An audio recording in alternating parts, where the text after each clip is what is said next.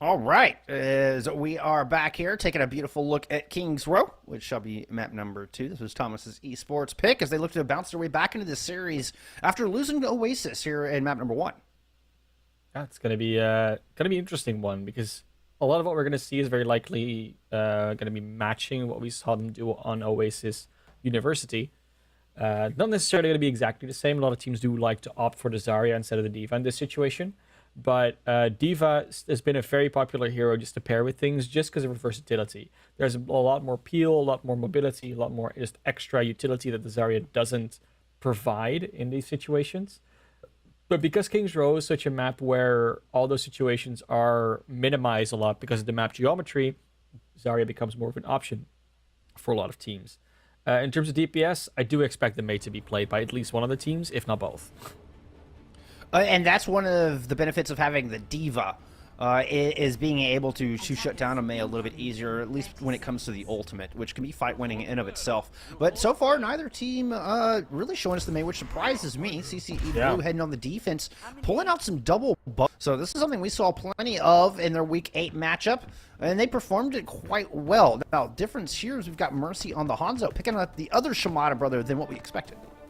Yeah, maybe, I don't know, maybe they just felt like that matchup that they were playing, they could just mess around on Genji a little bit. I mean, we do see teams that do that sometimes. We just, you know what, we just play what we want today. But it might also have to do with just the maps that we're getting, because we don't get the same maps every week, of course.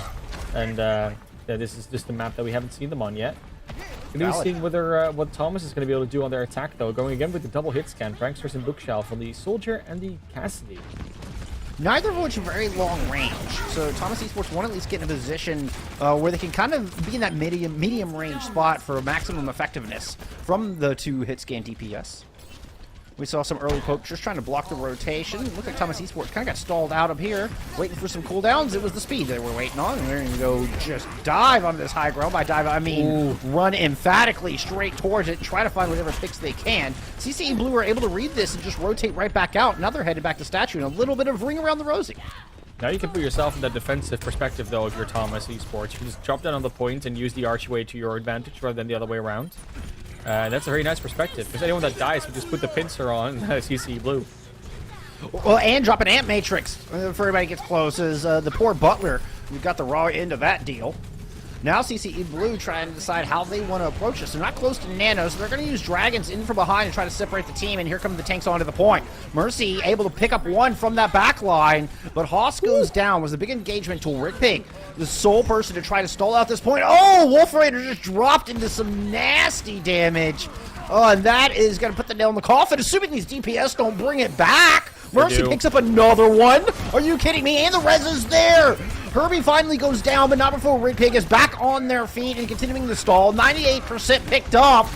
Mercy looking to finish this thing off. Haas has returned, and CCE Blue managed to hang on. That was some crazy play there from Mercy and Herbie. I mean, Herbie already and Mercy both up to their second ultimate almost already, which is ridiculous to think about.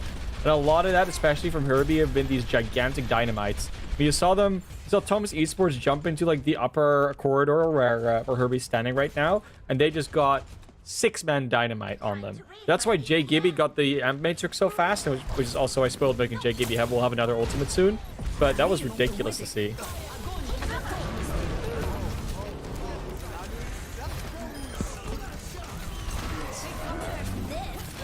As we do have the next fight going on. Self-destruct is out from Cargo. We get the remake kill as well as the high noon onto Herbie there. Going to be eventually the point cap. They only needed that one tick after all, but it's the extra like 45 seconds that they would have otherwise already had for Street Space. And that is time bought, time won from CCE Blue that you just love to see for them. They do also use a fair few ultimates there. They only have 2 left, which is the Attack Visor and the Amp Matrix. But lucky for them, on the other side, CCE Blue also expended a lot for that fight. And that extra time taken off the clock that you're talking about can become really important here on point B, particularly if they get stalled out towards the back. They could find themselves in a really difficult situation. So a really important fight coming up for Thomas Esports. They need to keep this payload trucking through and use those 2 ults very wisely. The Ant Matrix, the first of which to come out, but CCE Blue have already muscled their way past it. No value from the Ant Matrix, and the Immortality Field quickly dissembled as well. Now Dragons into the bookstore. Oh, that looks dangerous, as Ryan was just watching those Dragons clip their nose, somehow managed to survive, but the backup is there with Mercy on the outside, picking off anybody who emerged. CCE Blue do hold on this bookstore. What do you think dragons smell like? Oh, I don't know. Riot will know, because he could smell them for sure. Yeah, we should ask Riot, exactly. Yeah. I mean, if they win, we can. We might have an interview coming up here, but they do got to do a little bit more to win at least this map and try and bring the series at least to 1-1. Thomas Esports currently still sitting on that attack visor, which is probably going to be the most impossible ultimate to use. Like, what use are you getting out of that if the D.Va is still there and the Reinhardt's still there? Even if one of them is there, it's just impossible to get value. I mean, the biggest thing right now is that there is no sound barrier from Java Chup, but there's also no pranksters as alive, so it doesn't help you much. Great read by Rig Pig, and Mercy lands an arrow through the Ant Matrix. And the Baptiste is gone. Now the Reinhardt is gone. A systematic defense from CCE Blue. They knew exactly how to approach that, and one by one picked apart their opposition. And it's interesting because when you looked at them earlier at Thomas Esports, like on point A, they had a very systematic approach to their attack. But they don't get to make the first move this time around. They're not being kited, they're being engaged on by CCE Blue. And that's something we saw in CCE Blue's past games as well. They really like to make the move first. They really like to have a plan and just execute it before anything else can really happen. And Thomas Esports is kind of playing exactly into that. Which is such a wise move, dictating the pace.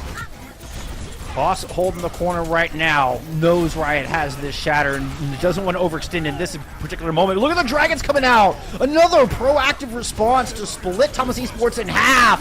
The self-destruct attack visor finally coming in. The shatter invested as well there. Double kill remake. Thomas finally gets a chance to press Q and they make good of it. They do press a lot of Qs at the same time. We'll say that much, but they do at least get the value. Get that cart rolling. I don't think they will get it quite to point B before the respawns are there, but they'll get a good part of the way there. And with the high noon and sound barrier, both sustain as well as poke and stall potential are definitely there. They just delete those shields before they even happen. But their main focus is most likely going to be on Rig Pig and get that out. But the Bob's going to stall first. Self-destruct going over the top into the back. Sound barrier is there. Nicely timed by Spoiled Milk, keeping Thomas Esports at a full 6. Now it's going to be the battle for the corner, but Riot goes down. Hoss 91 to shatter. There's a lot of targets in front of him. Just looking for one to finish off that last 2%. By the time that's done, though, Mercy and Rig Pig have already come up with kills. 3K for Mercy in that fight. They're going to be only 25 seconds. They're barely going to be able to make it back to that objective itself. That's such an aggressive posture here. Mercy already shooting these arrows into the spawn. Wants to find something while they still are trying to get out of the door. Almost does, actually. That's a dangerous one, because you might just lose a member just because there's some hundo errors before you even get to the objective. Does back off here, but look, they have such a way to go and 5 seconds on the clock. Shatter comes down. That's going to get blocked. But sound barrier is out from CCE Blue as they fall back to the car, recognizing somebody was back there. Managed to dismantle one. Prankster is still on this point, trying to buy some time for reinforcements to show up, but there's none to be found. The team is already gone. As Prankster sits there and wonders what happened to their squad. CCE Blue celebrate a victorious defense. You just see, like, that what we were talking about, right? Not just the execution of plans, but the execution of things early. So, and that's just aggressive posture. In that last fight, you just see it. It wasn't really a fight. It was just CCE Blue going very far up, very aggressively, and just spawn camping, doing a lot of damage into their spawns, poking, not really fighting, but just whittling down health pools, blocking, just delaying the inevitable and being a huge nuisance. And then when Thomas Esports finally gets one or two members on the cart, they finally start actually fighting. But by then, it's already too late. It was like a desperate attempt to really get to the cart that couldn't really be used to peel for anybody. And this goes back to that retake on point A, that when they bought all that time and how important that was. Then when you get to that very important fight on the back of point B, Thomas Esports had one chance, and that second chance just turned into a desperate attempt to try to touch. And so that retake on point A was oh so valuable and set up CCE Blue for success. Like 45 to 30 seconds. Yeah, that's kind of what we're talking about. Maybe to a minute even. But yeah, that is pretty much what it turned out to be. Now, of course, we're going to have CCE Blue on the defense here as well. Or on the attack here as well first. Because they just did the defense. Thomas Esports now on the defense will be running a double barrier. It's going to be Reinhardt and Sigma. Prankster is still on the Soldier, Bookshelf on the Hanzo this time around. I mean, they're gonna try and take a page out of the Book of Mercy. And they're gonna go for their the same strat they did on Oasis with that with that Pharah and that Ashe, but they will use the same tank. So it's gonna be Winston, Zarya. Yeah, and so which means Wolf Raider's going to be on this Ana to help support Winston and try to get these nanos built up. One thing of note, Spoiled Milk on the Zenyatta on the other side could make life a little bit more difficult for Mercy or anybody else who's got the Discord orb on them. Don't see anybody targeted with that just yet. Just going to be a little rotation from CCE Blue while Mercy peppers in some shots to corral Thomas Esports back behind Hotel. And the bulk of CCE Blue continue their rotation all the way around. Gonna be very interesting to see whether or not Thomas Esports can stave off this poke, and it doesn't look like they can. No, Riot moves to the wrong side. Is by themselves. Oh, Barrage in the tiny roam is able to get one before falling, and the res is there, so no worse for wear. Mercy's back into this fight. Haas cleans up the inside of the Hotel. Squeaky clean, and now progress being built up on the point. They're just gonna cap it here. I don't think there's any real recontest that can come in here, and even if they do, it's just gonna be feeding ult charge. So instead, what Thomas Esports is gonna probably try and do is set up on this archway, but I think they're even too far back for that. With the speed, they got eliminated and the point got taken. Looks like we're getting some swaps out. Haas going off of the Winston on over to the Reinhardt. Here comes the Mercy Genji. I've been waiting to see this all day, Classy. Yeah, they're it's gonna be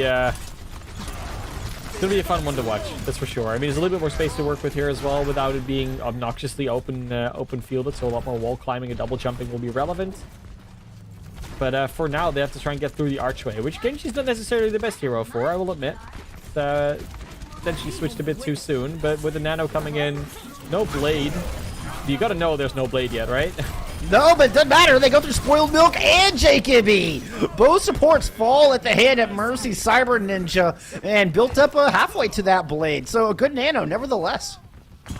Yeah, it worked out. And there wasn't really that much else you could give it to you. Maybe you can nano your Reinhardt. That's like the most viable thing, or a high charge Zarya. So those are really the prime nano targets.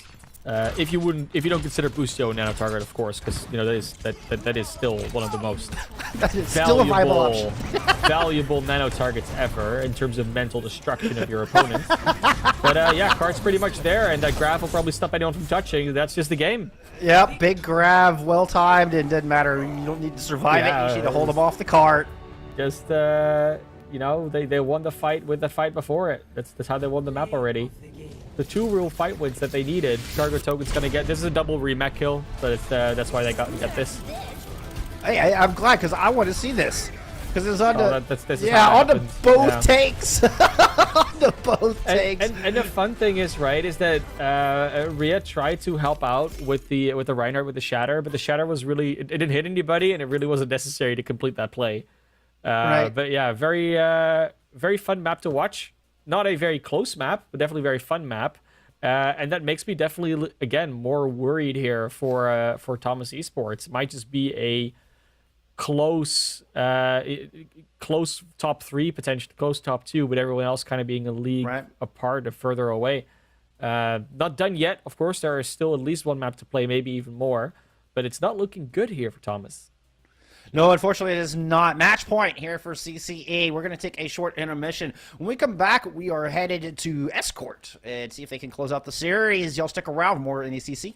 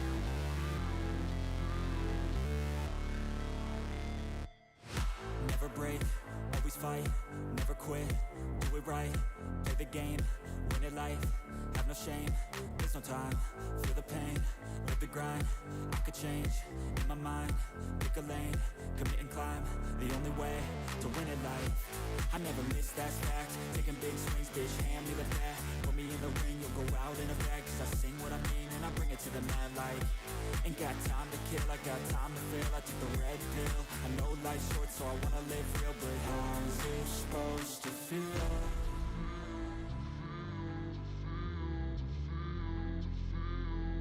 How's it supposed to feel?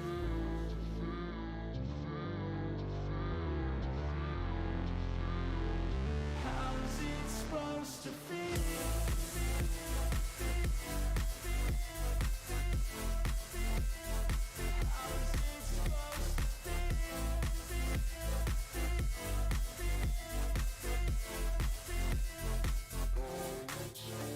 They wanna say my name, but they holding back. They wanna say they hate, but they know it's cap. I ain't play no games, I just do that's fact. And I don't feel no shame, it's a mood you lack. I go crazy, nah bitch I ain't lazy. Track after track, I work on this shit daily. Pass me the jack, right as fuel, got me hazy. About to unpack all these things I've been chasing.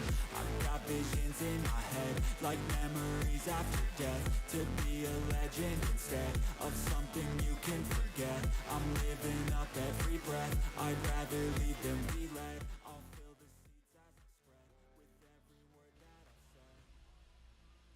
CCE Blue is up 2-0 over Thomas Esports at the moment after a clean 2-0 on Lijiang. Excuse me, that wasn't Lijiang, that was Oasis. I'm so used to starting on Lijiang Tower that it's just built in. But then we did go to King's Row, which is the other classic, and a nice hold on point B, or just before the entrance into the Foundry. CCE Blue were able to get that distance with barely any effort, it seemed, and now they're on match point. Yeah, we're going to continue with the nighttime maps. It's going to be Dorado coming up. And Dorado, it's a fun map. But we saw CCE Blue play this before. And unfortunately, we know that they can play this map fairly well because they didn't let the other team cap point A. But there's a lot about Dorado that just screams high ground defense, high ground attack, Genji, Winston. Just things that we see CCE Blue be happy with, play well, have good control over. And we just don't know if Thomas Esports has the same ability to really work with any of that.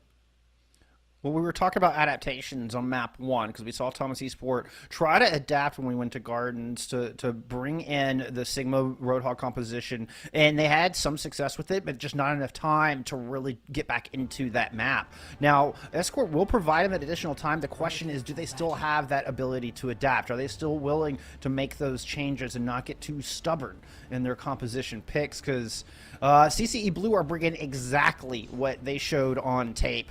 The only difference being Herbie on an Ashe as opposed to the Tracer. Yeah, and it's been working out really well. I mean, good dynamites, good shots, good bobs, a lot of quick bobs as well.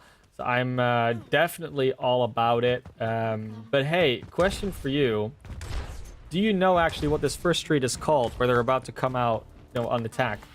What the first street is called? Yeah. No, I can't say I've seen the street name of this first street. Yeah, it's a fun one. It's basically Mission Street. And the reason for that is because the spawn, as attackers end in, is a mission, or a monastery, as you can call it. So that's why that's the street's called that. Do you know what the statue is across from the courthouse? Oh, we'll talk about that in a second. You'll be thinking of your answer because we got a quick engage with the teleport right up into the high ground, but Ryan's already in a lot of trouble. Mercy fearlessly dives up there. Big dynamite, lots of low health bars for Thomas Esport, and they're scrambling to find some safety now. Yeah, exactly. So going into this attack, they're trying to at least do something here, but this Reaper is going to have a tough time finding opponents unless the Winston jumps on them. But by the time there really gets value, usually the rest of their team's either already dead or he's going to get so much support that it doesn't matter. Mercy goes in a bit too deep though. They'll lose their Genji, and Java will not be able to res that. I mean, I hope they won't at least. Yeah, Pricers was antied and low, and Mercy got a little greedy on that one. And now Haas has to back up because you don't want to face those Hellfire shotguns point blank. Rotation comes through the courtyard. Thomas coming in with an advantage, a big diamond over the top, and Riot's taking a momentary nap, but Pranksters is still on their feet, alive and kicking and putting down the hurt. Both supports absent now for CCE Blue, and Thomas Esports already doing a better job than the opposition we saw in Week 8. Yeah, for sure. Bookshelf now trying to get through here. At least with the Zarya. Also trying to smack a few people around. Won't really get anything, but there's the Blade from Mercy finally waiting for it. Gets at least one pick, and the rest comes through. This might be a turnaround. Oh my! I thought the healers were gone. DPS were out of there. Haas somehow manages to stall that thing out long enough, just in time for Mercy to get back. What a play! That was a huge play there from Thomas Esports. But the even huger play from CCE Blue, of course. Oh, almost considered remake elimination, but of course they do manage to punish that. 2 minutes on the clock still, though. The cart is almost there. Like, they do not have far to go. So, like, half a fight win, even a C9 potential could almost happen there. But they do need to get closer enough to it in the first place. They will have a bunch of ultimates to work with, though. Like, 4 are coming up really soon, and that Death Blossom is also almost around the corner. Yeah, it could be combined with the Shatter or even the Self-Destruct. Get everybody huddled into a corner. See how they choose to use it. Haas going to drop into the back and receive the Nano Boost going on in. Trying to muscle down these tanks and already close to another Primal Rage. Grab is massive. That's got everybody in it. And Spoiled Milk wasn't quite close enough to that sound barrier. That's going to be a team wipe. Beautiful job out of Rig Pig. Coming back from spawn. Well, they're not even going to go back to spawn. They're just rezzed right back onto their feet. And in time to help burn down Riot. Another great defense from CCE Blue. It wouldn't even have helped the Spoiled Milk at the sound barrier up because they weren't there yet. Like, they'd been killed at the start of that fight because Haas jumped on them. So that was another, like, just now we can just use the grab here because they're not going to have barrier against it anyways. They will have a sound barrier for either the Bob or the Blade or both, depending on when they come out. But it's a little bit of a consolation prize in a hollow victory, even if they win it, because they only have 50 seconds left, so they'll barely be able to have enough time to get through B. This needs to be a decisive attack to try and give themselves a second one if it fails.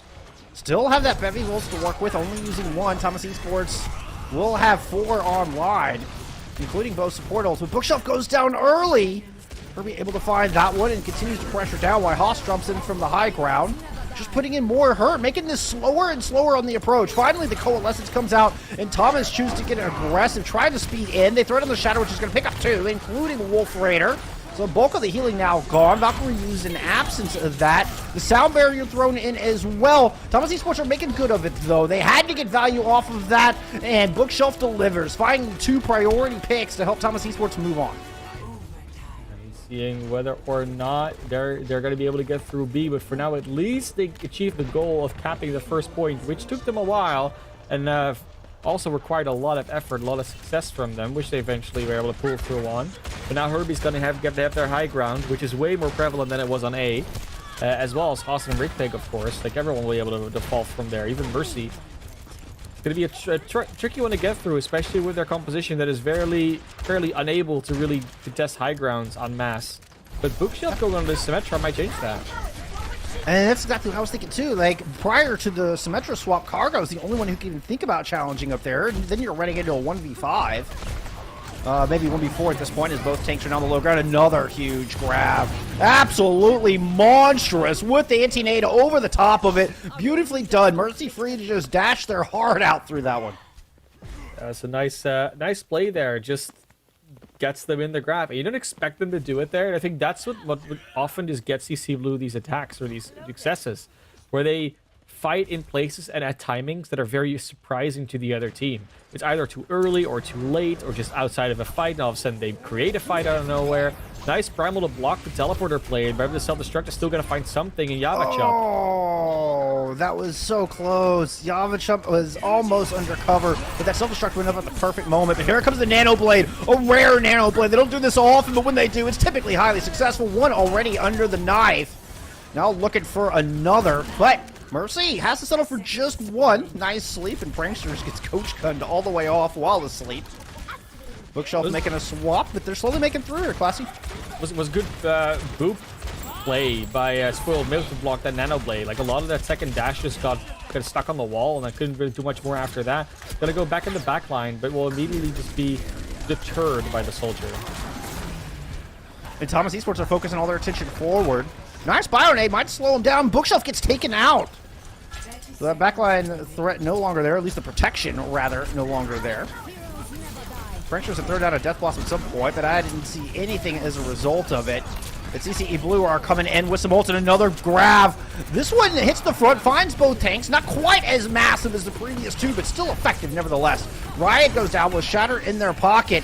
And here comes Mercy with another blade. That's going to find two immediately. Very quick succession. A good boop will prevent the third, as we saw before, but the damage already done. Yeah, this is going to be Thomas Esports being halted on the cart again, somewhere in Street's face. Close to second, but not quite there. And CC Blue is a very clear road to victory. Not even a very impossible one. Most teams will actually get here if you were talking about Dorado. And yeah, 3-0 is very, very much in the cards here. All right, we should pop back in, and let's take a look at the statue on the right-hand side of your screen right now, across from this courthouse. Yeah, so That's he's a president. There's the president, Yes. probably guardian of Mexico in some way. But yeah, I mean, the question is, of course, like, who would he actually be in terms of lore? You know, that's like what you're thinking about. Correct. But like with the Lumerico logo below it, you would think he has something to do with it. But he's not like, you know. No, he's the founder. He is. By lore, he is the founder of Lumerica. That's why I know he was the CEO of some company, but I think it was something else than Lumerico. Like no, it was Lumerica. That's why the power plants are built here in Dorado. Yeah. Yeah. And of course, that's what Point C. The Point C is inside one of those power plants. All the pyramids you see across this map are power plants. So that's anyway. Yeah. I think the way I misremember it or remember it differently is because I think Lumerico is like a subsidiary of the larger company, which he's the president or something. I think that was like the story behind it. Maybe. But yeah, it definitely. I mean, it's the same guy we're talking about at least. It is. That's what it's about. And I know there's like 4 plaques around it, all have like different description, but I don't remember what those are because they're all in Spanish, which I don't really speak, and B, there's 4 of them, and they're like these profound things, you know, about like light and darkness and all that stuff. And talking about light and darkness, we're working on the dark side of Dorado at the moment. Light side coming in Overwatch 2. It's been confirmed. There is a daytime mode, but for now we're working in the night. Yeah, and unfortunately, Haas is seeing nothing but darkness right now as they wait for respawn. Nice high ground hold, but CCE Blue have slowly started to grab some high ground on their own, and they push the cart underneath. This is going to force a rotation sooner than later out of the defense. Yep, there it is already. There it is already. The defense won't be able to abuse the high grounds around that first street at all, though. Like that's the advantage that Thomas Esports is having right now. While they're in the courtyard, Haas and Mercy and Herbie, Wolf Raider, Java Chop, they will all be sequestered through just fighting on the street. They can't go up, and you can immediately see already that's posing problems. They can't just like drop down from a high ground then jump out as an escape. So they have to engage on this other team. Oh, nice attempt from Cargo Token to try to deny res, knowing the importance of keeping Haas on the battlefield, but they lose their mech, and now a good Bionade is going to force out the Immortality field, which means there's nothing to protect against the blade coming through. Finds the pilot Diva, so Cargo's not getting back in mech, and Haas finding a little room to work. Another huge Bionade. Wolf Raider has been on point with these things. Look at all those assists in the feed. Yeah, that might actually be just... We're always talking about like the tanks and DPS, but in this case, Wolf Raider might actually be the MVP of this team. Just be the amount of Bionodes they've been able to use, the amount of nanos that they put on the right targets at the right time, just the general effectiveness of that Ana. And Ana, not a hero that we see all the time, just because of the sheer dive ability that you have on her. She does not peeled for correctly. But CC Blue is not having that issue at all. Thomas is sitting on the high ground, and, well, just prime grab targets. Immortality field is there, and not a whole lot else to couple with it. I think it was a missed jump from Haas. Does eventually make it up, trying to burn down the remaining health bars here of this defense. Self-destruct out to try to prevent any further reinforcements, and manages to get that kill onto Yavachup. But definitely the best target to get, though, because otherwise their rest would 100% have come in. Yeah, yeah, exactly. A huge target. And now there's no res for Haas. Point in case right off the bat. Thomas Esports have clawed their way back into this fight at the most important time. Trying to get something done here from the high ground if needed, but Bookshelf is going to jump down, not use the attack fires just yet. 3 minutes 40. I mean, if you have that much time to work with, you don't want to burn through your ultimates like they're, I don't know, like they're candies that a baby is taken from you. Like you burn through those quickly, right? Yes, absolutely. And irresponsibly, I might add. I don't have much of a sweet tooth. So anyway, gonna get the Matrix up in the back. Tackvisor on the high ground, not utilizing the double damage, but still managing to get their own diva killed. Mercy dashes through the pilot, and as well, out comes the blade into the back, looking for the Baptiste. Good stun though, and the Earthshatter with it, coupled with a Deadeye. Ryan saving the day, lands the extra damage from the Earthshatter direct hit, and puts Mercy in the grave, and keeps hope alive for Thomas here on map 3. Might not be a map win, but it's definitely already a fight win coming out there for CCE Blue, I'd say, because look at all those ultimates that Thomas Esports had. Yeah, they had them. They don't have them anymore. And all it took was a little bit of a blade play. So unfortunately for them, they're going to have to try and build ults back up to try and defend this.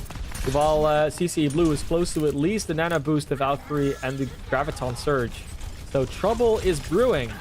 See what Thomas does about it. And that Graviton Surge is the one I'm really keeping my eye on. RigPig has been on point with them all day. Only this one on the high ground didn't result in a fight win. It was still a massive grab. And you can see the rest of CE Blue are starting to make their way up here. Work around, early pick. Thomas Esports drop it down. This is exactly what RigPig wants. RigPig wants you to drop down behind the cart and make for easy targets. The grab comes out on the cart itself. Immortality Field up momentarily, but they still lose the mech. And now diving in, coalescing onto whatever is left. It's going to be the Nano Blade. 3 kills already. Looking for the 4th. We'll find it with a little bit of help.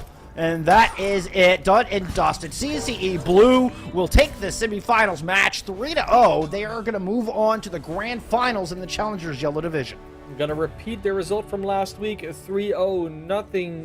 Nothing close about it. That was really a very convincing win from their side. It looked to be going a little bit back and forth on control, but after that, it was just smooth sailing for CCE Blue. Thomas Esports is going to have to be content with getting a 3rd, 4th place. Still good. I mean, you're still talking about one of the top teams in this division, but not quite good enough to go to the grand finals next week. That's going to be CCE Blue. I don't think we know their opponent yet, but as soon as we will, we can, of course, let you know. We're talking about Wolf Raider being the MVP, and she did a phenomenal job. But Mercy also got, what was that, 12 Dragon Blade kills? Like that's pretty absurd, Classy. That's pretty absurd. It's kind of crazy if you think about it, especially if you think about like the power level of Dragon Blade without Nano Boost. There's been so many complaints about like, but why doesn't Genji do anything unless he has Blade? Why doesn't Genji do anything unless he has Nano Blade? You can just see in situations like this where if you bait out the immortality fields, if you bait out certain cooldowns as a team, you're just going to be able to still use the blade effectively. It's very hard to catch and stop without a lot of CC. And that's why Genji can still be just such a powerful hero if played in the right hands in the right context. And CCE Blue certainly used it to great effect. And I can't wait to get their opinion on this match. We're going to take a quick little intermission and get set up for an interview. We're going to get somebody here from the winning squad, have a little conversation, get some insight what we just saw. Give us a few minutes, get that set up, and we'll be right back with you.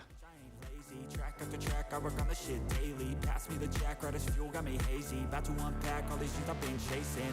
I've got visions in my head, like memories after death. To be a legend instead of something you can forget. I'm living up every breath, I'd rather lead than be led. I'll fill the seats as I spread, with every word that I've said.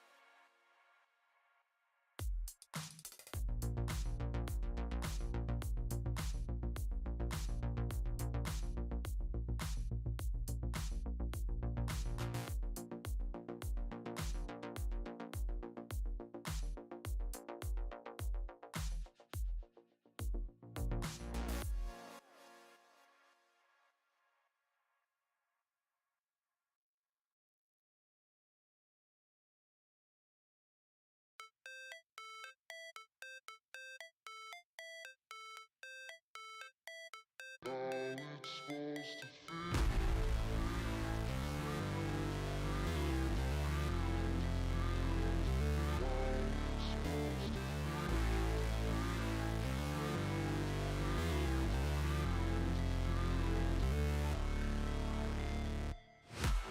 break, always fight, never quit, do it right, play the game, win it life, have no shame, there's no time, feel the pain, live the grind, I could change, in my mind, pick a lane, commit and climb, the only way to win it life. I never miss, that's fact, taking big swings, bitch, hand me the bat, put me in the ring, you'll go out in a bag, cause I sing what I mean and I bring it to the mad light. Ain't got time to kill, I got time to feel, I took the red pill, I know life's short so I wanna live real, but how's it supposed to feel?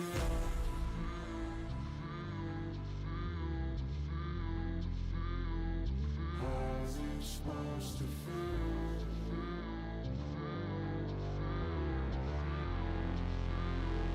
How's it supposed to feel?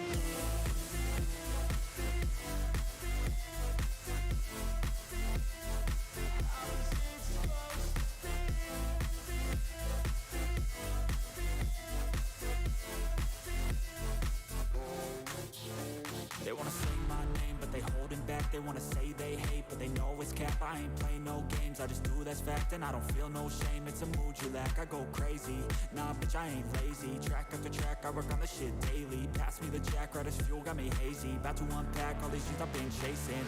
I've got visions in my head, like memories after death. To be a legend instead of something you can forget. I'm living up every breath, I'd rather lead than be led. I'll fill the seats as I spread with every word that I've said.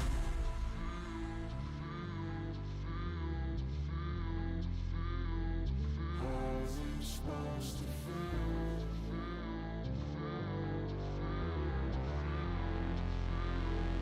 How's it supposed to feel?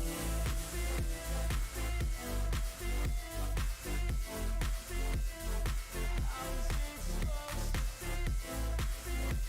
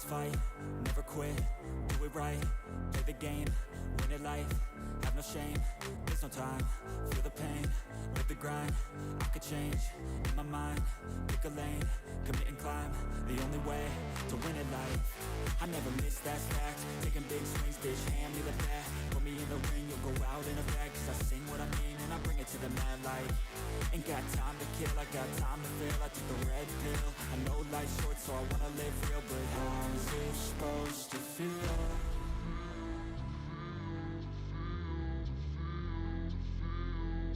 How's it supposed to feel?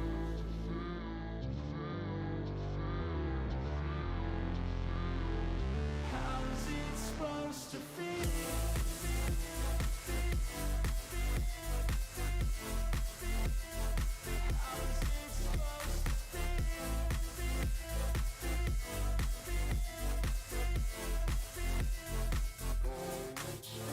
They wanna say my name, but they holding back. They wanna say they hate, but they know it's cap. I ain't play no games, I just do that's fact. And I don't feel no shame, it's a mood you lack. I go crazy, nah bitch I ain't lazy. Track after track, I work on the shit daily. Pass me the jack, right as fuel, got me hazy. About to unpack all these things I've been chasing.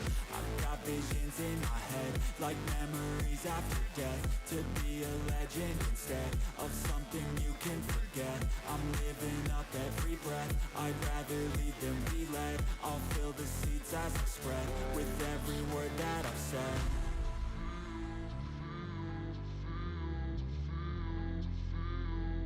How's it supposed to feel?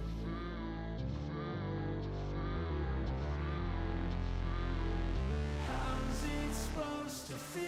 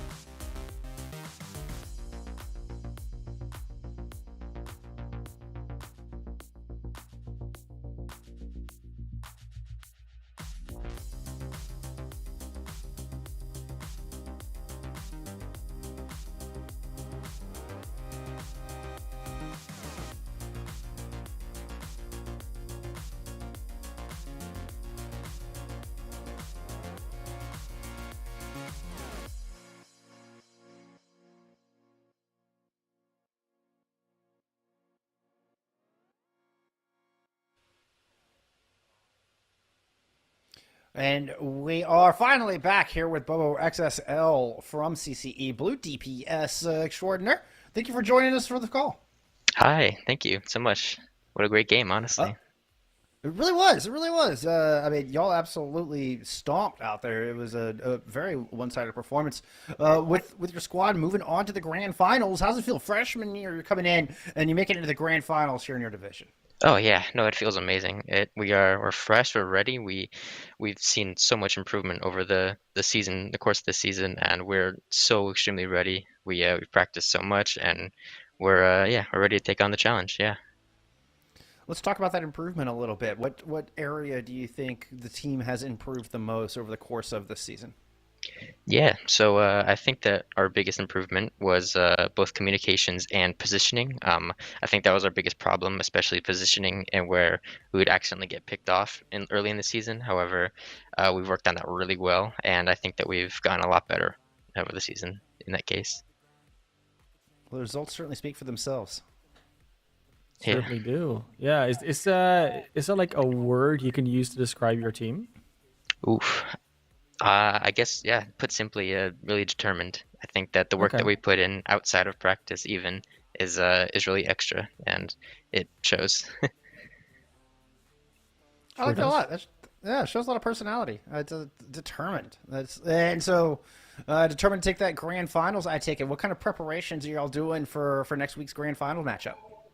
Of course. So we're gonna do a lot of VOD reviews. We're gonna do a lot of scouting. We're gonna try and see how we played against SNHU earlier in the season, or sorry, the winner earlier in the season, and sorry, and we're gonna see yeah, how we can play against the next team that we are gonna face in the grand finals by checking like everything and seeing how they play, seeing how we can play better, and we're really excited. Yeah.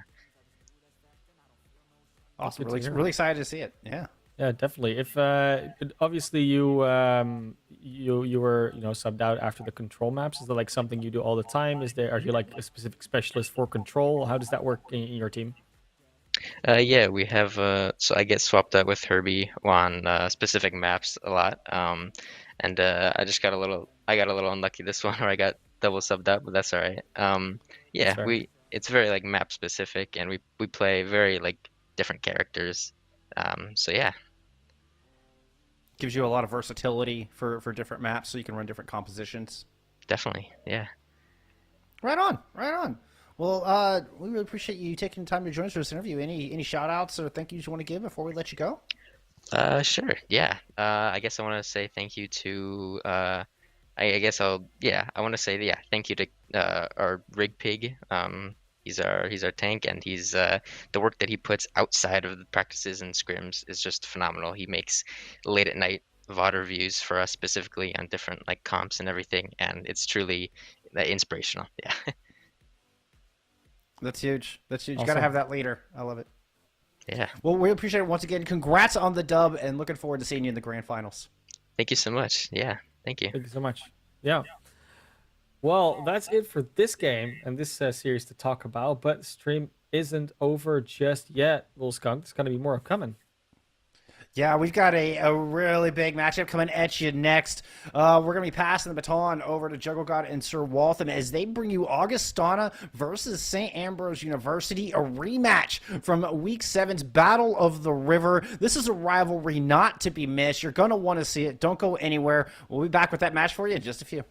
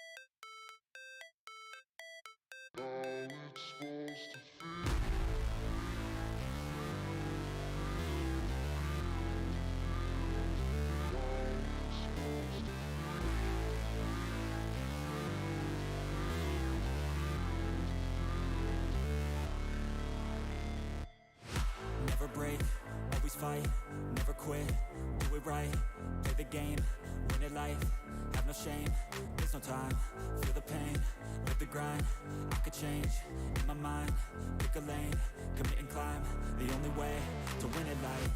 I never miss, that's fact, taking big swings, bitch, hand me the bat, put me in the ring, you'll go out in a bag, cause I sing what I mean and I bring it to the mad light. Ain't got time to kill, I got time to feel, I took the red pill, I know life's short so I wanna live real, but how's it supposed to feel?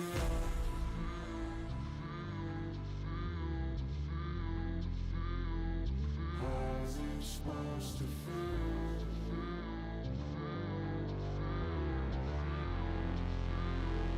How's it supposed to feel?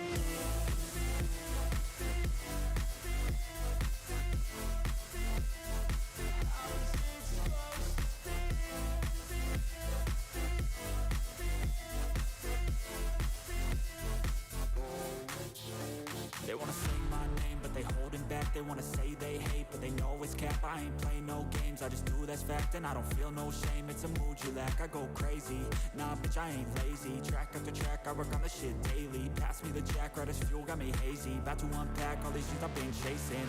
I've got visions in my head, like memories after death. To be a legend instead of something you can forget. I'm living up every breath, I'd rather lead than be led. I'll fill the seats as I spread with every word that I've said.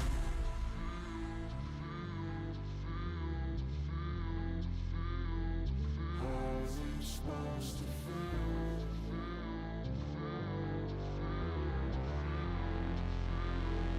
How's it supposed to feel?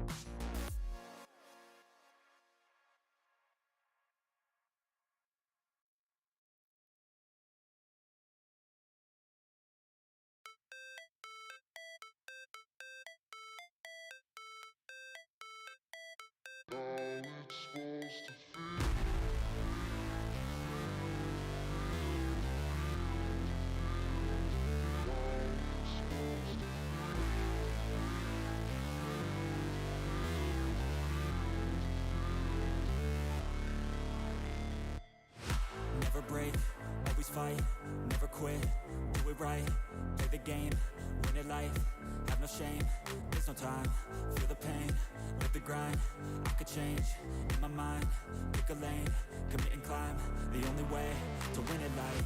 I never miss, that's fact, taking big swings, bitch, hand me the bat, put me in the ring, you'll go out in a bag, cause I sing what I mean and I bring it to the mad light. Ain't got time to kill, I got time to feel, I took the red pill, I know life's short so I wanna live real, but how's it supposed to feel?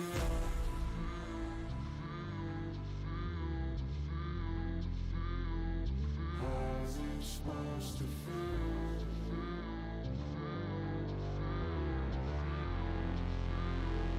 How's it supposed to feel?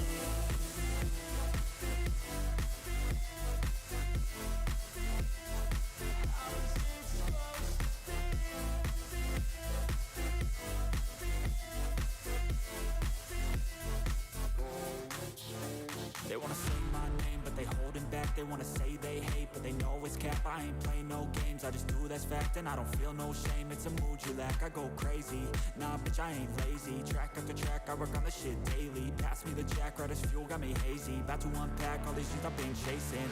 I've got visions in my head, like memories after death. To be a legend instead of something you can forget. I'm living up every breath, I'd rather lead than be led. I'll fill the seats as I spread with every word that I've said.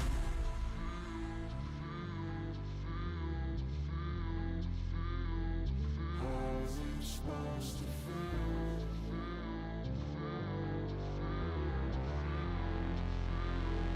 How's it supposed to feel?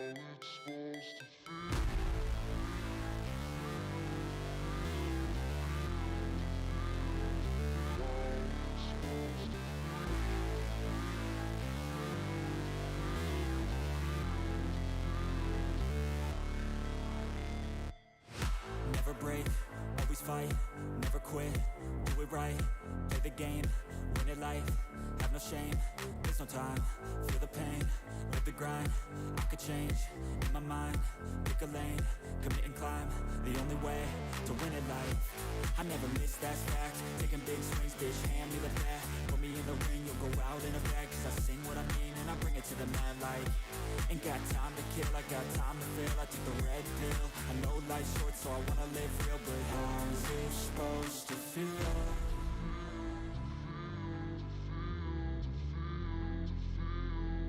How's it supposed to feel?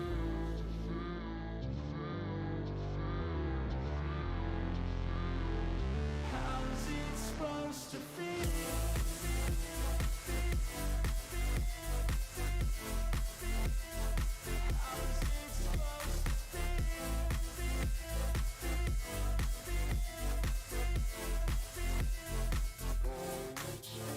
They wanna say my name, but they holding back. They wanna say they hate, but they know it's cap. I ain't play no games, I just do that's fact. And I don't feel no shame, it's a mood you lack. I go crazy, nah bitch I ain't lazy. Track after track, I work on the shit daily. Pass me the jack, right as fuel, got me hazy. About to unpack all these things I've been chasing. I've got visions in my head, like memories after death. To be a legend instead of something you can forget. I'm living up every breath, I'd rather lead than be led. I'll fill the seats as I spread with every word that I've said.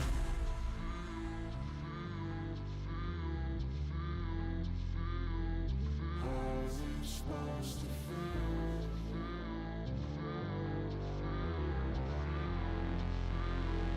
How's it supposed to feel?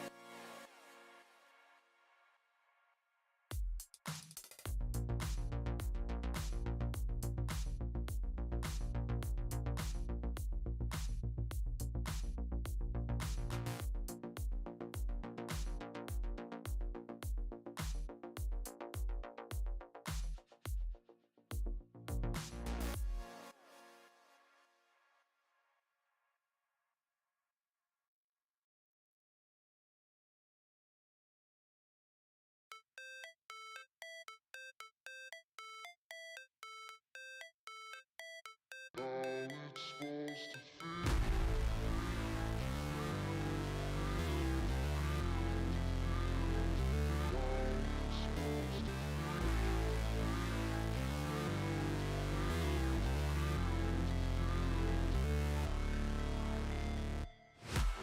break, always fight, never quit, do it right, play the game, win it life, have no shame, there's no time, feel the pain, live the grind, I could change, in my mind, pick a lane, commit and climb, the only way to win it life.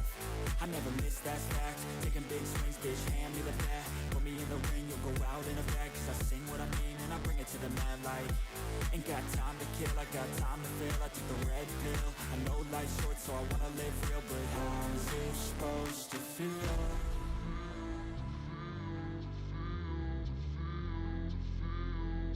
How's it supposed to feel?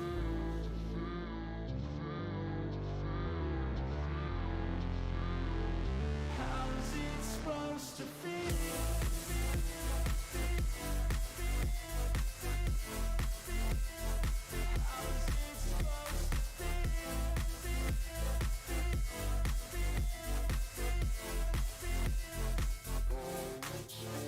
They wanna say my name, but they holding back. They wanna say they hate, but they know it's cap. I ain't play no games, I just do that's fact. And I don't feel no shame, it's a mood you lack. I go crazy, nah bitch I ain't lazy. Track after track, I work on the shit daily. Pass me the jack, right as fuel, got me hazy. About to unpack all these things I've been chasing.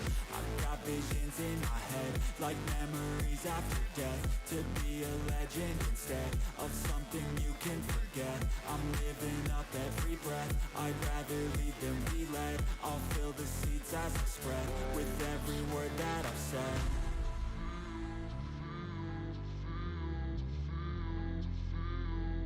How's it supposed to feel?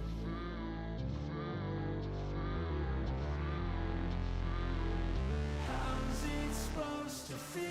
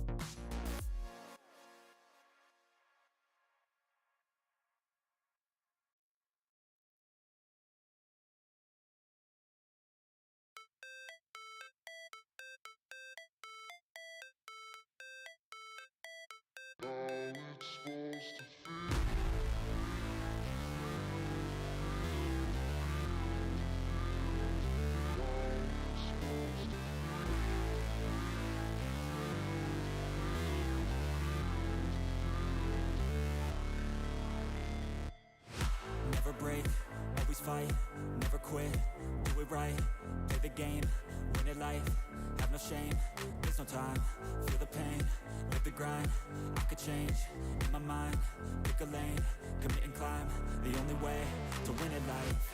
I never miss, that's fact, taking big swings, bitch, hand me the bat, put me in the ring, you'll go out in a bag, cause I sing what I mean and I bring it to the mad light.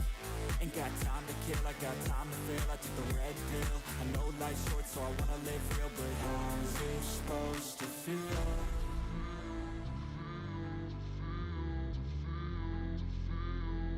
How's it supposed to feel?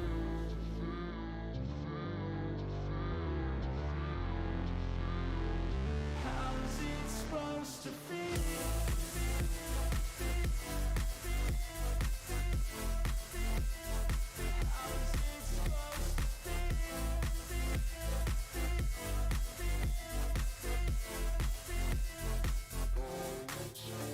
They wanna say my name, but they holding back. They wanna say they hate, but they know it's cap. I ain't play no games, I just do that's fact. And I don't feel no shame, it's a mood you lack. I go crazy, nah bitch I ain't lazy. Track after track, I work on this shit daily. Pass me the jack, right as fuel, got me hazy. About to unpack all these things I've been chasing. I've got visions in my head, like memories after death. To be a legend instead of something you can forget. I'm living up every breath, I'd rather lead than be led. I'll fill the seats as I spread with every word that I've said.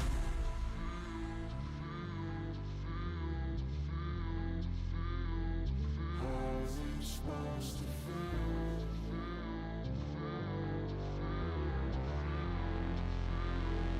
How's it supposed to feel?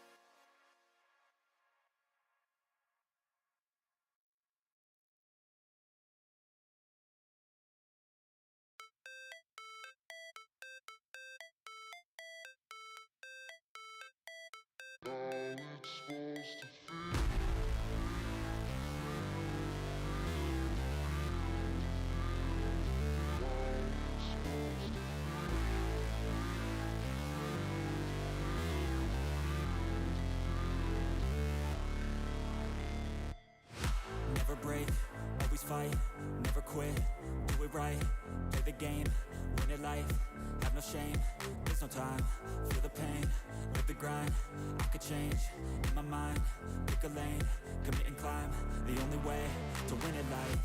I never miss, that's fact, taking big swings, bitch, hand me the bat, put me in the ring, you'll go out in a bag, cause I sing what I mean and I bring it to the mad light. Ain't got time to kill, I got time to feel, I took the red pill, I know life's short so I wanna live real, but how's it supposed to feel?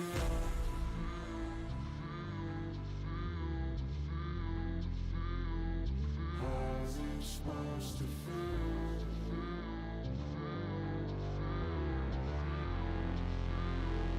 How's it supposed to feel?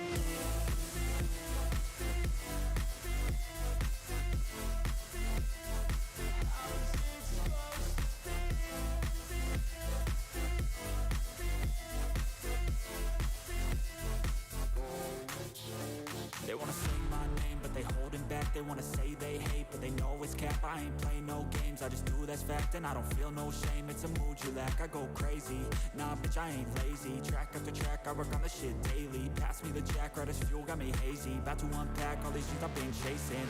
I've got visions in my head, like memories after death. To be a legend instead of something you can forget. I'm living up every breath, I'd rather lead than be led. I'll fill the seats as I spread with every word that I've said.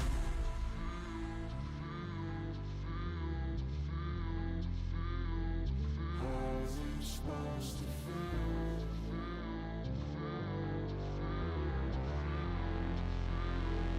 How's it supposed to feel?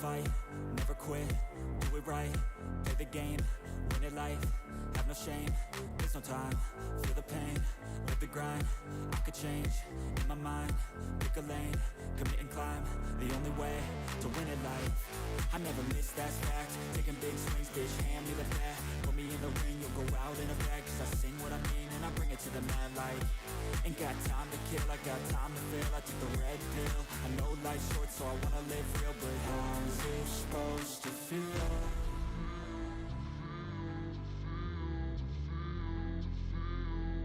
How's it supposed to feel?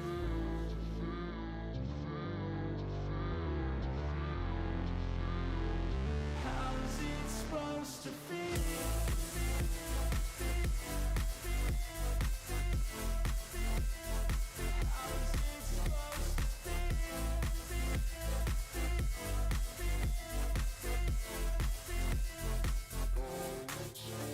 They wanna say my name, but they holding back. They wanna say they hate, but they know it's cap. I ain't play no games, I just do that's fact. And I don't feel no shame, it's a mood you lack. I go crazy, nah bitch I ain't lazy. Track after track, I work on this shit daily. Pass me the jack, right as fuel, got me hazy. Hello, Ladies folks. and gentlemen, boys and girls, friends and family beyond the binary, good evening and welcome to the semifinals here at NECC. My name is Warren Jugglegod Hammond, and tonight I am joined by Sir Waltham. How are you doing, my friend? Doing a lot better. Not quite George. I'm not George. Jordan. Close enough though, Juggle. I'll give you a partial credit for that one. How's that sound today? Sounds good. But good to see you here tonight. Now, this is going to be an absolutely fantastic match. We are in the semifinals, yes, but even beyond that, these two teams, Augustana and St. Ambrose, they have a rivalry that stretches all the way back to 2019. Yeah, way back in the good old days, I would say, back when we were allowed to go outside in 2019, there was that rivalry. We were talking a little bit, we got a little bit of recon here, Juggle. What was it called? The Battle for the River? The fight over the river? I think it was the Battle for the River. The Battle of the River, yeah. Yeah, and these two teams have a pretty aggressive history towards each other. I'm not sure if that's the kind of, friendly rivalry or if that's real, bloodlust rivalry. But either way, this is just another stopping point for that rivalry to take place at. We actually got a little bit, Juggle, you and I got a little bit of a preview of a trophy that the two teams kind of honorarily carry between the two. And it's called the Oar of the Oar of Victory. The Oar of Victory, yes. Yeah, absolutely. So this goes back to 2019 when these two teams first played. They are 2 miles away from each other, literally just across, I believe, the Mississippi River. And they, Augustana, they commissioned this trophy, which looks like an oar, right? That you would use to just swim across the river, or rather, boat across the river. Yeah. And it travels in between the teams, which whoever team wins gets the oar. And another very salient point, Sir Waltham. Last week, these two teams played in week number 9, and that was the very first time that Augustana has won since 2019. So the oar, which they created, finally made it back into their hands. And so now the next step, the next question I would have here, Juggle, as most people would, I imagine, is who's that oar going home with tonight? Where symbolically, at least, if not physically, does that oar lie after today? Because once again, it could be up for grabs for Ambrose to come back and say we let you have your one win, Augustana, and now you're done. Yeah, exactly. I'm sure they want to get that back just as quick as they can, but it's not going to be an easy affair, right? These two teams in week 9, they went to the full 5 maps. They went into overtime on several of them, and they just duked it out.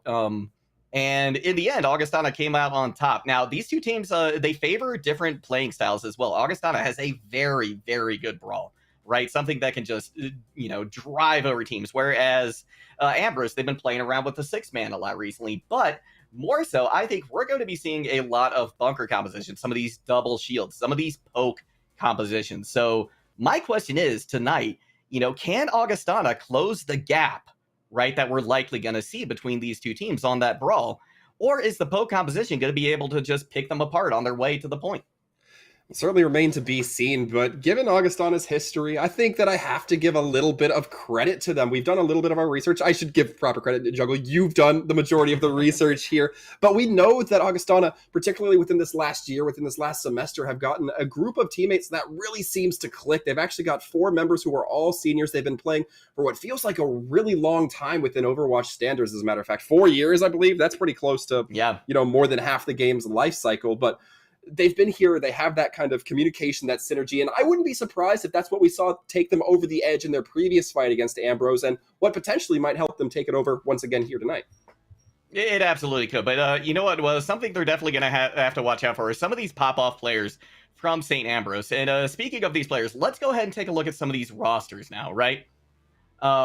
We've got sorry, one more time. Was that Ambrose or Augustana? Ambrose. So yeah, we'll take a look at Ambrose's lineup first. And in particular, I want to draw your eyes to Agent MM7. They're the team's captain and also just a phenom on the Tracer, right? Mm-hmm. Now, Augustana, some of those seniors that they had on their squad are in the support line, right? The synergy between that support line and the main tank is going to be incredible, because that includes some of those players that we've seen that have been playing together for 4 or more years. So, my question about this too is, can Agent MM7 get into the back line as Tracer and delete these supports? Because if they can, then they can cripple Augustana at the knees. It's going to be a lot of weight onto Agent MM7 as well, but we're going to go ahead and perhaps take a look at the other end of the field as well. See what the other side's going to be rocking here. And as we can see, as I mentioned, we're going to be having those 4 seniors on a roster here. It's going to be Breaded Man Harvicle. It's going to be Vanilla Big Hug. I'm sure I'm going to trip up on that one at some point here, Juggle. And Dad as well. Dad, we got word, a little bit of a Sombra player there, prefers to lock in on that Sombra, and that might make things a little bit more difficult for Ambrose if they're able to really get in there and cause some havoc. You're absolutely right. And another player that I want to draw attention to is Superb, right? Superb, the last time they played was hungry for ultimates. They ate so many. And so, again, my mind goes back to Agent MM7, right? I'm really excited about this potential, I would say duel, right, between MM7 and Superb. But, I'm just curious to see how many pulse bombs are going to land and how many are going to get just, obliterated by a defense matrix from Superb. Well, certainly a good question. Some big things to consider as we look ahead. And, while we're taking these into consideration, we also have to consider, perhaps what our next map is going to be. We do have word already that we know it's going to be Ilios, but what I mean by that is necessarily what type of Ilios are we going to be seeing? Are we going to be seeing Well? Are we going to be seeing Lighthouse? Are we going to be seeing that sniper favored? Perhaps a little bit more navigable with a Tracer style Ruins. A lot of options there for both of these teams that I'm really curious to see play out. Yeah, as am I. And, something that we have to consider as well is the map bans, right? We are in a pick ban system here. So the first map that was banned was Busan. So, that says to me that, Augustana, they don't want to see, or I'm sorry, Ambrose, they don't want to see Augustana on Busan. Maybe that's where they met before and run into some trouble. Last time these two teams faced, Augustana won both control centers with a 2-0 scoreline as well. So, Ambrose, this could be very telling just how this very first map goes, right? If Ambrose comes away with a win here, that's pretty big. But if Augustana is able to, repeat the success that they had on control points last time, then they're going to be setting themselves up potentially for another victory here. Yeah, already just based off of historic, you think Augustana's got to be a little bit more comfortable with that, knowing that their streak with those control maps, those control styles. It might also give us a little bit of insight into the team itself. I always like to give the disclaimer that, control plays a little bit differently than, something along the lines of a hybrid of an assault map where it's a little bit less objective focused. Sometimes you'll hear it called the more deathmatchy of the map types. And that might be an angle of leverage, let's say, that Augustana is able to really apply onto St. Ambrose. Yeah, you're absolutely right. It's all going to be, we're all going to find it out soon enough as these teams are loading into the map. And we will, in fact, be going to Well first, Sir Waltham. Oh, well, gotta like it. A lot of CC you have to be very careful of in, well, you might get booped, you might get concussive blasted, you might get hooked, you might get halted, although we haven't really been seeing the Ori as much lately. At least I know I personally haven't. Yeah, that's very true. There's all sorts of possibilities that could happen here. And oh, I misspoke. No, we are actually that was just a loading screen. I am so sorry. Oh. We got debated here in the caster booth. We are actually going to Lighthouse first. Not well. And Lighthouse. Now that, like I said, plays a little bit differently. All of these submaps we'll see are going to play a little bit differently. So I expect that Lighthouse is a little bit more free for the teams to run a little bit more of what they're comfortable with. And we can already see the main tank compositions coming out from both these teams going to be quite different. Breaded Man going to be looking perhaps to dive in coordination with Dad. Might see some of that excellent cohesion we were talking about earlier, Juggle. Yeah, we certainly could. This is very exciting. Oscana coming out with a 6-man dive. It's going to be St. Ambrose making their way to point first. They're going to be able to set up, but it's going to be very difficult because Dad's in the back line with some hacks. But they're going to be dealt with very, very quickly by Centrillon, by St. Ambrose Esports. Now, without that extra, poking in the back line, it's going to be up to Weezer and the rest of Augustana College to get things done. But main tank Arc has already struck and taken Breadman out of the fight. That's 2 players down. Make it 3 now for Augustana College. Superb out of their mech. This fight going to go the way of Ambrose. St. Ambrose have just the best situation going into that fight. They're able to get there fast and get set up, and what do May and Sim like to do? They love to be able to be that first one on point, really restrict down those angles of entry. And Augustana, to St. Ambrose's credit, plays a little bit too slow, allows that Sim to get charged up, get that damage ramped up. The Winston drop the bubble, that's just going to recharge the weapon. And now we're already seeing St. Ambrose with quite a few ultimates, and Augustana now has to change the match tempo. Yeah, they do, and that's going to set them behind considerably in the ultimate department. Already, we see 3 of them strike from St. Ambrose. They're putting everything into this fight to make sure that they win it. Agent MM7 going to let loose with the Blizzard as well. That's going to land. And despite that, Augustana College, for the most part, has been able to just kite this damage away. Vanilla Big Hug comes in with a big sound barrier that allows Breaded Man to get in a shatter, but the point's still under Ambrose control. Although Art's shield looking a little bit weak at the moment. Weezer taken out of the fight right before they get the Blizzard. That was a big win condition for Augustana that's not on the board anymore, and with that, Ambrose will take the second fight. So far, we talked about the Tracer coming out from Agent, but I'm really liking this in May. We actually saw that Earth Shatter come in from Breaded, and it's not that it didn't hit anything or just whipped into a shield. It actually got blocked by that May wall, meaning that nobody's going to get knocked down. The momentum that Augustana was trying to gain from it's just not going to be there. And look at this again. What was I talking about last fight? St. Ambrose has ults. What do they have this fight? Once again, ults, and they're going to be using them early. That they are. They're going to use that amplification matrix to make the trip 2-point a little bit harder for Augustana College.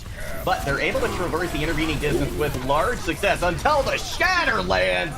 That's going to be the entire support line of Augustana out of the equation. Superb, the only one left, but they're going to back out as quick as they can. And St. Ambrose just set things up so excellently here. It's going to be a question whether anybody can even touch. Maybe Vanilla on that Lucio can get there. Dad, if they have the teleporter set up, it's going to have to be all the ultimates committed early on, though. That was a photo finish right there. Vanilla Big Hug making it just in the nick of time. With 98% on the board, we're going to see a flurry of ultimates committed. And flurries are the name of the game as Weezer was able to strike with a big Blizzard. That's going to give Augustana their first hold on this point right in the nick of time. Yeah, but now Augustana has to be in the position of never dropping at that point. Otherwise, St. Ambrose is going to be able to capture it, have that overtime tick down rapidly. And once again, they have their backs against the wall. They're going to have Augustana, that is, the amplification matrix to deal with. Zoning a little bit, but St. Ambrose can just wait it out. They'll have plenty of time to build up their own resources. They certainly will. And they're not going to have to wait too long either because Syntax is going to get that amp matrix on, and with that, they're going to be able to build up ultimates. Breaded already out of the fight though, so St. Ambrose is going to push in hard, but Vanilla Bug going to counter with that sound barrier. And there we go, the first E already. Agent MM7, Blizzard's gone, superb, nails it. But the fight's still going to go St. Ambrose way. Point's going to click back over in their favor. Breaded Man has to touch, and they're not going to have much life when they get there. Oh, it's going to be a near body block. We'll just reset the overtime timer. And I actually think that Superb getting that E onto Agent MM7 is a lot more catastrophic than the fact that you just lose the fight. Because now MM7 realizes, oh, I have to commit to freezing the Diva and then throw the Blizzard down. We saw Agent MM7 just get a little tickle of that Frost onto the Diva, and it didn't really lock her down. And because of that, the ultimate gets eaten. But now they're going to have that knowledge going into fights where maybe, perhaps, they're not so dominant in that, aggression, and it might come back to bite them on the side of Augustana.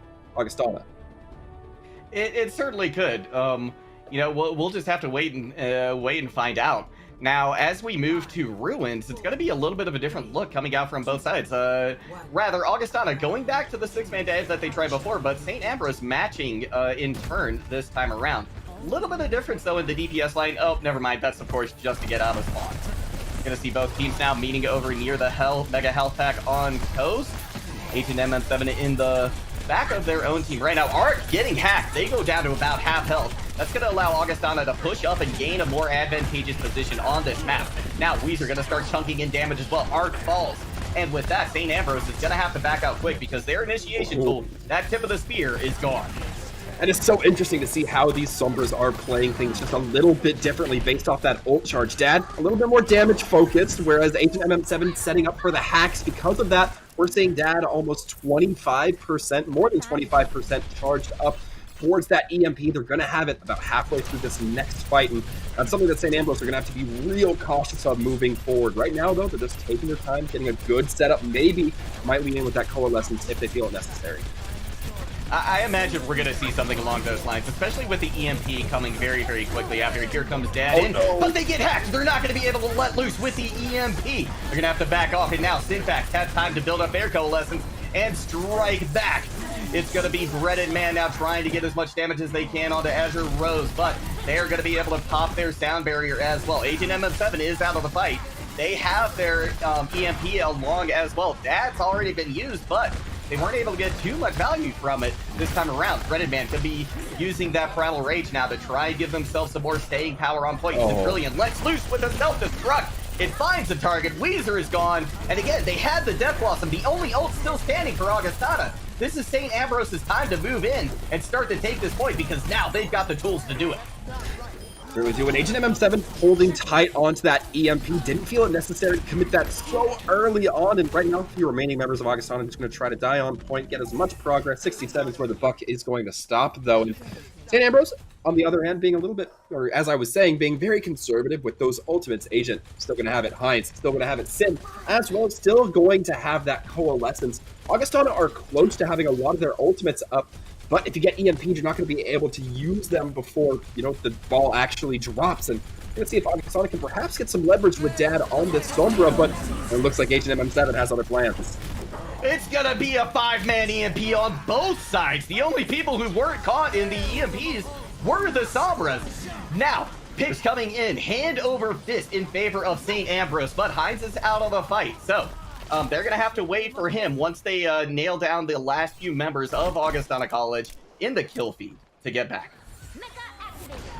And I gotta be sincere here, Juggle. I'm a little bit surprised to see that HMM7's team is coordinating so much better with that Sombra, given some of the things we've highlighted about Augustana. Dad playing Sombra pretty consistently, having that synergy with 4 of their team members. It just doesn't seem like Augustana is quite locking in onto these dives. They're not getting those crucial hacks fast enough, but it's gonna be hard with Heinz creeping around, ready to drop that Death Blossom. And here it comes. It's gonna land, but the defense matrix and the sound barrier were there. They're not gonna let anybody fall. Hack comes in as well. It's gonna be a DMAC now onto Cendrillon, though. So there's not gonna be some of that damage mitigation that they so desperately need at the moment, especially considering Breaded Man was in the fray, but they're gone now. No main tank for either side. EMP's gonna hit the remaining 5 members of Augustana College. They're gonna have a hard time staying up, but they do in fact weather that storm and reclaim the point.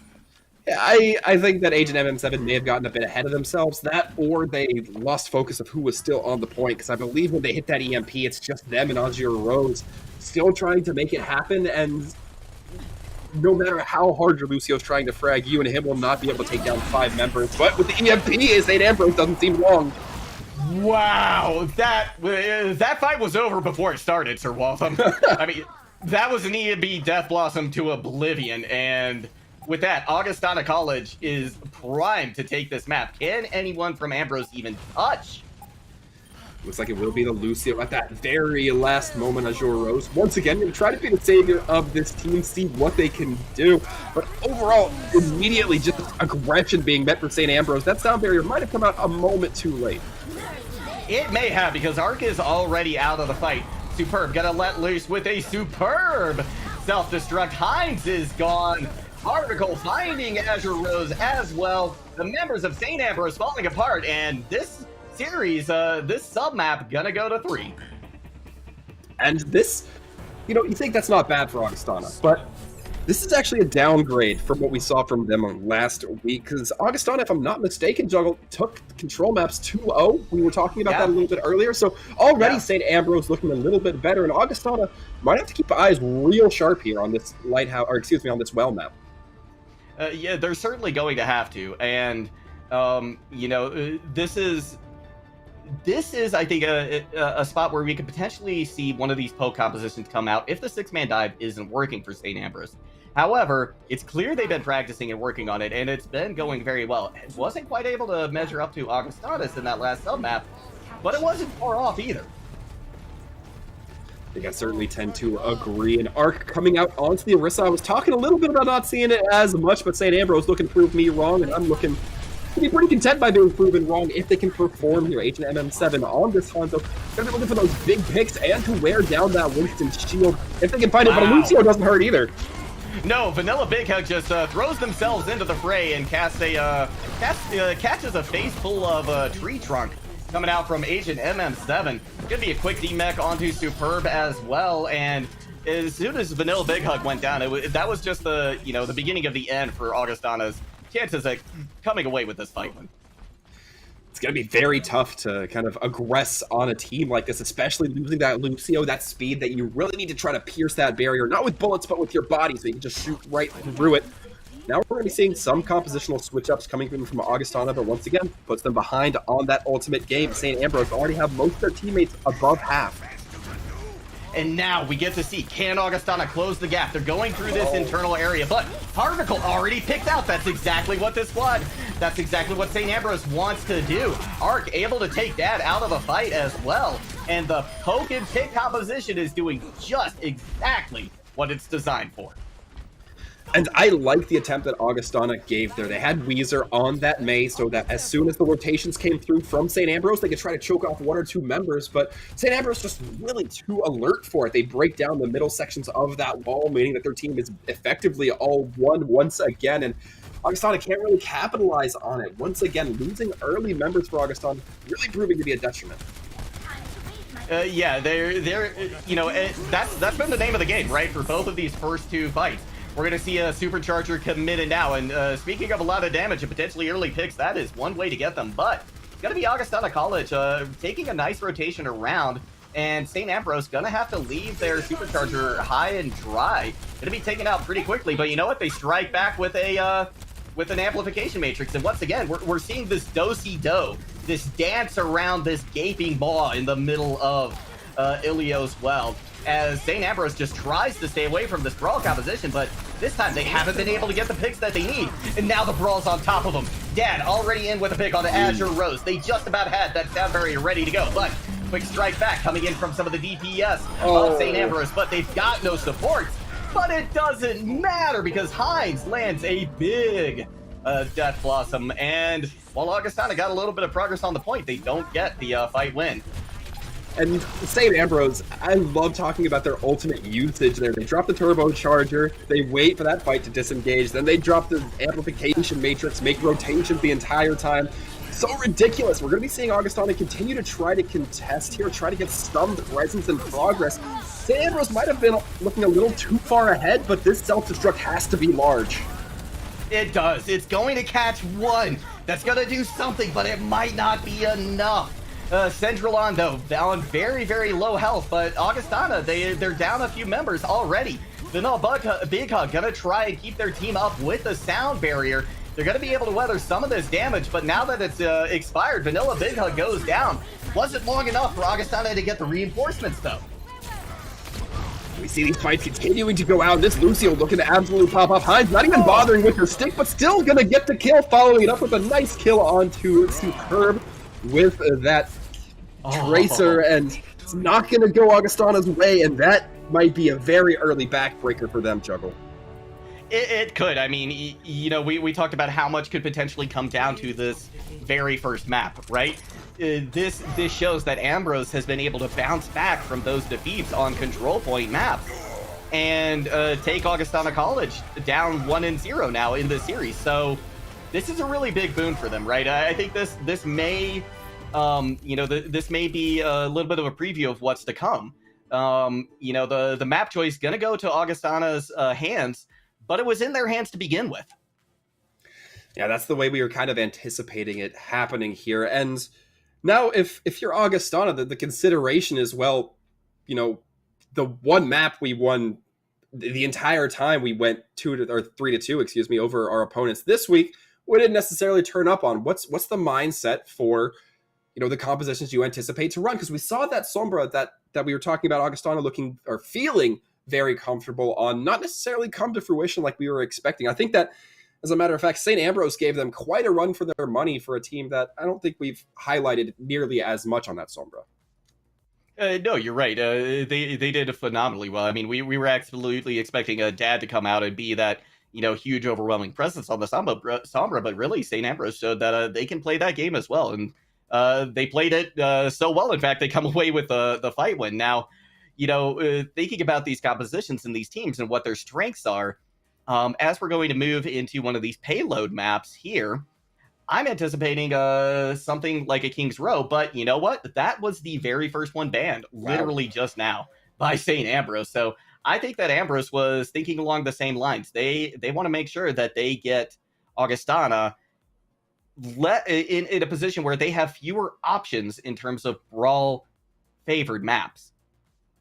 Well, interestingly enough, it's going to be Augustana that opts into that Numbani pick. And when you talk about dive maps, Numbani, not a bad one. I mean, just certainly not as great as you perhaps might consider, you know, something like Gibraltar, but still a very good map, particularly that first point using a Winston, a Diva.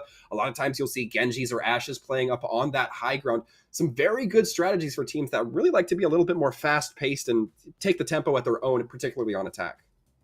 And, you know, that's exactly what a rush composition would do. So it's no surprise to me that, you know, they're looking to potentially try and come out with a fast-paced dive here on Numbani. And, you know, this is interesting. This is an interesting pick to me, right? And the reason is I feel like you can run a poke and pick composition or a double shield composition on Numbani defense, right?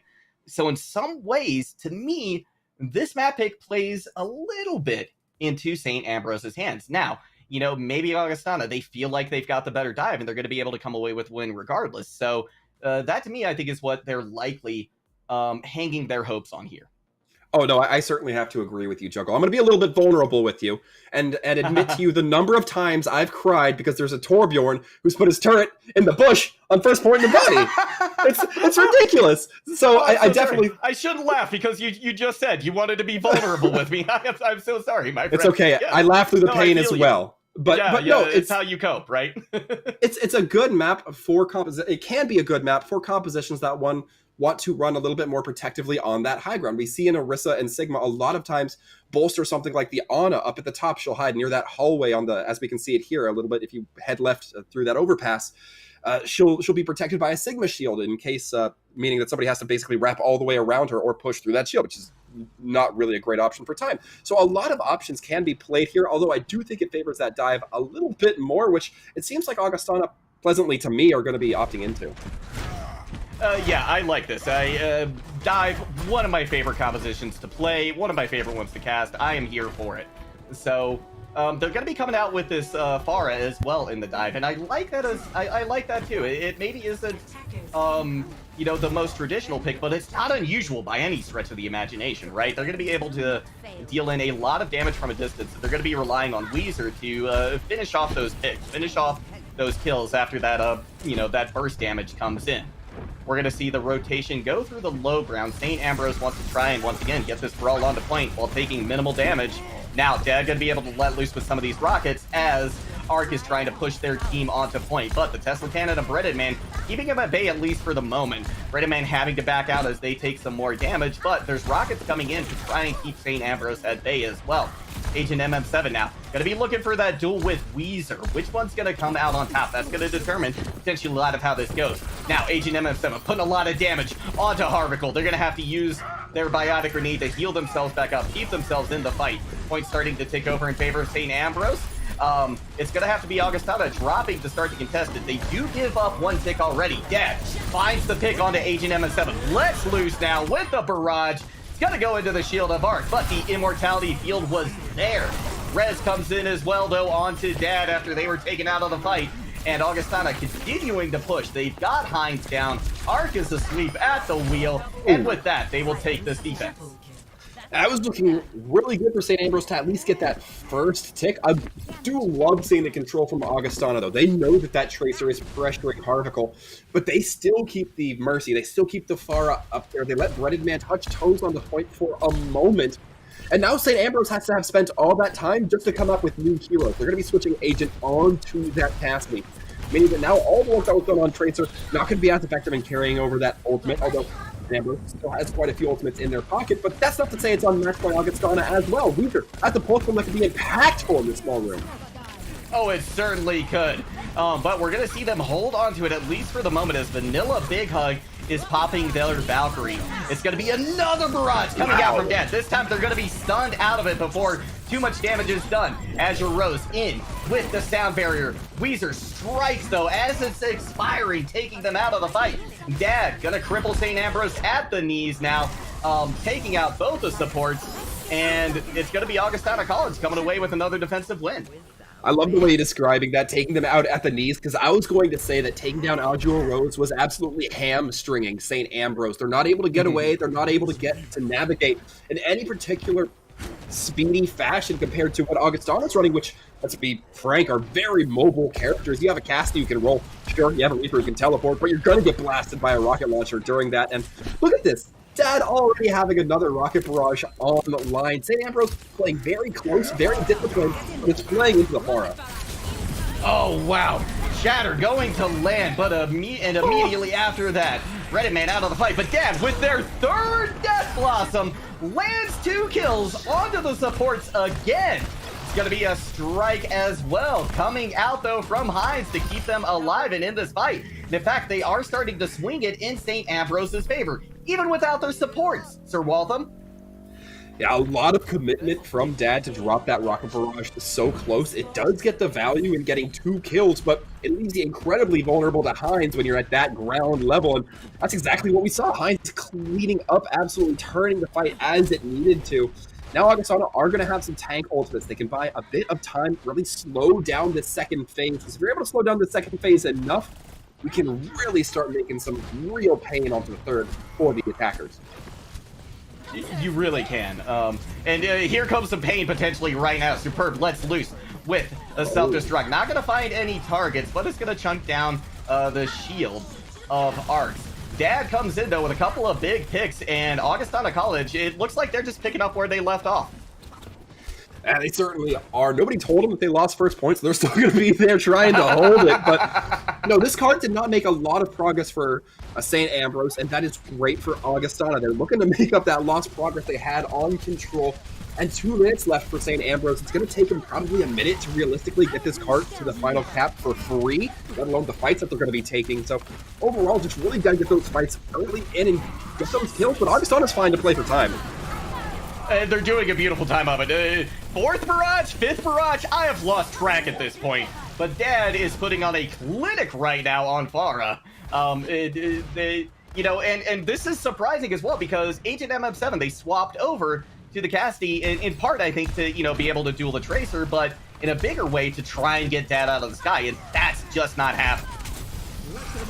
Certainly not. Arc taking quite a wailing and immediately going to be brought down. That is not great for St. Ambrose, who are now looking to get pushed all the way back to their spawn. What a quick regroup that they're going to have. Arc losing that Earth Shatter as well is going to cost them quite a bit of time, but now they're coming back. Those 4 ultimates online. Augustana is going to be looking a little bit drier at that well with just the Pulse Bomb. Granted, the Pulse Bomb can get a big early kill. It might not matter. We're going to see if it can. This absolutely has to be big. Arc lays down the Shatter, but it's not going to find any value. Heinz pops the Tactical Visor, but Superb is there with the DM. At least for a moment, they're going to be taken out, though eventually didn't have quite enough left in the tank to completely mitigate that damage. And now, St. Ambrose, they've smelled blood in the water. They're going to strike. They take out Weezer as well. They're going to be able to continue to push forward, especially off the back of this very aggressive sound barrier. Now is the point where Augustana really has to consider, do they want to put the stops into this final point, or do they want to let it go so they can hold a lot of their ultimates, a lot of their positioning for this tunnel on the third? If they're able to manage to contest before second does get capped, it can be a strong position for St. Ambrose to have to push back into. These are going fishing, but doesn't quite connect with the pulse. Oh, and Dad's going to be taken out of the fight before they can launch their next barrage. Agent MM7 coming up in a big way right now for St. Ambrose. Heinz not to be left out of the equation as well, finding their pick onto Dad.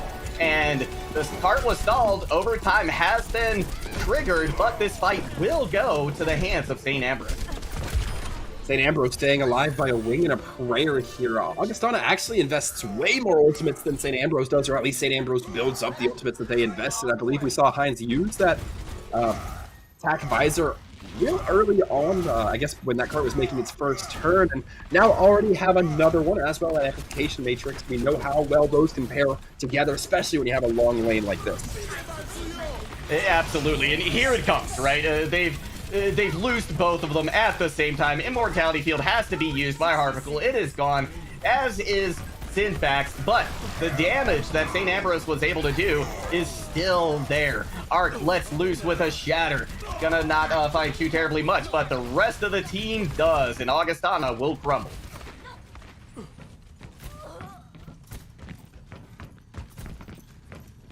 We've got the card moving around the corner as well. I'm not sure if Sir Waltham may have disconnected there for a moment. I'm gonna check in on it. All right, yeah. Mike is back now. The fight is starting back. Harvicle finds MM7. That is a huge blow to St. Ambrose Esports. Augustana in a much better position. 16 seconds left to go. They're going to have to do something with a bit of a scuffed squad. Shatter thrown in. Not going to find the target that it needed to. Heinz briefly stunned, but they're healed back up. Dad letting go now with the Deadeye. It's going to clear some space, but not get the kills. 1 second left to touch. Can anyone get there? No, they can't. Augustana, they simply just bully them off point. Augustana certainly taking advantage of the leverage they have there. It's just, look, that Reinhardt was just swinging so heavy. The Diva was following up, had that threat of the self-destruct in pocket, didn't even need to use it, didn't want to use it, because if she uses it and sends it too far behind St. Ambrose, they push forward, maybe get a contest on the cart without being threatened, without the threat of being, exploded. But overall, not a bad showing from St. Ambrose. They've pushed the cart a pretty good way, a lot farther than admittedly Juggle I thought they would, based off of their first point and the first half a second. Yeah, they did. There was so much tenacity. There was so much grit there from St. Ambrose. You can tell that these two teams, they love Overwatch. They love this rivalry as well, and they know each other very well. So, they're looking for, to me, right, in my mind, just the tiniest little bits of advantage that they can eke out one way or another, and that's what we saw. It was a slog for St. Ambrose, but they push it very far. So now the question is, how hard can St. Ambrose dig in with their heels here on this Orisa Diva composition? And see, Juggle, this is why I don't get vulnerable with people. What do? I talk about the Torbjorn. What is Heinz doing? No! I'm 99% sure to spite me. He's going Torbjorn. I hate this, but I expect it to work out fairly well for St. Ambrose. That turret creating a huge amount of pressure. Augustana has a couple of options to break its LOS, though, that line of sight, make sure that turret can't get too much free damage. Plus, with Dad on fire, you always got a decent shot at something happening. Yeah, absolutely. That burst damage can just, nix that turret in the bud. But it's definitely going to make flight more difficult for Dad until they're able to do that. You can hear that, you know, the turret pick up, right? That little beep beep sound, letting them know that they've locked onto their target. Dad now going to start raining in more rockets as the shields have gone down. Fortify has to be used by Arc, but Vanilla Big Hug out of the fight. Dad doesn't have their pocket anymore, and they had just a sliver of health until Agent MM7 said something about it. Superb out of Mecha, massive anti-nade from Harvicle, but I don't think it's going to matter at this point. Oh, it unfortunately will not. And if that had happened, you know, perhaps 2-3 seconds earlier before Synfax could really start pumping a lot of that healing off the broken Immo field, that would have been absolutely huge for Augustana to push. But, you know, we don't really get to talk about ifs and hows too often here. And right now, all we know is that St. Ambrose did give up that tick, but they're still holding firm. Augustana not really building up ults too quickly either. That shield doing a lot of heavy lifting. Massive concussive blast coming in from Dad to really disrupt that bunker composition, but just as quick as they're out of position, they're back in. Really great maneuvering there from St. Ambrose. They've taken a more defensive position now underneath this bridge. And they're gonna let loose with the nano boost as well. Progress starting to be ticked over this no. Beautiful primal coming out from Breaded Man. Finds one, but look at this. The turret and Heinz are striking back. It is a 4v4. At least it was for a moment, because MM7 has been able to take Vanilla Big Hug out of the fight. And despite a second tick getting completed by Augustana, they won't come away with the fight win. I'm sorry, Juggle. I just missed what happened. I thought Agent MM7 was for sure off the map by the time Breaded Man was back on the point. I guess he used that combat roll to get back, because you can't res that. There's, aside from the fact that there's no mercy. Either way, it's still a huge advantage for Augustana to have this high ground that St. Ambrose just isn't able to really step onto right now. Right, and St. Ambrose, they're just going to have to be content with the tiniest of corners, right? As Augustana College, they're just pushing in so hard. Pulse Bomb gonna take out that supercharger, and Superb finishes off Arc as well. Vanilla Big Hug popping the Valkyrie. Here comes the self-destruct to try and clear away the point again, but Agent MM7 is really finding themselves right now. They have been able to demech Superb as well. 1 minute 10 left on the clock, and Augustana College, they've got one good shot, maybe one extra scuffed shot left at this point. And both teams going to be looking rather dry for ultimates. Harvicle going to be having that nano boost. Wouldn't be surprised if we see it go on to Breaded Man. Just seems to be the way it goes. Maybe they try to lean into Dad a little bit here, but I got to be honest, I don't feel Dad is having the impact we saw the first time around on this defense coming in from Augustana. It seems like despite the shield still being navigable by Farah, not quite able to make it, but it is going to be the Winston. They're going to go in. Immortality field is down. Stun comes in. Dad does not get their ult. That is massive. Agent MM7 with a huge play right there. Multicore now being committed onto point as well, but Arc is gone and out of the fight. It's going to be an all-out slog on point. Agent MM7 again finds Vanilla Bug. No more Harvicle either. 15 seconds left to go. St. Ambrose is primed to go up 2-0 in this series, Sir Waltham. Only 10 seconds left on the board. And it doesn't look like Dad's going to have the health pool to necessarily touch. Does try to make a dash for it, but the Cassie is just a little too sharp. But that overtime is not going to be hitting, and it's going to be St. Ambrose getting their second point, meaning that now they're in a much better position than they were last week, Juggle. They absolutely are. And Augustana, they're going to be left scrambling here, right? They are down 0-2. This is match point now for St. Ambrose. If they win this next one, they will go on to the finals of the Challengers division. So this is the do or die time for Augustana. They have to dig deep. They have to find what they had in week 9 to come back in this. And, you know, in hindsight, of course, we can always look in hindsight and act like we're geniuses for figuring it out, Juggle. But I'm going to do that for a moment. In hindsight, you talk about Numbani, you talk about those things that I personally was fearing, that Torbjorn, that poke damage being very strong. But when you talk about Torbjorn, not only are you talking about a composition that can just stay stationary and, you know, sit in one spot, you're talking about a composition that has a lot of dive resistance. And I think St. Ambrose are realizing that. They're sinking their teeth into it. And that's really why Augustana is trying to have a struggle getting over this hurdle here tonight. Yeah, and you know, another thing I want to highlight about that last match is that I think Augustana would have been better served by a composition swap at some point, right? we saw them just try and try again with this dive, but this Orisa Diva composition, it's a counter dive, right? It did exactly what it was designed to do, and it did it in spades. And, if Augustana had potentially swapped over to a Brawl, which I realize, outside of, I feel like, gold isn't the gold standard anymore, right? For Numbani, it still could have worked. You may have had to, instead of playing the map, play the composition. And that could have been one of the fatal flaws for Augustana in this last map.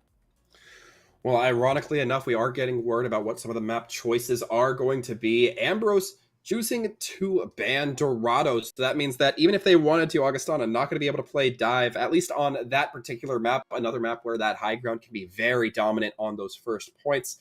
But I'm a little bit surprised St. Ambrose played Numbani well. Again, one of those maps where first point can be a very strong point to hold with that high ground if you have something that's very anti-dive friendly.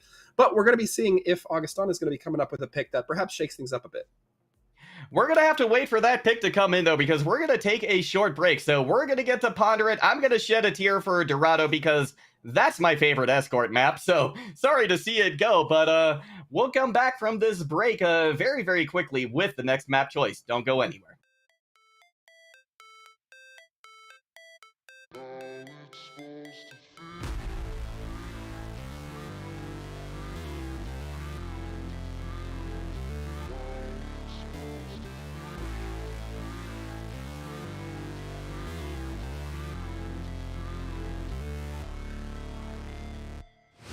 Never break, always fight, never quit, do it right, play the game, win it life, have no shame, there's no time, feel the pain, live the grind, I could change, in my mind, pick a lane, commit and climb, the only way to win it life, I never miss, that's fact, taking big swings, bitch, hand me the bat, put me in the ring, you'll go out in a bag, cause I sing what I mean and I bring it to the mad light, ain't got time to kill, I got time to feel, I took the red pill, I know life's short so I wanna live real, but how's it supposed to feel?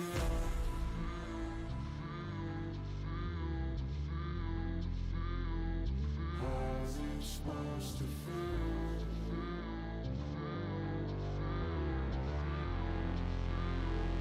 How's it supposed to feel?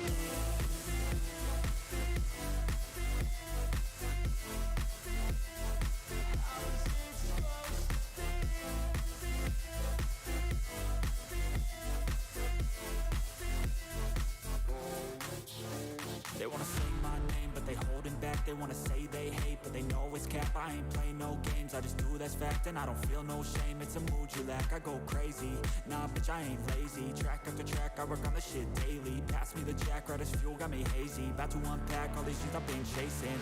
I've got visions in my head, like memories after death. To be a legend instead of something you can forget. I'm living up every breath, I'd rather lead than be led. I'll fill the seats as I spread with every word that I've said.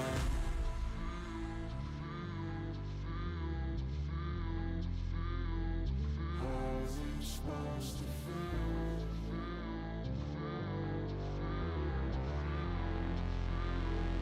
How's it supposed to feel?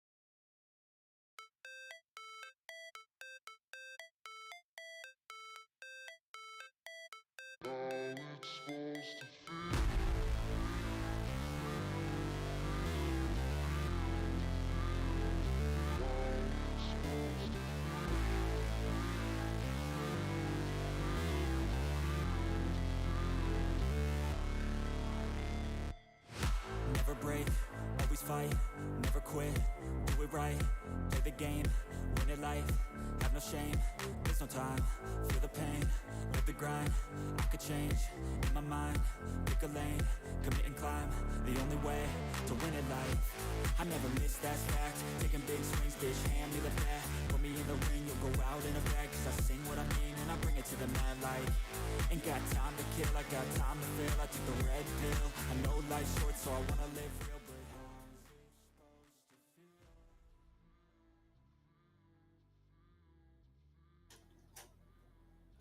Hello, folks. Welcome back. We are here, Augustana versus St. Ambrose, and it's not looking as good as it was last week for Augustana, Juggle.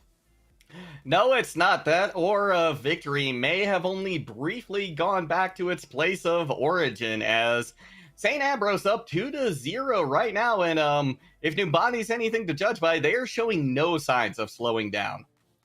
They certainly are. You and I are going to have a talk later about your emphasis on the word origin, but that'll be for after broadcast. I think you missed a great opportunity there. But either way, next map we're going to be going on to Rialto. Gonna love to see it, and I do get a little bit worried for Augustana here because I feel like you might fall into the trap of playing Farah on that first point. A huge skybox you might feel, but that could play right into St. Ambrose's hand. It certainly could. Rialto, again, I feel like an interesting choice coming out from Augustana because, again, speaking about playing to their hands, this anti-dive Orisa D.Va composition feels perfectly at home at Rialto. You know, Rialto is a very flexible map in terms of what compositions you can run. So, you know, both of these teams, I think, are going to be able to play to their strengths. And right now, the strengths are going the way of Ambrose. Yeah, I mean, St. Ambrose not going to be having any issues with the way these games have been developing. They're going to be sitting comfortably, you know, end that match point. Even if they lose this one, well, they still got one more. If they lose that one, well, then we'll just take it back to Control. And we saw how Control worked for them the first time around, kind of flipping the script on Augustana a little bit. And Augustana, I don't know if it's a mental thing, if St. Ambrose just has them a little bit downloaded this week, but it just does not seem like their compositions are working exactly like they want them to. It doesn't. And, you know, I also feel like some hesitancy from Augustana in terms of making adjustments, right? In terms of swaps. You know, the DPS role, let's just, you know, focus in on that initially, right?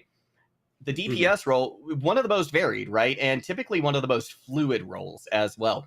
You see swaps come out there very, very frequently. But thinking back to Numbani, right?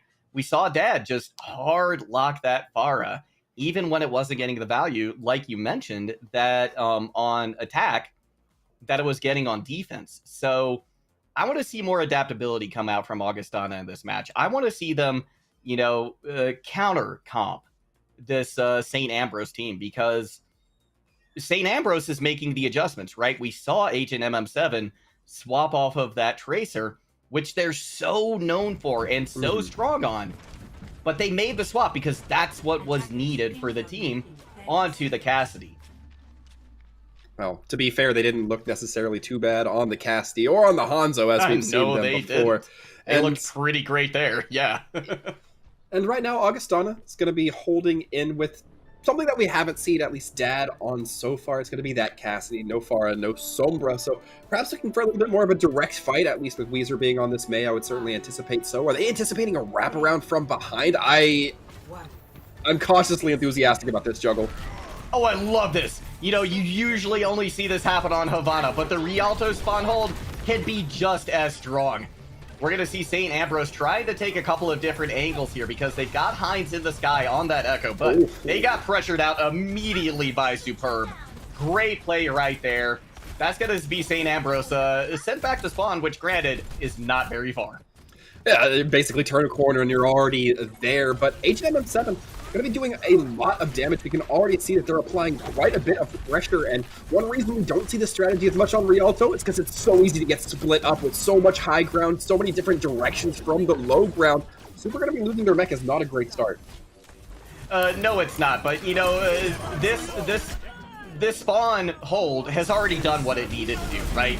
Look at the time. Almost a minute off the clock already, and St. Ambrose, they have to commit so much to this, right? Gravitic, I think it wasn't the Gravitic Flux just came online? Yeah, they had to commit a Gravitic Flux just to get out of spawn, right?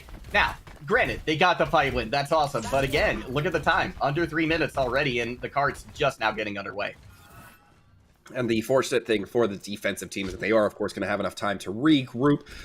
They're going to be red a little bit. Agent MM7 throwing out that dragon, but another nice eat from Superb to start things off excellently for Augustana.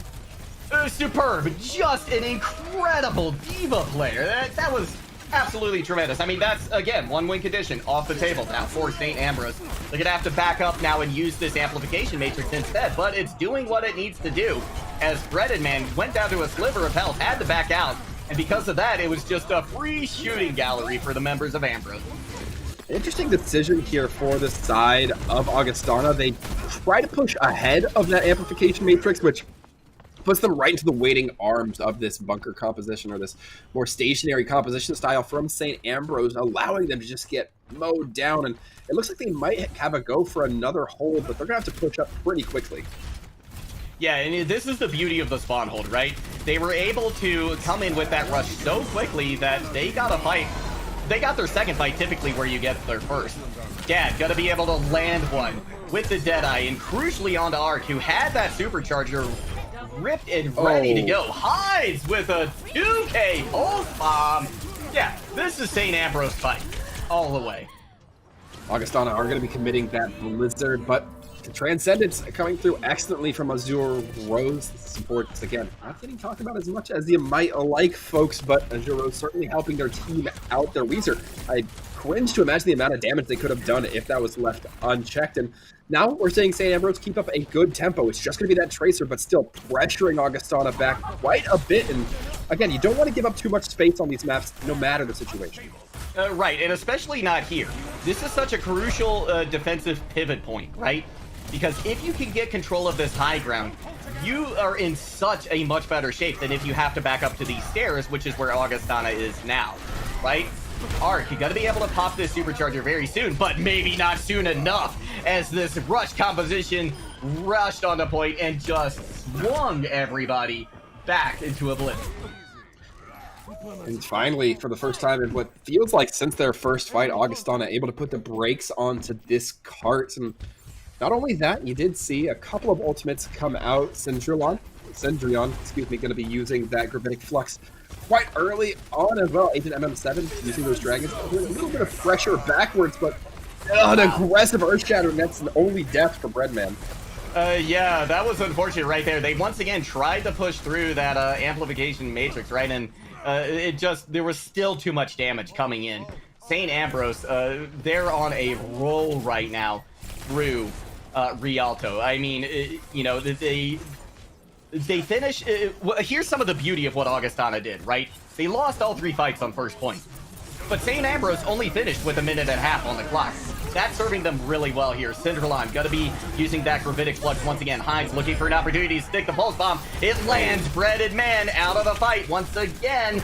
It's gonna be up to Superb now to try and see if they can come away with a fight win here. But again, that Gravitic Flux already gone. Hasn't had the effect it needed. But Dad strikes back. They find Hines. They win out that DPS duel. Agent MM7 lets loose with another Dragon Strike, and this one not going to be eaten by Superb. They're not able to get in their face and nix that ultimate in the bud. Augustana College got to be able to weather the storm though and come away with the fight win.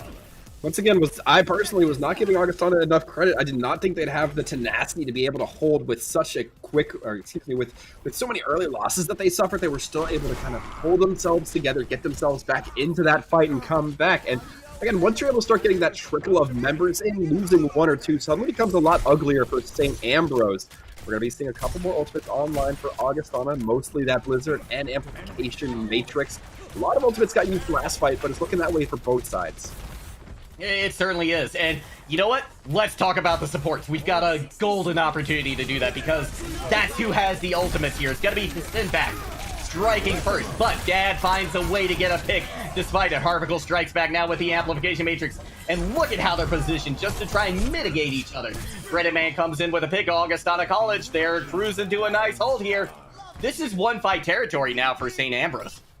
Yeah, and I don't know whether Augustana just managed to make it work or they're learning and adapting, but Bready Man just swung right past that amplification matrix from Synfax, seeming to not have the same misfortune that they had the last 2 times that they suffered from it. And overall, maybe it's just because it's a more enclosed area, you're able to swing a little bit more aggressively as Reinhardt, but got the damage in, and now Augustana certainly having a nice buildup of ultimates. They have to be careful of these dragons, though. They can get easily displaced. They certainly can, and Cedrillon has the gravitic flux. They're gonna let loose with it immediately. They try to knock him out of the sky. Superb does with a rock, but the shield is there. Immortality field gonna keep Augustana alive. Overtime has been triggered. Picks for either side. One tank down for both sides, but it's gonna be the pulse bomb that may be the difference maker from Heinz. Supercharger on the ground now from Ark, and that's making life very difficult, nay impossible for Augustana College. And this will be the 3rd point capped, or rather the 2nd point, my mistake, for St. Ambrose. And overall, we're talking about not giving the supports enough credit here. I think one way to do that is to kind of compare these 2 supports. Synfax and Harvical are both having pretty different immortality field usages. Harvical used it right at the apex of the gravitic flux, meaning that they weren't able to mitigate as much damage, because by the time you hit, you're only half. See if we can perhaps see that sharpen up, but already comes out quite early. Yeah, it does. It's going to be a very aggressive push from Augustana to try and reclaim this cart. Harvical down, though. It's going to be a beautiful headshot coming in from Azure Rose on the Zenyatta, which I don't think we've seen them on yet. That's going to cause Augustana to have to just back up really, really quickly. We're again in 1-fight territory, though. It's only a minute and a half with bird on the clock after capturing 2nd. Here comes another Amp Matrix, then Syndrillon gonna take advantage of that to take Superb out of the fight. Shatter coming in, gonna land. Sound barrier there as well to allow Augustana to push out very aggressively. They have control over the cart now. They have control over the space. The tanks of Augustana doing exactly what they need to do. Heinz whiffs with the pulse bomb. That's a big deal because now they're gonna have to try and build up this supercharger. Cedrillon lets loose, gets their mech back into form, but they're only halfway to a self-destruct. Here comes the supercharger from Ark. It's gonna land very soon.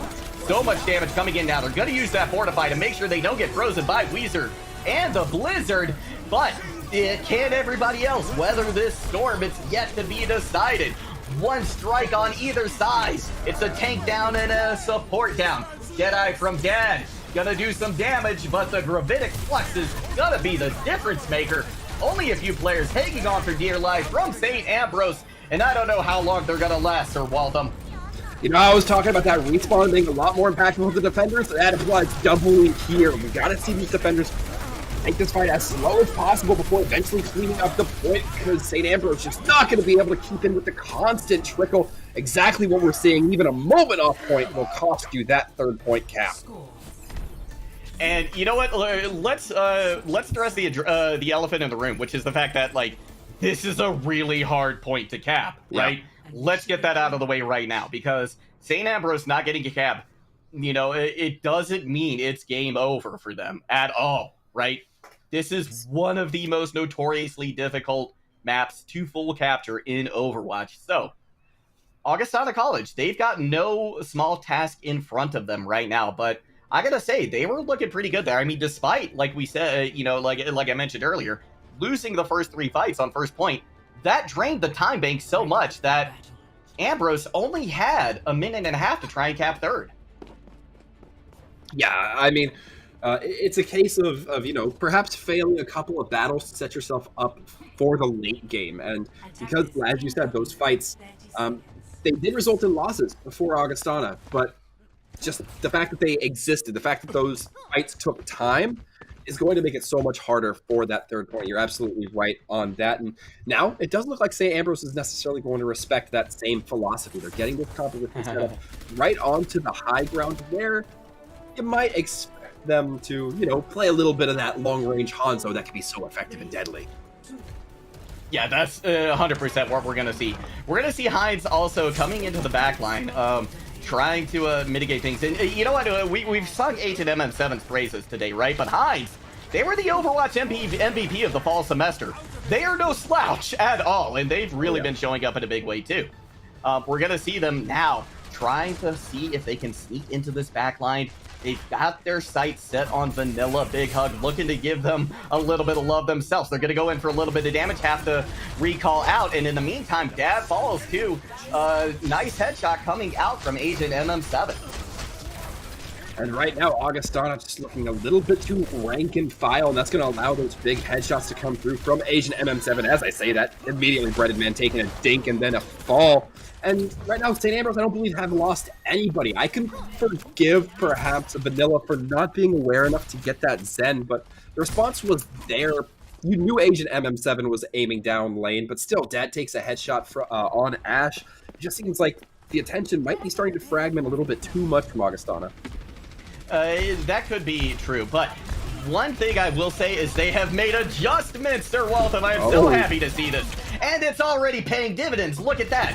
Azure Rose out of the fight. Yes, Dad is gone, but a res is incoming, and it will be successful. The Immortality Field keeping them up during that, but potentially not for much longer, as a lot of damage came in from the flank from some Brillion. They may go down, but they did what they needed to do, and look, they do still survive. They were able to tank all that damage. Tremendous play coming out from St. Ambrose. Not even able to go down, and Augustana now, you kind of don't necessarily expect to win that fight. You're going up against the Amp Matrix. You know that Tracer's probably going to have Pulse Bomb. It's been a fight since she's used it, and you're a little bit drier on some of your ultimates. But now you can start cycling yours, and sure, Dad got taken out rather early. Didn't have the opportunity to build up the barrage, but you do have those dragons. You have the amplification matrix of your own. Gravitic Flux might get met here, but a nice drop. Beautiful Grav Dragons. Sorry, I tried to just combine it as Drabons, I think. Beautiful Grav Dragons, or Gravitic Flux Dragons coming out from Centrillon. That's going to yield a kill. We got the Supercharger now striking as well from Arc. Dad, though, finding a pick on the Syntax. That's huge. Barrage comes in. They get another. They get a fourth. Big plays coming out from Dad. They take a trip back to spawn, but you know what?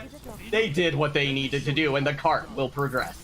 Yeah, I mean, if you're being objective about it, a lot of times when you press that ultimate button with Pharah, you acknowledge that you have a good chance of getting sent back to spawn. Hines, however, has the opportunity to cap, has that pulse bomb in pocket, but no! Wow. Weezer slapping him!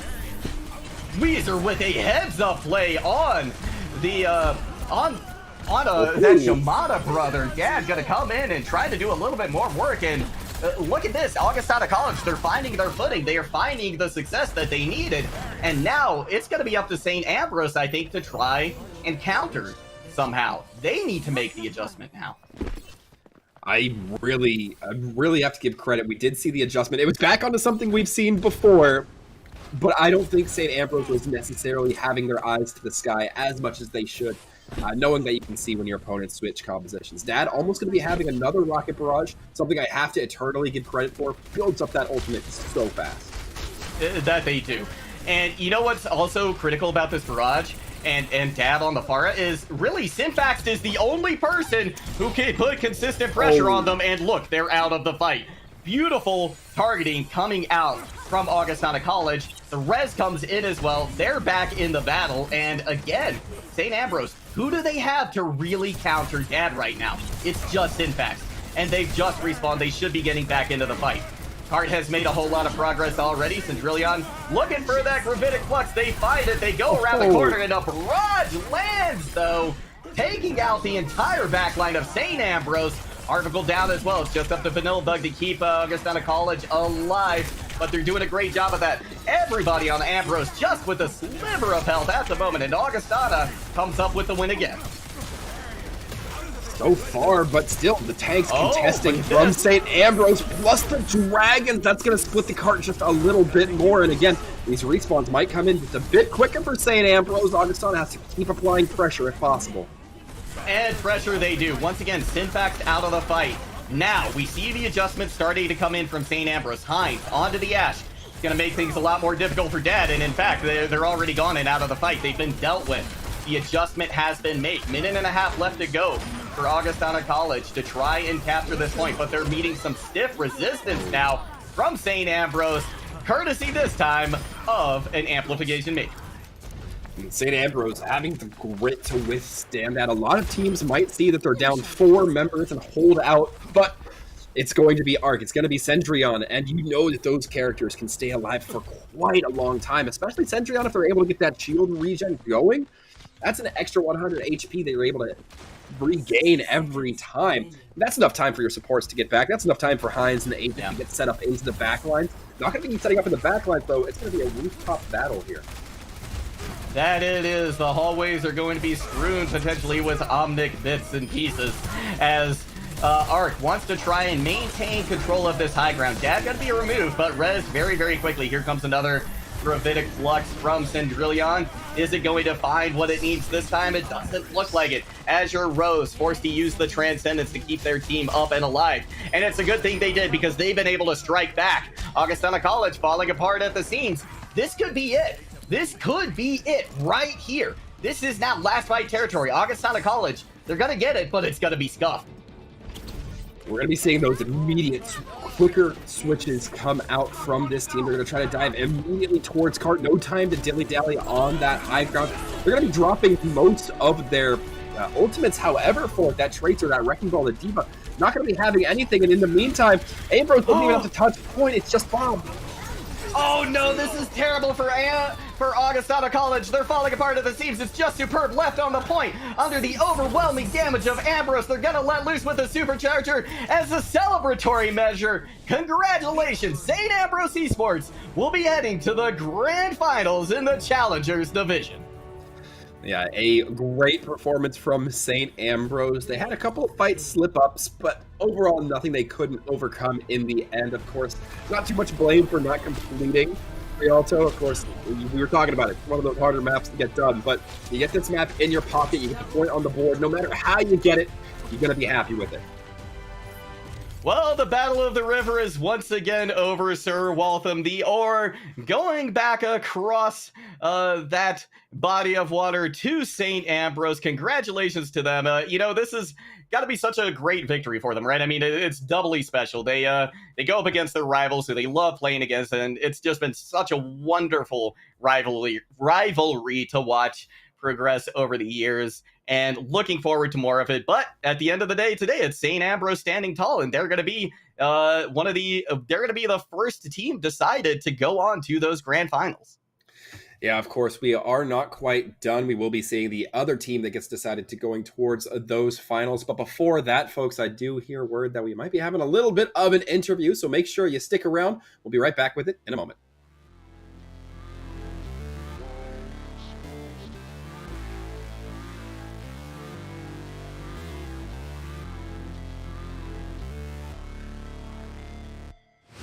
Never break, always fight, never quit, do it right, play the game, win it life, have no shame, there's no time, feel the pain, live the grind, I could change, in my mind, pick a lane, commit and climb, the only way to win it life, I never miss, that's fact, taking big swings, bitch, hand me the bat, put me in the ring, you'll go out in a bag, cause I sing what I mean and I bring it to the mad light.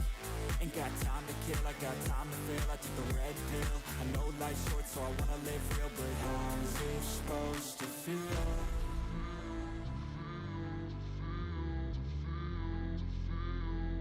How's it supposed to feel?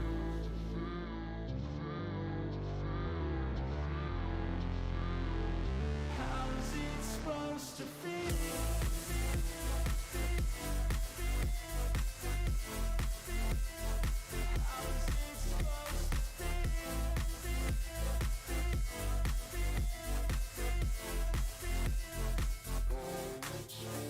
They wanna sing my name, but they holding back. They wanna say they hate, but they know it's cap. I ain't playing no games, I just do that's fact. And I don't feel no shame, it's a mood you lack. I go crazy, nah bitch I ain't lazy. Track after track, I work on the shit daily. Pass me the jack, right as fuel, got me hazy. About to unpack all these things I've been chasing.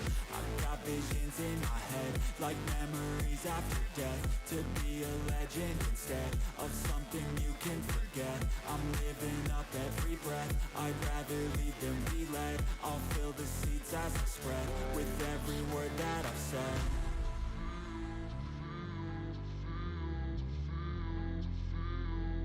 How's it supposed to feel?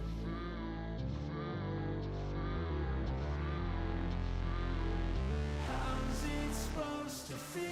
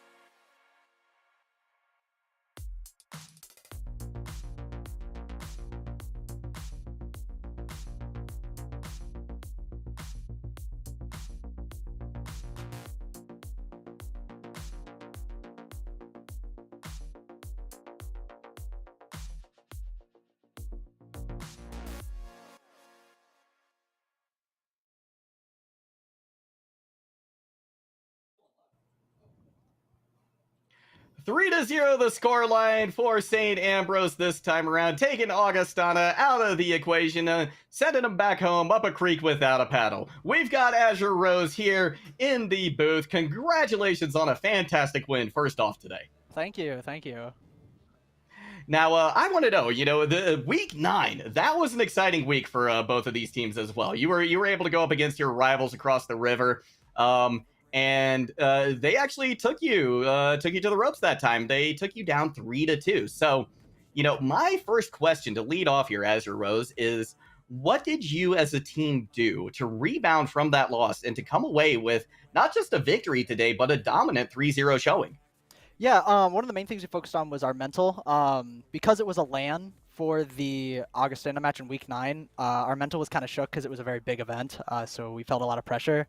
And for this week, we focused on just taking that pressure off and getting our mentals all set so we can just play our game, make our swaps, and be able to run the tempo of the match we want it to be.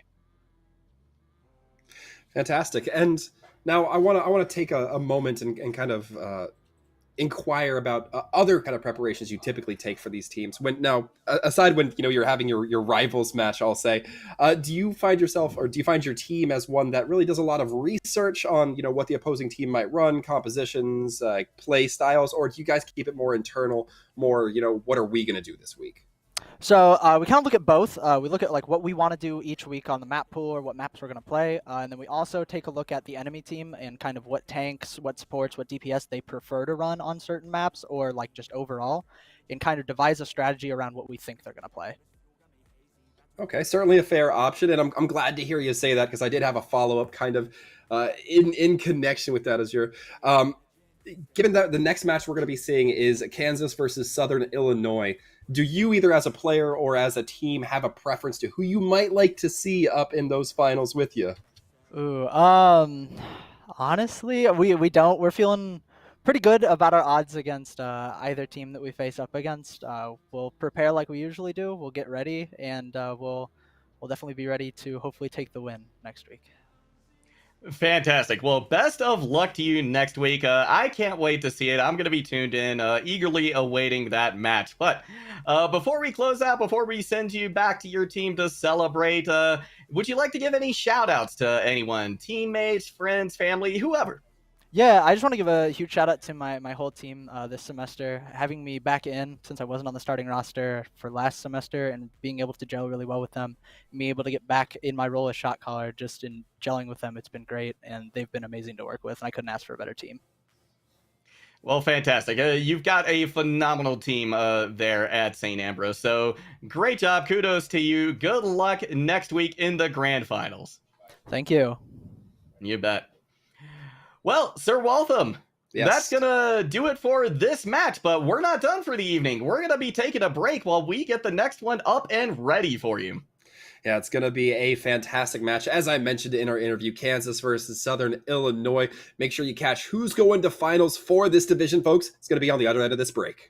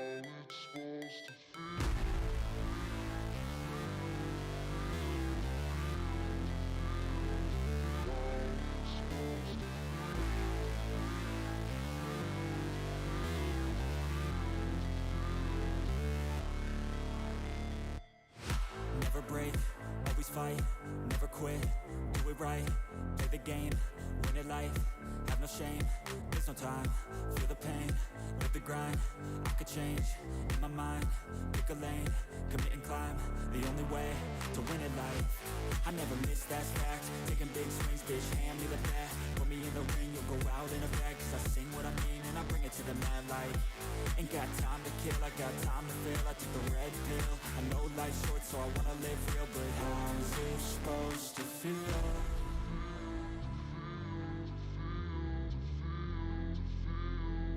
How's it supposed to feel?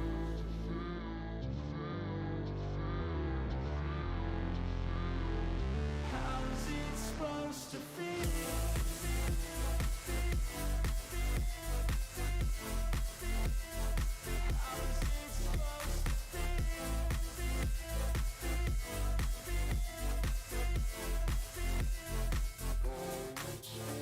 They wanna say my name, but they holding back. They wanna say they hate, but they know it's cap. I ain't play no games, I just do that's fact. And I don't feel no shame, it's a mood you lack. I go crazy, nah bitch I ain't lazy. Track after track, I work on the shit daily. Pass me the jack, right as fuel, got me hazy. About to unpack all these dreams I've been chasing. I've got visions in my head, like memories after death. To be a legend instead of something you can forget. I'm living up every breath, I'd rather lead than be led. I'll fill the seats as I spread with every word that I've said.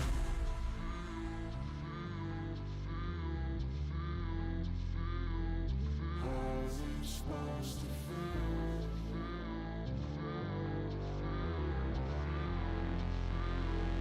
How's it supposed to feel?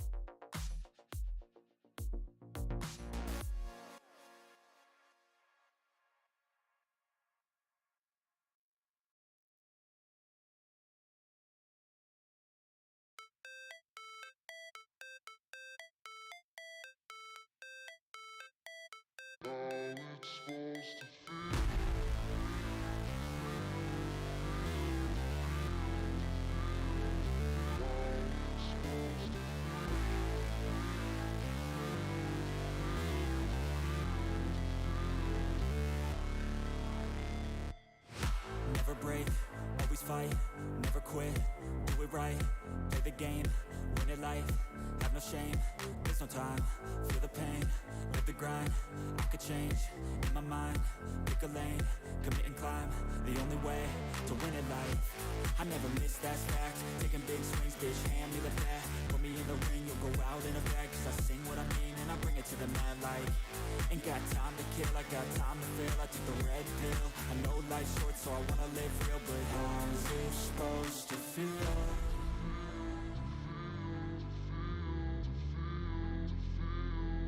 How's it supposed to feel?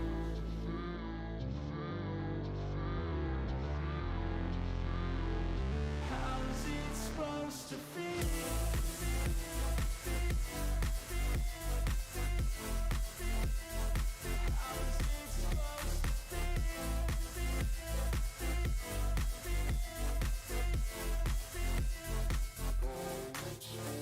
They wanna sing my name, but they holding back. They wanna say they hate, but they know it's cap. I ain't play no games, I just do that's fact. And I don't feel no shame, it's a mood you lack. I go crazy, nah bitch I ain't lazy. Track after track, I work on this shit daily. Pass me the jack, right as fuel, got me hazy. About to unpack all these things I've been chasing.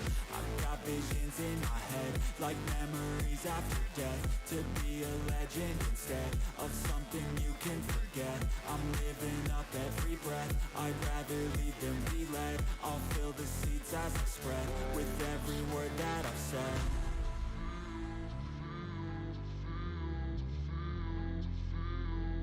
How's it supposed to feel?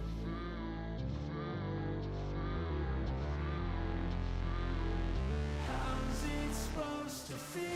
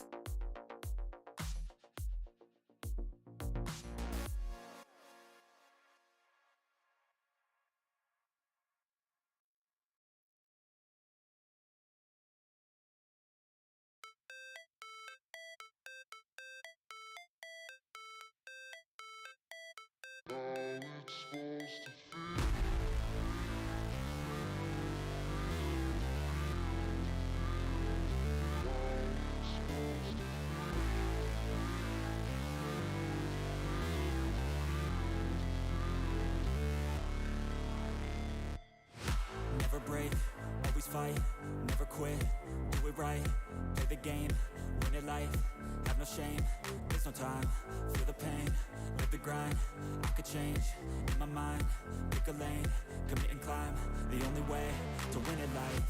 I never miss, that's fact, taking big swings, bitch, hand me the bat, put me in the ring, you'll go out in a bag, cause I sing what I mean and I bring it to the mad light. Ain't got time to kill, I got time to feel, I took the red pill, I know life's short so I wanna live real, but how's it supposed to feel?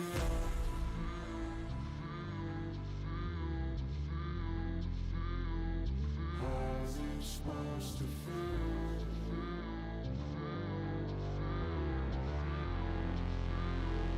How's it supposed to feel?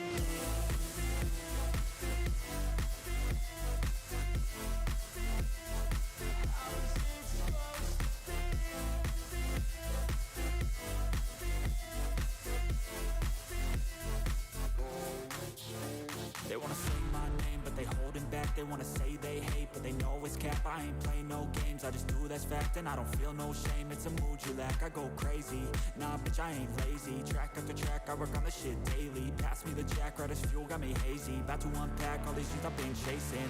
I've got visions in my head, like memories after death. To be a legend instead of something you can forget. I'm living up every breath, I'd rather lead than be led. I'll fill the seats as I spread with every word that I've said.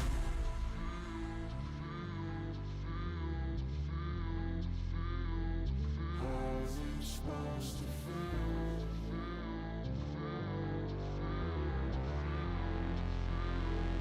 How's it supposed to feel?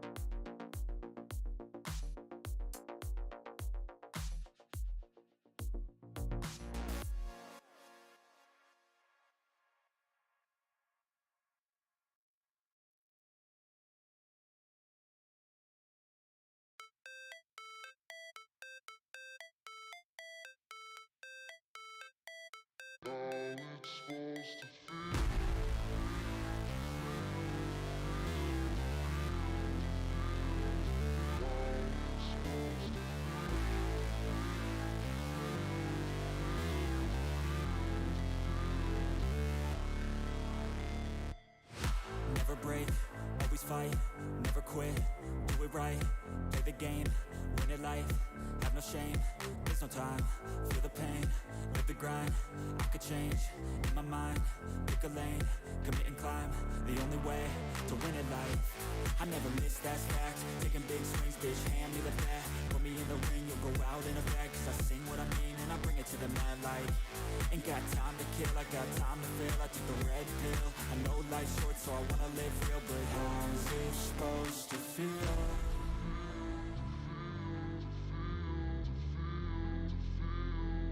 How's it supposed to feel?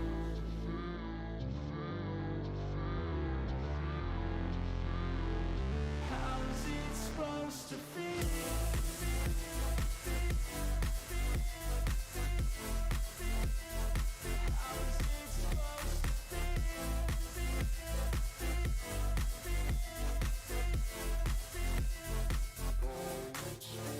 They wanna sing my name, but they holding back. They wanna say they hate, but they know it's cap. I ain't play no games, I just do that's fact. And I don't feel no shame, it's a mood you lack. I go crazy, nah bitch I ain't lazy. Track after track, I work on this shit daily. Pass me the jack, right as fuel, got me hazy. About to unpack all these things I've been chasing.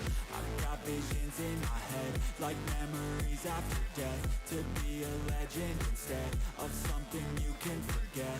I'm living up every breath, I'd rather lead than be led. I'll fill the seats as I spread with every word that I've said.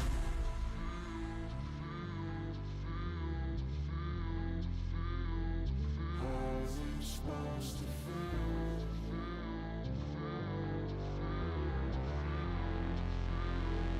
How's it supposed to feel?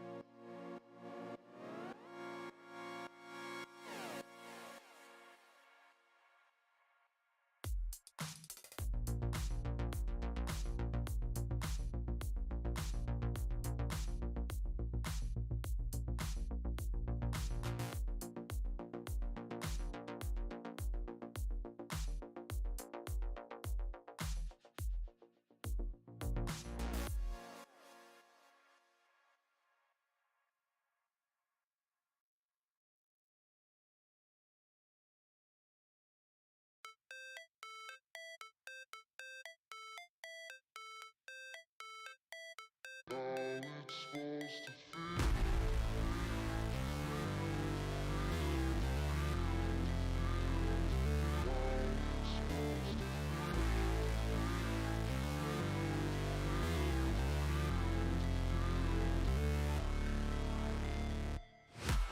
break, always fight, never quit, do it right, play the game, win it life, have no shame, there's no time, feel the pain, live the grind, I could change, in my mind, pick a lane, commit and climb, the only way to win it life.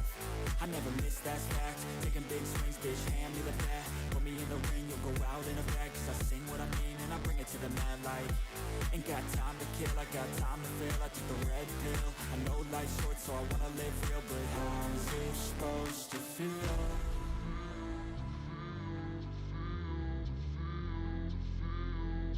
How's it supposed to feel?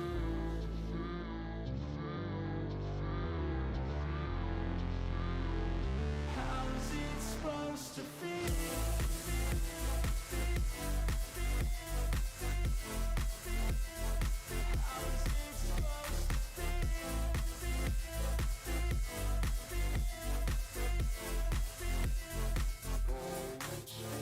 They wanna say my name, but they holding back. They wanna say they hate, but they know it's cap. I ain't play no games, I just do that's fact. And I don't feel no shame, it's a mood you lack. I go crazy, nah bitch I ain't lazy. Track after track, I work on this shit daily. Pass me the jack, right as fuel, got me hazy. About to unpack all these things I've been chasing.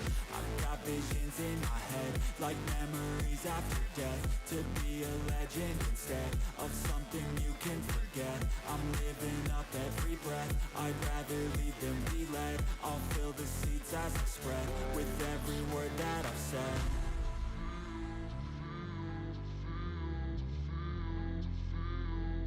How's it supposed to feel?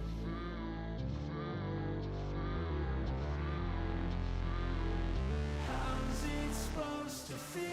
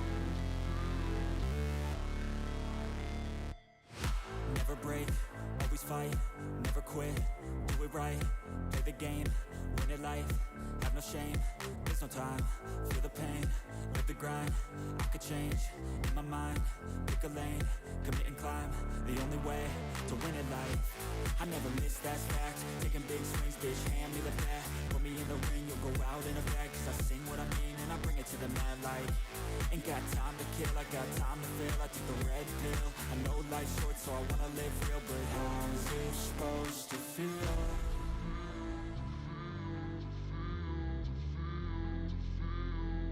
How's it supposed to feel?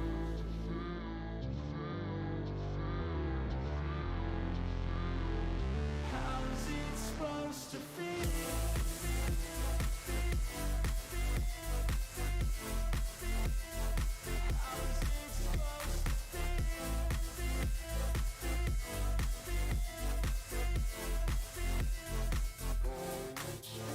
They wanna say my name, but they holding back. They wanna say they hate, but they know it's cap. I ain't play no games, I just do that's fact. And I don't feel no shame, it's a mood you lack. I go crazy, nah bitch I ain't lazy. Track after track, I work on the shit daily. Pass me the jack, right as fuel, got me hazy. About to unpack all these things I've been chasing. I've got visions in my head, like memories after death. To be a legend instead of something you can forget.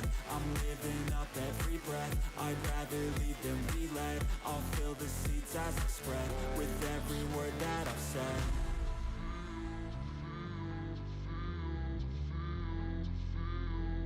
How's it supposed to feel?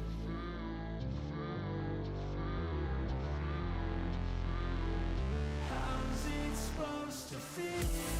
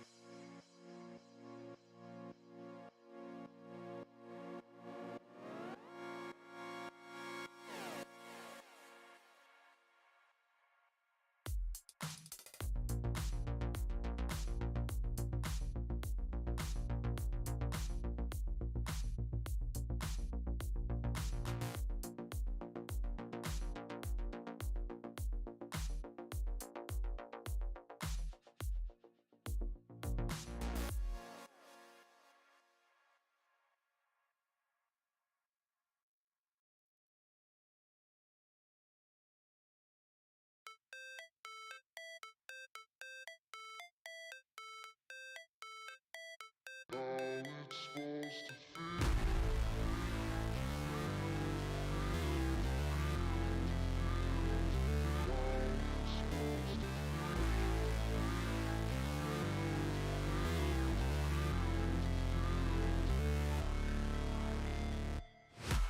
break, always fight, never quit, do it right, play the game, win it life, have no shame, there's no time, feel the pain, live the grind, I could change, in my mind, pick a lane, commit and climb, the only way to win it life, I never miss, that's fact, taking big swings, bitch, hand me the bat, put me in the ring, you'll go out in a bag, cause I sing what I mean and I bring it to the mad light.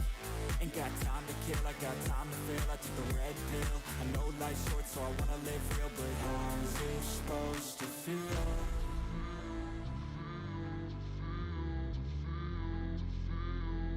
How's it supposed to feel?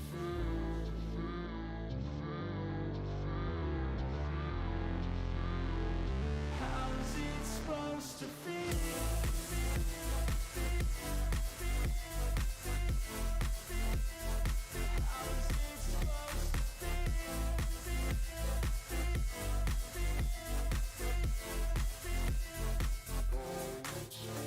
They wanna sing my name, but they holding back. They wanna say they hate, but they know it's cap. I ain't play no games, I just do that's fact. And I don't feel no shame, it's a mood you lack. I go crazy, nah bitch I ain't lazy. Track after track, I work on the shit daily. Pass me the jack, right as fuel, got me hazy. About to unpack all these things I've been chasing.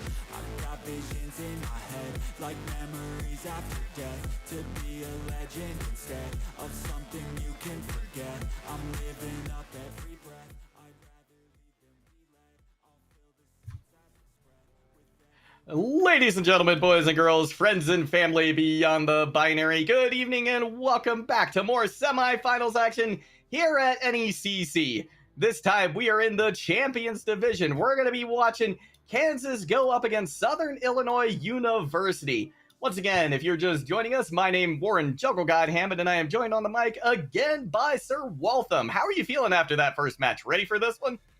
After the first match, I gotta be honest with you, Juggle. I'm looking for a little bit more of a fair. I want to see more maps, is what I'm trying to say here. I want to see this go 4. I want to see it go 5. My sleep schedule's gonna be hurting me for it, but it's something I'm willing to put aside for the moment.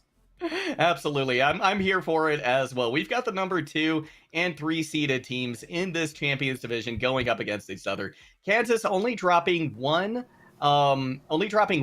game during the regular season. That's the Ottawa Braves, who also took down the Cougars. Now, Cougars, of course, took another loss there. They have a 7-2 record.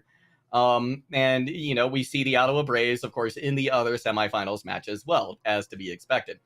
But, you know, these two teams, right? The last time that they met, Sir Waltham, was in week 1.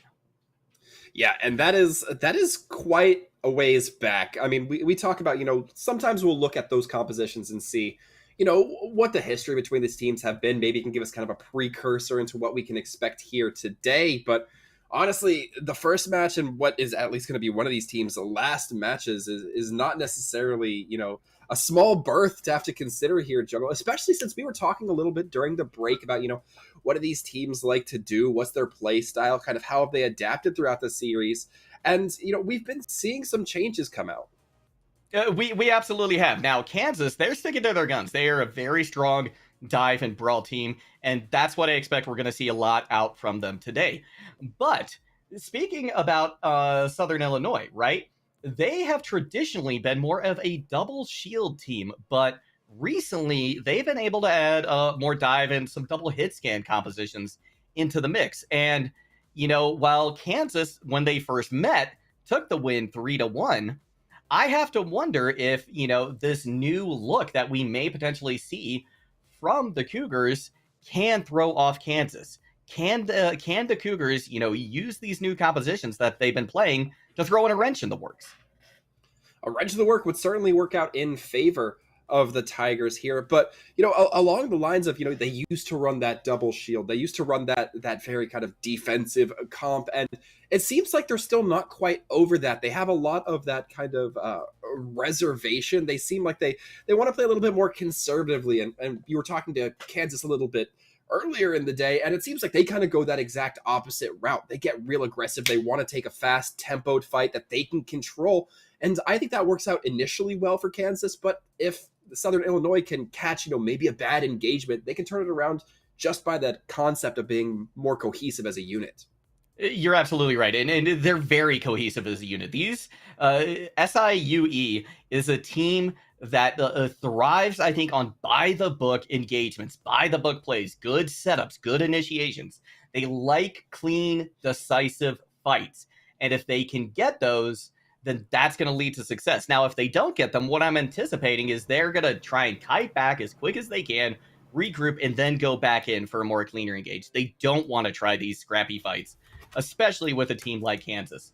But let's take a look at a couple of these squads now. For the Cougars, a couple of players that I'm really looking at are Thog. Let's just talk about them initially. They're going to be one of the DPS players for this squad. And Lucky as well is someone to watch out for, a flex player. So somebody who can really fit in any slot they need to. So having somebody that strong in a flex position, I think means that we're going to see a lot of potentially adaptations coming out from the Cougars. Yeah, and to kind of an interesting kind of, I don't want to say reverse philosophy to what the Cougars are taking, but, we talked a little bit. Counterpoint, maybe. A counterpoint. Excellent way to say it. We asked Kansas, what are some players that perhaps we should watch out from their end? Who are some good looks? And ironically, I was going through it and I'm like, this is 4 players out of the 6 we might expect to see here in Juggle. So they definitely put a lot of that emphasis on, every player within the team has their importance. It doesn't feel like when they give that kind of an answer, they expect necessarily one person to put the backpack on, necessarily carry the rest up the stairs. It seems like everybody's going to be taking a step at a time. Yeah, that absolutely, I think will be the case. And especially when you're looking at something like a brawl composition, right? Which again, Kansas great at, right? That kind of composition thrives on synergy, right? It's built around synergy. And you know what? Let's talk about the dive as well, because I think you could say that even more so for this KU squad, right? To where dive has to be coordinated. It has to be tight. And the synergy that these players have, I think, is what's, especially if we see a dive going on, the synergy, the team with the stronger synergy is going to be the one that I think comes away with the win. Now, you mentioned 4 players to watch out for, right? I'm going to call out the 2 DPS initially, and that's going to be Ben Crow Rules on DPS and Fua on DPS, right? They're the 2 that we're expecting to show up in the kill feed, right? But I wouldn't put it past, Ella, the off tank, to have a pretty significant impact as well, because they're going to be the ones responsible for eating up some of this damage, right? So lots of people, I think, to, like you said, keep your eye on from the Kansas squad, but those are the ones that caught my eye. Oh yeah, I absolutely would tend to agree, and I'm right now, getting a little bit anticipatory here at Juggle, because when you don't have those members who are immediately like a standout, like star player, you look at the team on a lot more macro of a level, and you start appreciating it a lot more as well. One thing we can certainly look to appreciate as well as our next map, which I don't know if we've gone over, Juggle, but it's going to be starting off on Nepal for the control.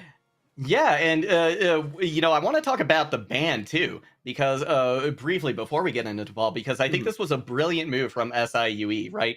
They know the team. It's clear to me that they've done their research, because Kansas, one of their 2 favorite maps is Lijiang Tower, and that is the first one that they banned. So we will not be seeing that today, and instead Kansas is going to have to fall back to Nepal. Now, we're going here. We're taking a quick peek at Village. If we end up here first, I think this just plays beautifully into Kansas's hands.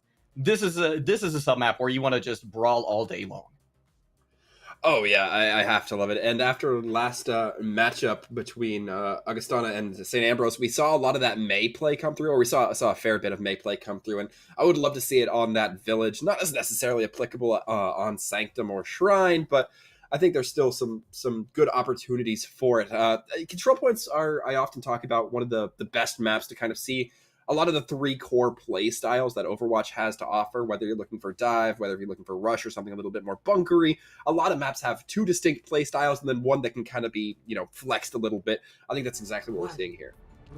You're absolutely right. And to me, that flex map for Nepal is going to be Sanctuary. But we're headed to Sanctum first. So this could, in fact, favor the Cougars. They're going to be running out on this Orisa D.Va composition. They're going to meet the Brawl in the middle. And look at this. We're already seeing that big fight back from the Cougars. They want to try and keep this Brawl at a distance so they can just poke them into oblivion. Denizen going down very low already. Of Wasp able to heal them up with the help of NECC. Enforcer going down very low though on the Orisa. Immortality Field has to be committed by Lucky Owl, and because they committed it first, it's likely going to go the way of Kansas, as NECC still has theirs ready to go. Fuwa taken out though, as is Lucky Owl. But it's going to be the Tigers starting to turn things around after Reverb once again on that hit scan, coming in a huge way. But Kansas, they will take control of the point first, but this fight is not over, Sir Waltham. Yeah, I feel like that's going to be a great example of Kansas perhaps getting a little bit bold and not necessarily being able to find the benefit for it. I think that if the Cougars are able to keep applying that leverage in that aspect, it's going to work out great for them. Now they do have that point under control. They're going to start getting that progress ticking up. And Dog has an excellent opportunity here to look, fish around for that pulse pump and maybe get it on the Hanzo, maybe the Lucio. Baptiste at least utilize that or force out that immortality field. Exactly. If they can get that out of the equation with a pulse bomb, that's good value. But you know what? Who's going to go out? It's going to be Reverb. Gone do a self-destruct. Ant Matrix now being committed by NECC. They're trying to push this advantage as quick as they can. Point still taking over in favor of the Cougars, but it's not going to be for long. Nibley looking to try and bow out now with a rally in tow. And that's going to be the Cougars giving up the point to Kansas. And I mean, I want to highlight, I believe it was Pyrocat who ate the Hanzo Dragons coming out from Fuwa, so an excellent opportunity to really mitigate quite a bit of damage and separation that could have caused a lot more hurt. Of course, the Cougars still going to have to reset, but Fuwa not quite done putting down the pain of their own. A nice headshot of that Trace is going to start things off well for Kansas. Fuwa's going to continue by throwing in significant damage to that shield of Enforcer. They're going to have to back out and give some space. Kansas now starting to push in once again. They smell blood in the water, and they have found it. The sharks descend, and they feast. And right now, it looks like the Cougars don't necessarily have too much of an answer going into this. The Enforcer shield just keeps getting broken down way too fast by Fuwa as well. Benpro able to throw it in a Maywall to separate that Orisa should she get just a little bit too heady ahead of her team. And right now, with all the ultimates online for Kansas, that D.Va bomb going to be going in, causing a lot of havoc. Gonna be negated by an immortality field. Swirl Hawk. Gotta be able to demech Pyrocat as well. So advantage, at least until Benpro rules goes down, in favor of Kansas. Here comes the sound barrier from a Wasp to try and keep their team up and try and eke out as much capture percentage as they can while their members fall and the Cougars reclaim the point. And this is a really good percentage to get it at if you're the Cougars. You haven't given Kansas that crucial one-fight territory. 83%, even if you lose the point here and Kansas starts ticking up, you have enough time to come back, come in, get a full regroup, and still contest the point with, again, that one final fight. Again, might come down to not losing out these ultimates by Kansas as they have quite a bit, and we're going to see Fuwa initiate with it. Dragon Strike gonna take Reverb back to spawn. The Shatterlands gets a kill immediately, and Kansas just walks over what was left of the Cougars. And now this remains to be the... Oh, well, goodbye, D.Va. Wasp kind of has you on check on that one, but again, this is a lot of time that's admittedly being played for by the Cougars, and they will eventually fall with Fog going down, and 86%, this is what I was talking about, though. There's going to be enough time for somebody to maybe come in touch. It's going to have the rally as well to enforce. This is going to be difficult, though. I mean, NECC played this perfectly, putting that Ant Matrix right in front of the door that the Cougars have to go in. Somebody does eventually touch point, but at the cost of what? Half the team is already down. Overtime ticking over. First point going to go to Kansas. And that Orisa falling off the map, and Swirlhawk going to be throwing down the bomb to chase. Man, it just seemed like there was so much control in Kansas once they got the point. Cougars were able to take it for a fight. That first fight definitely looked a little bit like a teeter-totter going back and forth in a couple of different directions, but now it looks like we're going to be heading to a little bit of a change of a map type here. We're not going to be seeing that closed, low ceiling space, and now it's going to be opening up a little bit more. Yeah, this is going to be that very flexible map of the three, right? This is the one where you can, I feel like, as a team, really express yourself, so possibly even artistically, right? You know, you can really tailor your team to however you want to play, right? And we're seeing both these teams fall back on what they love and what they know works. Kansas gonna be first to point again with this brawl, but we're gonna see the Cougars now content to poke at a distance until they find an advantage, and then we're gonna try and see them descend. But Denison posted up at the front here. We're gonna see the rotation around towards Elephant for the Cougars. A lot of damage going into Tennyson, but they're able to stick through it. Help too from that immortality field. Reverb out of the fight. That means that the Cougars gonna just have to be content to give this point away and try and stay at a place where they can regroup, but the rush composition is pushing out with ferocity. Nibley, though, gonna be able to take a Wasp out of the fight. NECC has to pop an Amp Matrix again, and Ren Crow Rules comes away with a pick onto Enforcer, and with that, Kansas is able to take the fight. And I'm starting to worry a little bit for the Cougars here. If we excuse me, for SIUE, if they like playing slow and waiting for those openings, this sim is absolutely going to shred them while they're waiting and trying to calculate. I think that's a good interpretation from Kansas. Not sure if it was an intentional one or they just feel a little bit more comfortable in the sim here, but either way, it can cause some havoc. It certainly can, but havoc at the moment being caused by this Gravitic Flux. It's going to be a pair of kills coming out onto DPS, so the firepower of both these teams has been halved. NECC goes down, though. The Cougars, they look to be cruising to their first fight win here on Sanctuary. They do, and it comes from some excellent control coming out of Reaver. Some big propers out to that player, and not going to be able to touch for too long for Vencro, but will eventually fall. And now we have the Proton Barrier, have the self-destruct for Kansas. A lot of opportunity to put things in the places you want them, but you also have to keep in mind, Reverb as well has that Maywall. You have Pyrocat, Enforcer, both have shields. That Diva Bomb might be a little bit difficult to get actual kills with. Might have to use it for baiting out some of those cooldowns. Yeah, I think that's the most likely situation we're going to see with that self-destruct. Fuwa gonna initiate with the Photon Barrier. Here comes the self-destruct now from Swirlhawk, right on the back of Denizen, picking up a kill onto Nibley. Reverb counters with the Blizzard, but a Wasp counters the counter with a Sound Barrier, keeping their team alive, but not everybody's. NECC is removed right before they get that Ant Matrix, and Kansas really wishing they had that at the moment, but they're still finding the kills regardless. The Cougars always feeling like they can take the point for a little bit, but it's only Pyrrhic victories, it feels. And please don't get booped off the map. It does not happen. Pyrocat able to kinetic grasp quite a bit of that damage. Cougars still have quite a few tricks up their sleeve. They're going to have that Deadeye. They're going to have the Gravitic Flux. And all they really have to do is make sure they stay out of that Amplification and Made Blizzard, but Amplification not an issue anymore. Huge Flux coming out off the back of an opening pick as well onto Kansas Esports. 90% on the board. But Sir Waltham, this fight has the Cougars written all over it.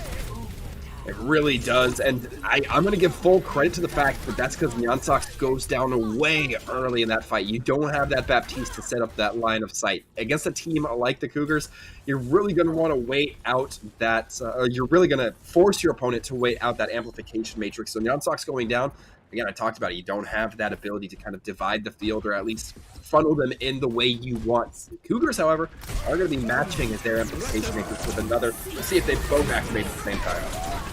We're going to get a Amp Matrix going up against the Deadeye. The Deadeye not finding any kills. Neither has the Amp Matrix just yet. Enforcer now with that Supercharger, the Bongos, drumming in so much damage into the Kansas Esports right now. Ua taken out of the fight. Here comes the sound barrier from a Wasp just coming online. Not quick enough to save all their members, but quick enough to save 5. Blizzard now committed by Reverb. Not going to be eaten by Swirlhawk, so that's going to cause a tremendous amount of problems for Kansas Esports. But look, they're coming away with the kills. They're coming away with the fight win here. We've got overtime committed. The point has flipped back over in favor of Kansas now. Swirlhawk finds one with the self-destruct. That's another kill from Dennison. This fight rapidly devolving into Kansas Esports' favor, and that will be that. The first map goes to Kansas. Man, oh, what a chaotic fight coming through there. It didn't feel, at least to me, like just one fight. It felt, fight after next, after next, after next. There were just so many things that these teams had to keep in mind, and that last fight, a great example of it. I don't know what to talk about. There was the D.Va that didn't manage to eat the Blizzard. There were the multiple Mei walls that came in and blocked crucial abilities. Just so much going on between these two teams that I'm not sure I can blame either of them for losing a little bit of track. Oh, right. No, they both did a great job. And, speaking about that very chaotic last fight, right? We talked at the beginning of the broadcast about how these two teams like to take their engagements. And Kansas, I think they're absolutely forcing the issue. They're making these fights scrappy. They're making these fights brawly, which is what the Cougars don't want at all. And I think that, this first map, I might just chalk this one up to a compositional difference, right? I think if the Cougars, maybe could have come out with their own brawl to meet them, they could have had a better standing, or even potentially throw in the dive. You could absolutely play that. And I'm going to be looking forward to seeing if that's what they transition to as we move forward and as they have map pick. You're absolutely right. And I said it last map, or last matchup, in a little bit of a different context, but here the map type also once again plays a factor. Control, it can be a little bit more chaotic, it can be a little bit more hectic, but once you start moving on to those objective based maps, I start to wonder, will Kansas be able to run those fights in the exact same way if they're not focusing the point? I think if Southern Illinois is really able to get that discipline within them, then maybe they don't let themselves get taken off point. Maybe they stay on just a little bit longer. Kansas drops the ball, and who knows, maybe a point can change the thing. I think that's an excellent point. And to compound on that as well, control type maps, right? They're going to be the more deathmatch style ones. They're going to be the ones that are scrappier, right? So as we move into now hybrid, and then in our next map, escort, things are looking a little bit brighter, I think, for the Cougars, right? They're going to be able to set up the fights like they want to, and they're going to be able to take these clean engagements that they want to see. It's just up to where exactly we're going to go. I think that's going to help determine how that plays out. And we do, in fact, have the map pick just came in. Kansas decided to ban Blizzard World, which, again, one of SIUE's favorite maps. And SIU is going to counter back and send us to Numbani. We're going back. Well, I always love the run back on Numbani, and I'm a little bit more optimistic that this time I'm not going to see the Torbjorn and have some bad mental vibes going on there because of that. But no, overall, I think Numbani, a great pick, certainly a fun one to watch and cast. Again, the high ground can be so crucial there, and I think that especially as these teams kind of have adapted their strategy throughout the season, we're going to be seeing some unique play come through for both of them. Yeah, I think we will. And I think this is a beautiful map choice as well coming out from the Cougars. This plays to their strengths better than just about anywhere else I could think of, right? Mm-hmm. They have the opportunity to run the double shield on defense, right? And if that's not working, they can fall back to dive. Dive works great on defense and offense here. So I'm anticipating, at least from the Cougars, we're going to see a dive attack, and we're going to see a double shield defense, at least to start things out. Kansas, on the other hand, I think it's going to be dive all day from them. I think that's what we're going to see. So this is going to be a new look, potentially, from both of these teams. And really, anything could happen, given that. Yeah, you certainly have to think so. I mean, Numbani, it's not super strict in what you must play. Again, you see a couple of different styles, a couple of different flavors come out depending on the team, but I do tend to agree. I think the dive is going to be a large portion of what we're looking at here, and at least as the rosters get lined up, for the tank line Kansas Esports, that's going to prove to be the case. We do see the Torbjorn, so perhaps I spoke a little bit too early, though, Jungle.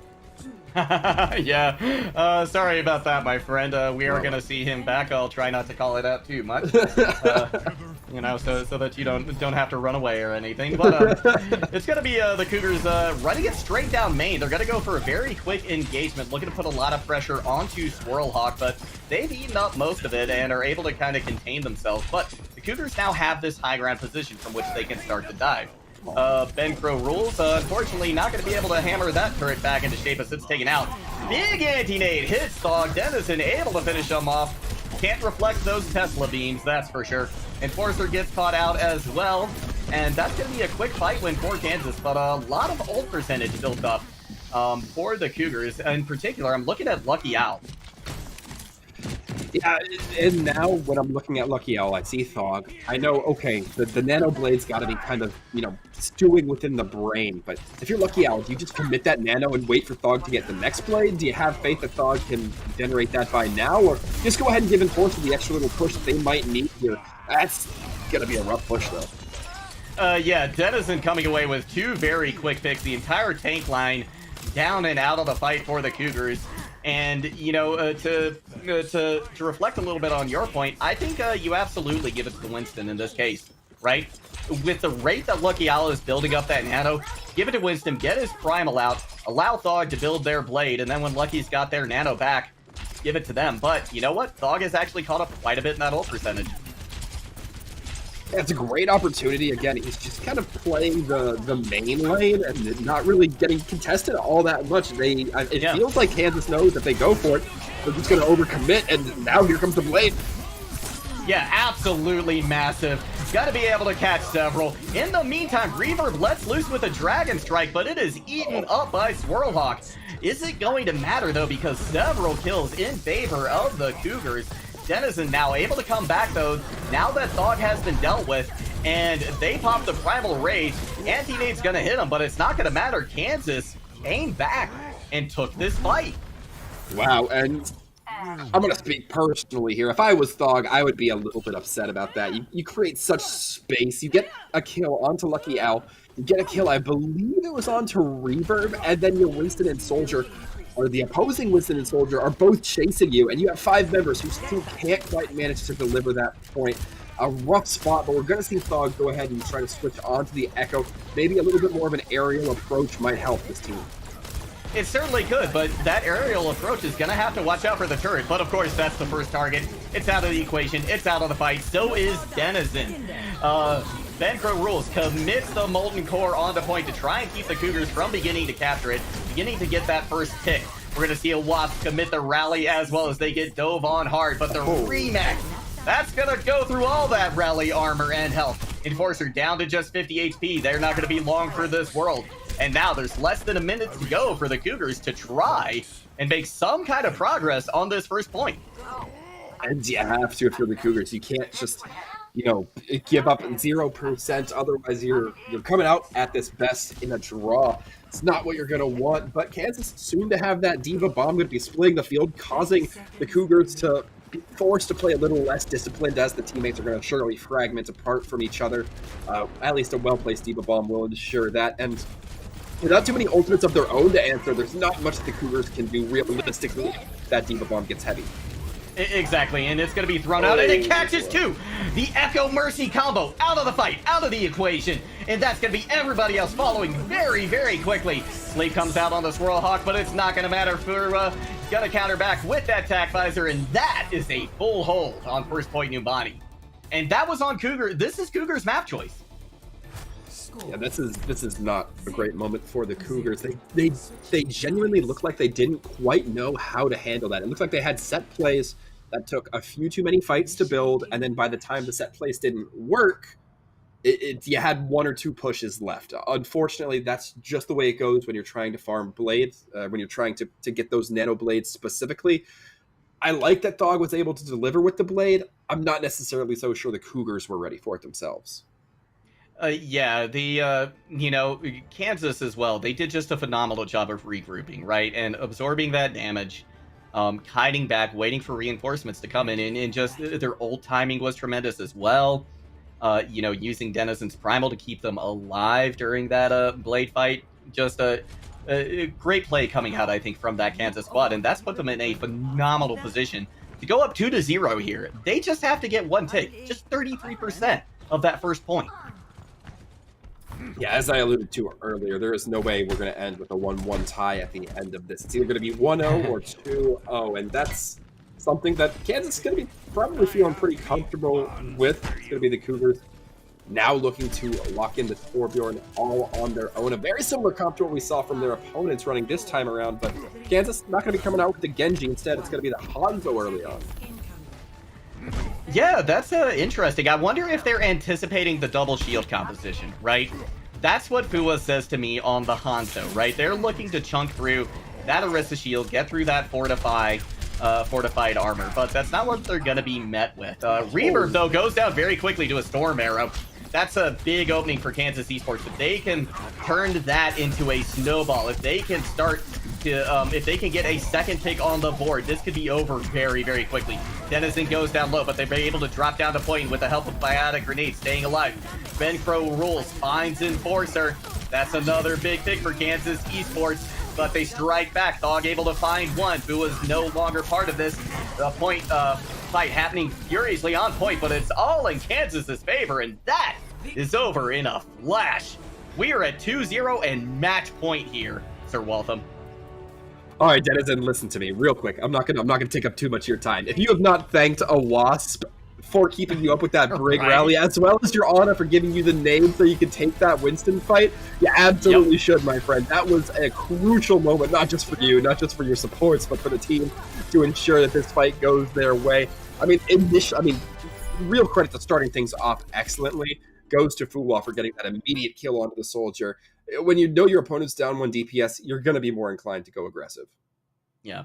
And, we talked about 4 members to watch out for, right, at the top of this from the Kansas squad, and absolutely Fuwa showed up. But I want to call out a Wasp because Kansas, I think you would need to add a 5th member to that list of players, because a Wasp came in a huge way in that last fight. I mean, not only did they get that rally that you talked about that helped Winston stay alive, but did you see that at the end there? 3 kills, 3 final blows in the kill feed for a Wasp on the Brigitte. So huge standout play to them. And you know what? That 6th member of Kansas, come on, where are you? No, I'm just kidding. You're doing great as well. You're doing great as well. You're doing fantastic. The whole Kansas squad popping off right now, and it's evident in the scoreline too. 2-0 right now, Sir Waltham. And we're going to be sending it to break. But any thoughts from you before we do that? Any predictions, predilections, any foreshadowing you would like to give?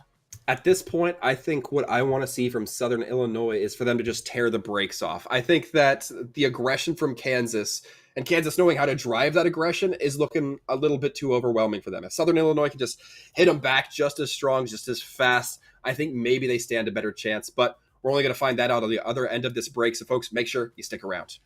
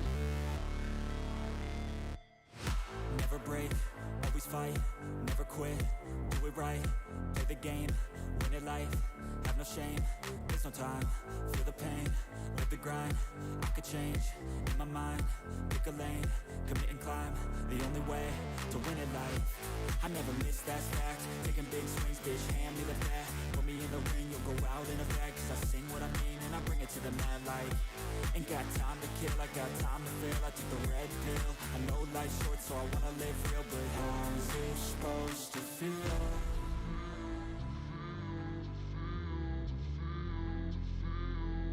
How's it supposed to feel?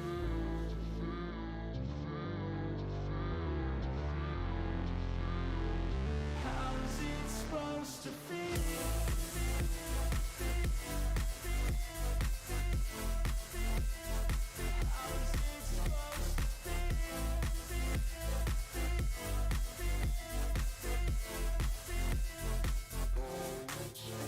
They wanna say my name, but they holding back. They wanna say they hate, but they know it's cap. I ain't play no games, I just do that's fact. And I don't feel no shame, it's a mood you lack. I go crazy, nah bitch I ain't lazy. Track after track, I work on this shit daily. Pass me the jack, right as fuel, got me hazy. About to unpack all these things I've been chasing. I've got visions in my head, like memories after death. To be a legend instead of something you can forget. I'm living up every breath, I'd rather lead than be led. I'll fill the seats as I spread with every word that I've said.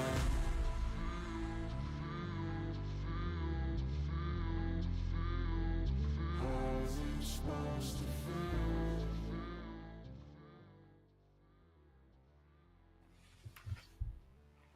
feel? 2-0 the score line once again, Sir Waltham. We are back on match point in very quick fashion.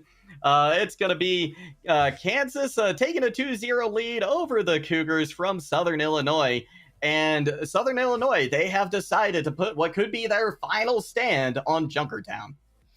And that is a little interesting to me. Junkertown, not a map that sees a lot of play in general. It's I don't think it's too many people's favorite escort map. I think there's perhaps a lot better maps, but at least initially, when you look at First Point Junkertown, what that tells me, if you're picking it, you might have a little bit of, quite a bit of strong confidence in your hit scan players. And I believe it was Kansas who said that they switched to kind of that double hit scan type or switching from it. So, you know, if that is true, then there's a lot of good possibilities to come out, especially again on that first point where there's those long sight lines, Widow, Ash, Hanzo, all kind of reign supreme when it comes to that situation.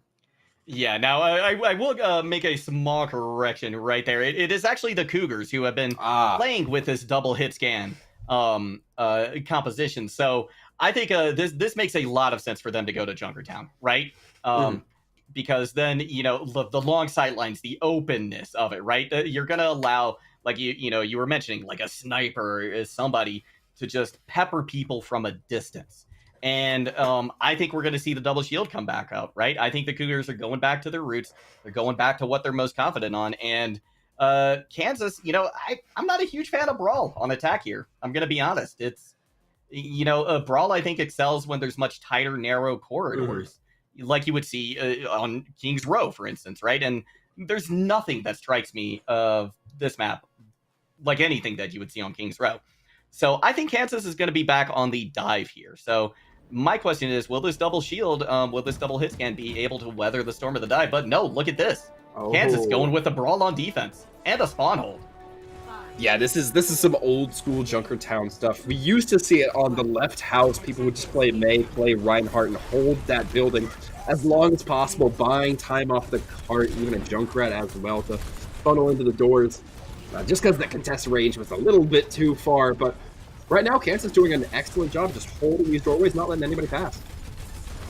Yeah, they're, you know, this bunker composition, they bunkered up in spawn at this point and just trying to get out. But check it out, we've got a couple of the players taking an off angle, Thog and Reverb, looking to see if they can get in some damage. Denizen falls to some storm arrows, that's a big pick. Swirlhawk is also out of their mech as well, so the rest of this composition gonna start falling apart. But you know what? I said it during Rialto in our last match.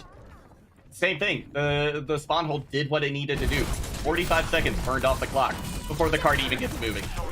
a little bit more when you consider that Swirlhawk going to be able to hold out for a little bit longer. But either way, this is Kansas's composition inclines that they were never really that intent on kind of holding those long-range sight lines with the Widow, because you don't, obviously if you're going to hold that close, you wouldn't necessarily lean into the Widow.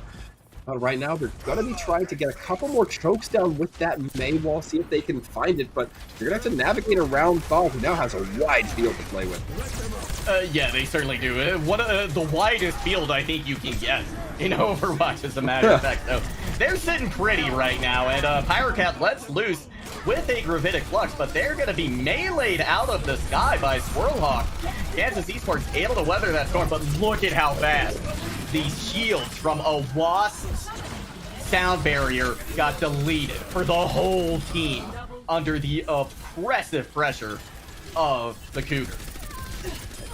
Yeah, you're absolutely right. Those shields did not stand a chance. But on the other hand, the Cougars did have to invest quite a bit. They invested in Gravitic Flux, Turbocharger, the Sights, and the Dragons, as well as, I believe, a Matrix, just to try to get things off the ground here. And they're going to have that Transcendence. It's a good defensive ability. We're going to be seeing the Dragons and the Blizzard. It might come out hugely crucial here. It will, but look at how fast the picks come in for the Cougars. This is new life that has been breathed into this squad. They are on Junkertown, and they are feeling it right now. Swirlhawk is going to strike back, though, with 2 kills by self-destruct. Fua good for another as well. And now the Cougars looking a little rough here. They will get the picks they need, but that was close. I think that was closer than they perhaps wanted it. Yeah, Swirlhawk had some real opportunity to change the tempo of that fight. With those 2 kills coming in from the self-destruct as well, you're going to get a free remech. Assuming you don't get picked as Baby D.Va, and then, you know, have that entire health pool to just kind of mill around on cart while the rest of your team gets there, which it's not as long a walk back as it is when the cart's first leaving the spawn, but either way, Kansas now going to be looking for a quick engage, the speed boost even as well. Yeah, they are just stomping through the Cougars' front line right now. Pyrocat able to take some of that damage, actually, and turn it into shields, of course, but they're not going to last too terribly long. Getting a strike back coming from the Cougars, though, off the back of some great plays from Nibley. They are gone and out of the fight, though, at the moment, so nothing left for the Cougars to do but to back off and try again. But a nice D-deck onto Swirlhawk means that now this fight might take just a little bit longer. Kansas, however, always seems to find those early picks. Bencro not going to be able to regroup with their team contest card as early as they wanted, but they will be buying some time for those Dragons.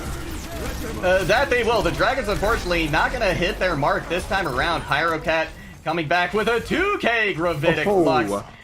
4 kills in total, 4 final blows for them. That's a nice little feather in your cap right there as this card starts to round and get to the end of second phase here on Junkertown. And I don't know if it's intentional this time around, or the Cougars just adapted, but they didn't use as many ultimates as we saw them require to take that first point in Junkertown. Now this card getting quite a ways. It's going to be that Arithma mostly driving. Earthshatter goes out, but it doesn't connect onto much. A great start for Cougars. Yeah, the Fortify was there just in time to keep Enforcer up. They're going to be able to strike back now, but Bencro Rules has the Blizzard and everybody is frozen. And it's just a shooting gallery again for Kansas Esports. They're going to be able to take control of the cart once again. Real good awareness from Kansas to hold on to that Blizzard until Lucky Owl finishes with the Transcendence. Meaning that Zenyatta's not going to be able to keep everybody alive while they're frozen sitting ducks. I mean, even if the Transcendence was there, just be the Zenyatta, you could probably get a pin coming in. You could probably get some big damage.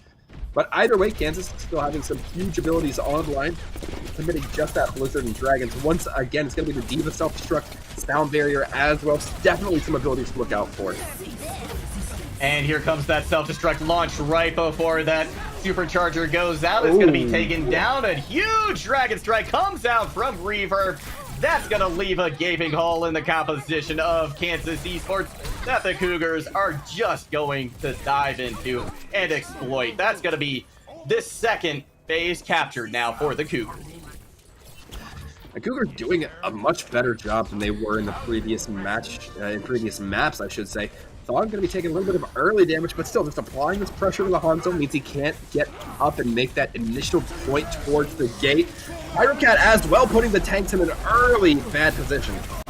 Wow, when did Cat get back there? I didn't see him play that far through. That caught me by surprise, and I'm sure it caught Kansas as well.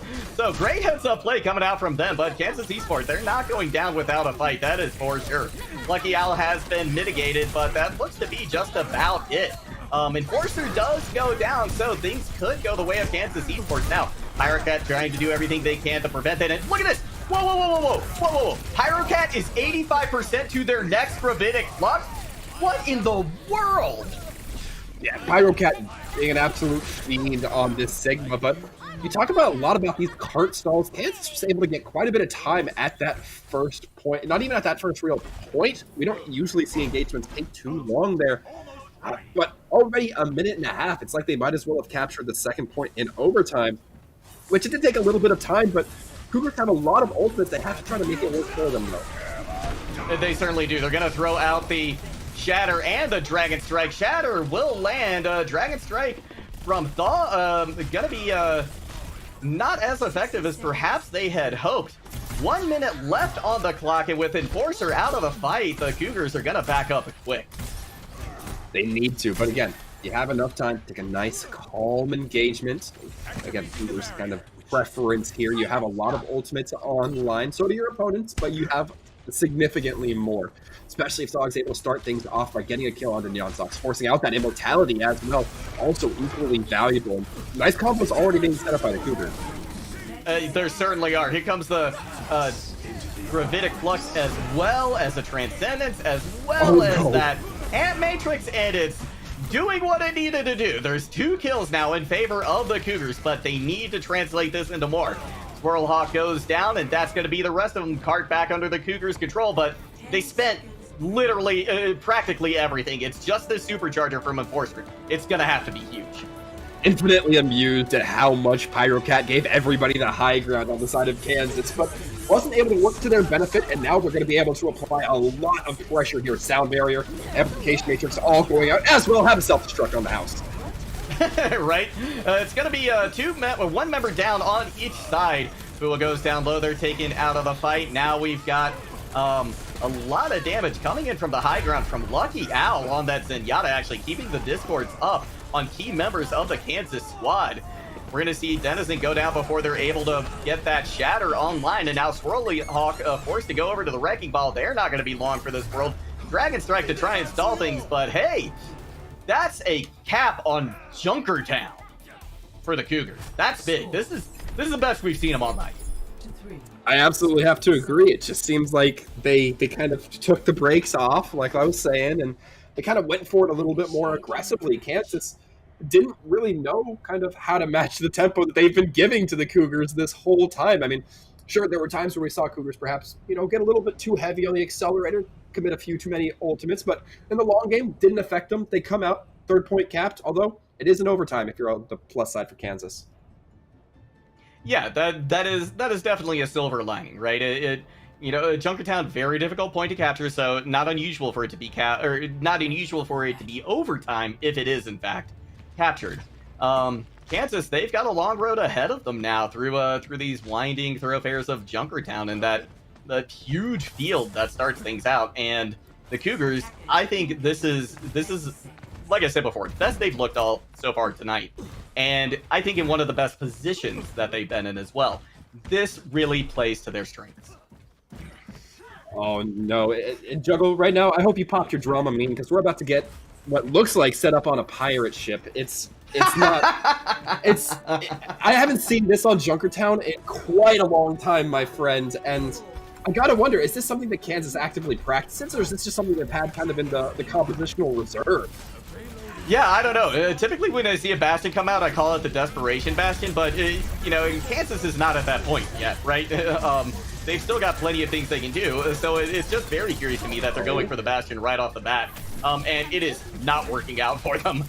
They go down immediately, along with Denizen.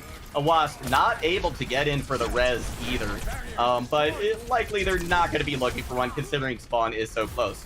I thought Fuwa would swap off the Bastion. Typically, if it doesn't work once, you swap and you go with something else because it's just hard to get set back up on that card. But no, Fuwa's going to force the issue.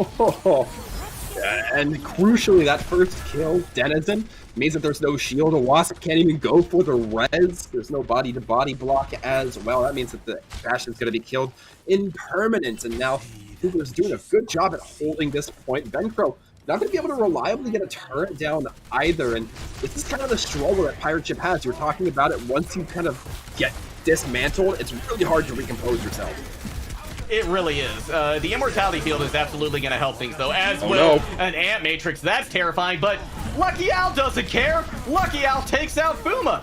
That, the Omnic Monk taking out the Omnic Turret this time around. The Cougars are on a tear right now. The Cougars are definitely showing why Junkertown was their map, and it's finally clicking that maybe Kansas should swap their compositions about halfway through the time of first point, and we're going to be seeing a lot of swaps. We're going to be seeing the Hanzo, we're going to be seeing the Lucio, we're going to be seeing the Reinhardt, so about half, more than half, pretty much everybody but the Torbjorn might just be looking for that Molten Core. Yeah, although, you know, just a Molten Core, it feels like a much more defensive play. Here comes an aggressive one from Pyrocat. Oh, no! Huge! Three kills almost immediately. Fua does find Thog, but that's not going to be enough. This looks like a whole new team, Mr. Waltham. Yeah, that's a great way to put it. We still see so much in their bank, and I have to wonder, is this maybe a bit of carelessness coming in from Kansas? Are they feeling a little bit too good about themselves? Because after your defending phase, I don't think you can.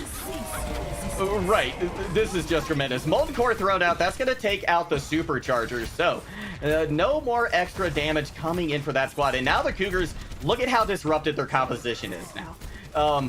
The Kansas Esports, they need to collapse on them now, but honestly, they've given them too much time. Now the Cougars are back in formation, and they're striking back. Denizen is already down.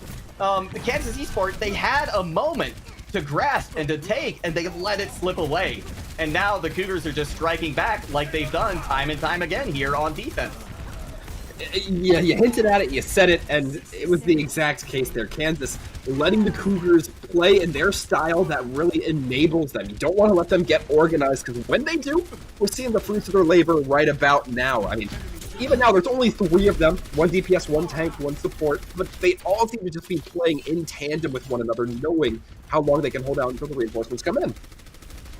Yeah, and Kansas, they were scared of those 3. They ran away, right?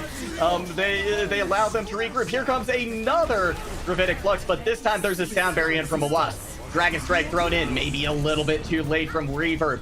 Well, able to get the pick on the Pyrocat. Now Enforcer using that Supercharger and the Tac Visor coming out from Thog as well. They're getting picks from crazy angles, but they're working. 14 seconds left. I think we might actually be seeing a map 4 here today, Sir Waltham. Oh my goodness, even if they manage to somehow get a couple of kills, there's no way you don't get it without it being in overtime. That's going to be the timer ticking down. Cougars, not quite out of this just yet, Juggle. No, they are not. Not by a long shot. I mean, that was the most one-sided map we've seen so far tonight, I think. Mm-hmm. You know, yes, there was that full hold by Kansas Esports on Numbani, but I think this was even stronger, right? Because you don't have that, you know, that static point to fight over, right? It's this moving target, and just beautiful play coming in from the Cougars. They are right back in this, and now they have momentum. Yeah, and that is something that I think they've been needing quite a bit here, and for me, you know, as any spectator kind of, you know, not within the team, not understanding their comms, I have to wonder, you know, it definitely seems like there was a mental click, and I wonder what that moment was for the side of the Cougars, because I can't comment enough about how much better they looked than we saw them on the previous 2 maps. I mean, the first map, okay, you could say that there were some good shining spots there, but this just looked like a team that had their moments. Yeah, this was a team that didn't let the opposing team have any moments at all whatsoever. Yeah, no, they didn't. Yeah, I believe every fight on defense was won by the Cougars. And again, I mean, we can say that about Numbani as well for Kansas, but to me, this was still just a more dominant showing. The fights were so much more decisively in the Cougars' favors than I think the fights were on Numbani for Kansas. And we're moving on to our next map now. Where this is the first time. I guess the second time Kansas is going to get their map pick. So what are they going to go back to? I believe was Kings Row banned. I mean, it doesn't matter because we've already seen Escort. We're heading to Assault, I believe now. It will have to be Assault. Yeah. So, okay, if I'm Kansas, I'm going to Hanamura. That's my take. If I'm Kansas, I'm going to Hanamura. Assault doesn't exist. That's right. I forgot. NECC completely nixed that map type for this tournament. So, kudos to them. Let's get a big thank you to them for doing that. So, it's gonna go back to hybrid actually. So we could in fact see Kings Row, but was it banned earlier? Just checking. No, it was Blizzard World that was banned. It is going to be Kings Row. It is going to be Kings Row that we are headed to. So, yeah, this is going to make things tough for the Cougars, although they did say that this was also one of their favorite maps to play. So, I'm curious to see what they're going to show us on Kings Row. Let's be a little bit fair here, Juggle. 90% of Overwatch players are going to tell you that Kings Row is one of their favorite maps if you ask them. I don't think you necessarily have to do too much analysis on that one, respectfully. But no, there's now this question of, not necessarily the map side of things, but the tempo ball is in the court of Southern Illinois now. What do they necessarily decide that they want to roll with? Because Kings Row, it's a map where you can play it very disciplined. If you go the standard compositions, you can definitely just run in there, Reinhardt, Zarya, start working on your rotations, start working on allowing your DPS to get those angles. But looking at Kansas, that might not be the same look we see from them. We know that they're a team that just likes to punch you in the face. And is there a composition that maybe fits into that a little bit favorably? Yeah, something that brawls, perhaps. You never know. I think if I'm gonna put on my Nostradamus hat here for a moment. Okay, I think we're gonna see a double shield going up against a brawl composition. We're gonna have the Cougars on defense first. I think they've shown that they love this comp so much, and with the success that they just had with it on Junkertown, despite the fact that this map is not quite as suited for it, I think they still go for it. Because think about First Point, right? Put that bunker on top of that high ground behind the Mondada statue. It's so hard for the brawl composition to get up there. There's so much time for that poke composition to kite and continue to try and find angles and picks. I would agree with you, and I didn't expect you to know this when you started the sentence, Juggle, but I just got some top-tier info that apparently we might be having a sub in for the side of Southern Illinois, and it's not just any sub. It looks like it's going to be coming in for Enforcer, who I believe was playing the Orisa role, if I'm not mistaken. Yeah, that's the main tank. Yeah, so that means that we might be seeing an entirely different stylistic change here, because, when you change up the main tanks, obviously, it's highly likely that the tempo or the playstyle is going to change up as well. No, you're very, very right. I think I might have to I might have to take off my Nostradamus hat, possibly put it into storage as well, because I think you may be perfectly. This could be them going to brawl, right? This could be them bringing in a Reinhardt specialist and them going to brawl right here, trying to take it toe to toe with this Kansas squad, and that's you know what? I like it. I like the confidence. It's a gamble, right? But I like it. Let's see. I'm curious to see how this is going to play out, and if in fact we are going to see Reinhardt come out now with Kurzak in for Enforcer. I think I'm quite positive. I think if you're going to swap out a main tank on that, I mean, we see it now. But if you're going to swap out a main tank, you probably don't go a Winston player or a ball player on Kings Row. I think Reinhardt, that's right in the pocket. That's right where you want to go. So the Cougars, we did have the sides swap, I believe. So now they're going to be on the left, starting off on defense. Kansas looking to head out these doors on an aggressive attack. No surprise. No, they've got Ben Crow rules back on that May, which can be oh so devastating. The Cougars opting not for that, and instead for Thog on the Cassidy, Reverb on the Hanzo. The difference here is there's going to be so much damage going into the Kansas shields, but a lot of that mitigated by that Mei wall as well. Cougars forced to back up quite a bit, giving one tick away already to the Kansas squad. They're just about to get the second online, and Kansas showing no signs of slowing down. Freeze comes in onto Kurzak. They are out of the fight, and Kansas on a tear through first. And I really like the composition we're seeing come out from Kansas, because, you know, you might think, well, there's more damage on the side of the Cougars, but none of that damage matters if Ben Crow's just going to cut your team in half and force half to fight in a really uncomfortable spot, while meanwhile Kansas is still contesting point eternally. And if you don't get any kills, you don't stop the contest, you don't take any space. So far, it seems like Cougars kind of backpedaling a little bit in the aggression we saw from them early on. That may definitely an amplifier of that. Certainly, that was a key part of the equation, and the Cougars recognize that, and they're gonna swap Thog over to that Mei as well. Dragon Strike put very well through those streaks, forcing the Cougars to back up quite a bit, and with that space they gained, Yamsox drops that Amp Matrix as well. So that just means that, look, the card just gets to catch up to the front line. Kansas Esports just did a beautiful job of rotating their ultimates and their aggression to just buy themselves free space. But Whirlhawk is down now. That means Dennison is on the ropes. They're trying to strike back, and they do with a shatter. Kills still coming in, or kills now coming in favor of Kansas. Nibley, they are gone and out of the fight. Lucky Owl does have this Amp Matrix online. They may use it right here to try and stall things out. But the Blizzard from Ben Crow, it might have other ideas. Kansas Esports gonna come out on top on this fight again. And again, it's another story of these Blizzards just being so effective from Kansas. For a team that describes themselves as aggressive, they certainly do like to slow down their opponents, make sure they can get a nice tail on them.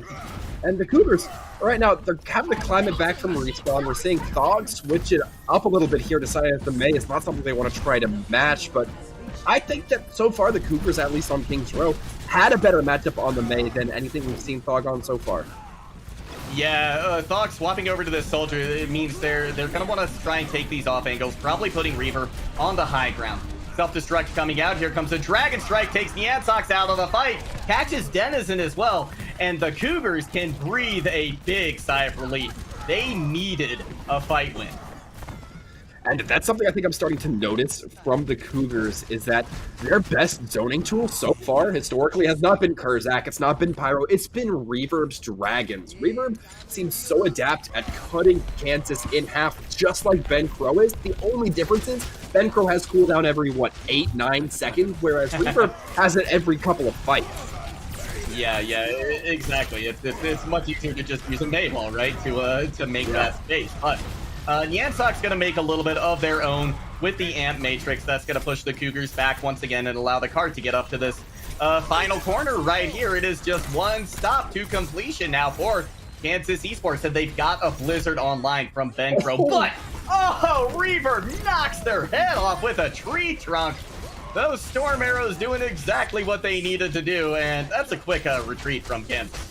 I think Reaver was just trying to get that last little percentage towards their Dragons. It's just an ends to a mean for them. They got to get those tools up. They got to keep them sharp. Staying in the fight longer than Ben Crow is definitely going to help that. It certainly will. They've still got a couple of ultimates to their name. They've got a couple coming online as well. So the Cougars, they're going to want to take this fight a little bit slower, but Kansas, they don't like to do that at all. They're going to push the issue. They're going to start with a big Dragon Strike right down the middle. That's going to isolate a couple of people. Blizzard thrown in, but Pyrocat is hungry today. There will be no change in the weather forecast here on Kings Row. Self-destruct, though, lands in a big way. That is your main tank and your main source of heals gone. Everybody's gone. It's just Thog with a hope, a dream, a healing station, and their legs to try and get them to point, but that won't even happen. And it looks like the aspect of Junker Talon being the turnaround point may have just been a little bit of a daydream for the Cougars, as Kansas completing Kings Row with a little more than a minute off the clock from when they started. So it's not looking too bad for Kansas. If you're the Cougars, you now have to set an incredible pace to try to match that, or at least not finish in overtime. Yeah, this is a really tough ask for them, but you know, we saw how they were able to complete the map on Junkertown. Yes, it was in overtime.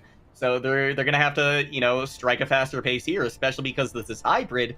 You know, they at minimum, right, have to finish with a minute on the clock. If they don't do that, they're in a lot of trouble. So, you know, much less overtime. If they finish in overtime, then we're back to where we were on New Bonnie, right? To where it's either a win for Kansas or it's a draw. So Cougars desperately need to finish with a healthy time bank here. And we're going to be taking a few notes from their opponents in Kansas. Once again, Reverb trying to come out on the May. Thog going to be sticking it on the Soldier, and I'm not necessarily sure this is the route. If you're talking about damage, you have May for the utility. If you're looking at the damage from the DPS, I don't think a Soldier outdoes a Hanzo. Reverb instead going to be matching or flicking between the two. Unsure which one they necessarily want to stick with. But rolling out is going to be Thog staying firm on that Soldier, and from a personal opinion, I don't really like it.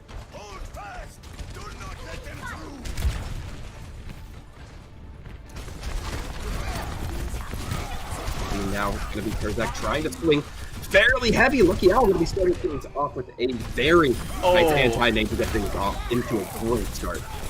Yeah, that is a huge boon there for Kansas. The fight has swung back in their favor now, but Nibley, they're going to try and force the issue, pushing their team much further forward. In fact, they're going to be able to get the pick on the Ben Crow rules, and the spawn's in their favor. They're going to take this point, and dare I say, potentially just as fast as Kansas did. Oh, Kansas is going to get a recontest, though.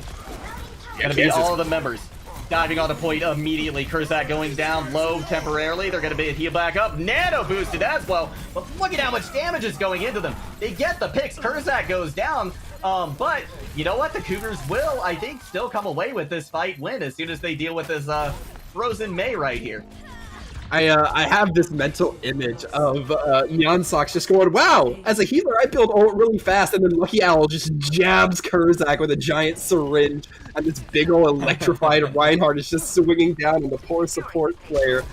And the Cougars are going to now be in a very great spot where they don't have to hold Archway. Pretty much the last fight they're going to have to take is going to be at this final moment in point 2, and that's great for King's Road. The less fights as the attacker, the better.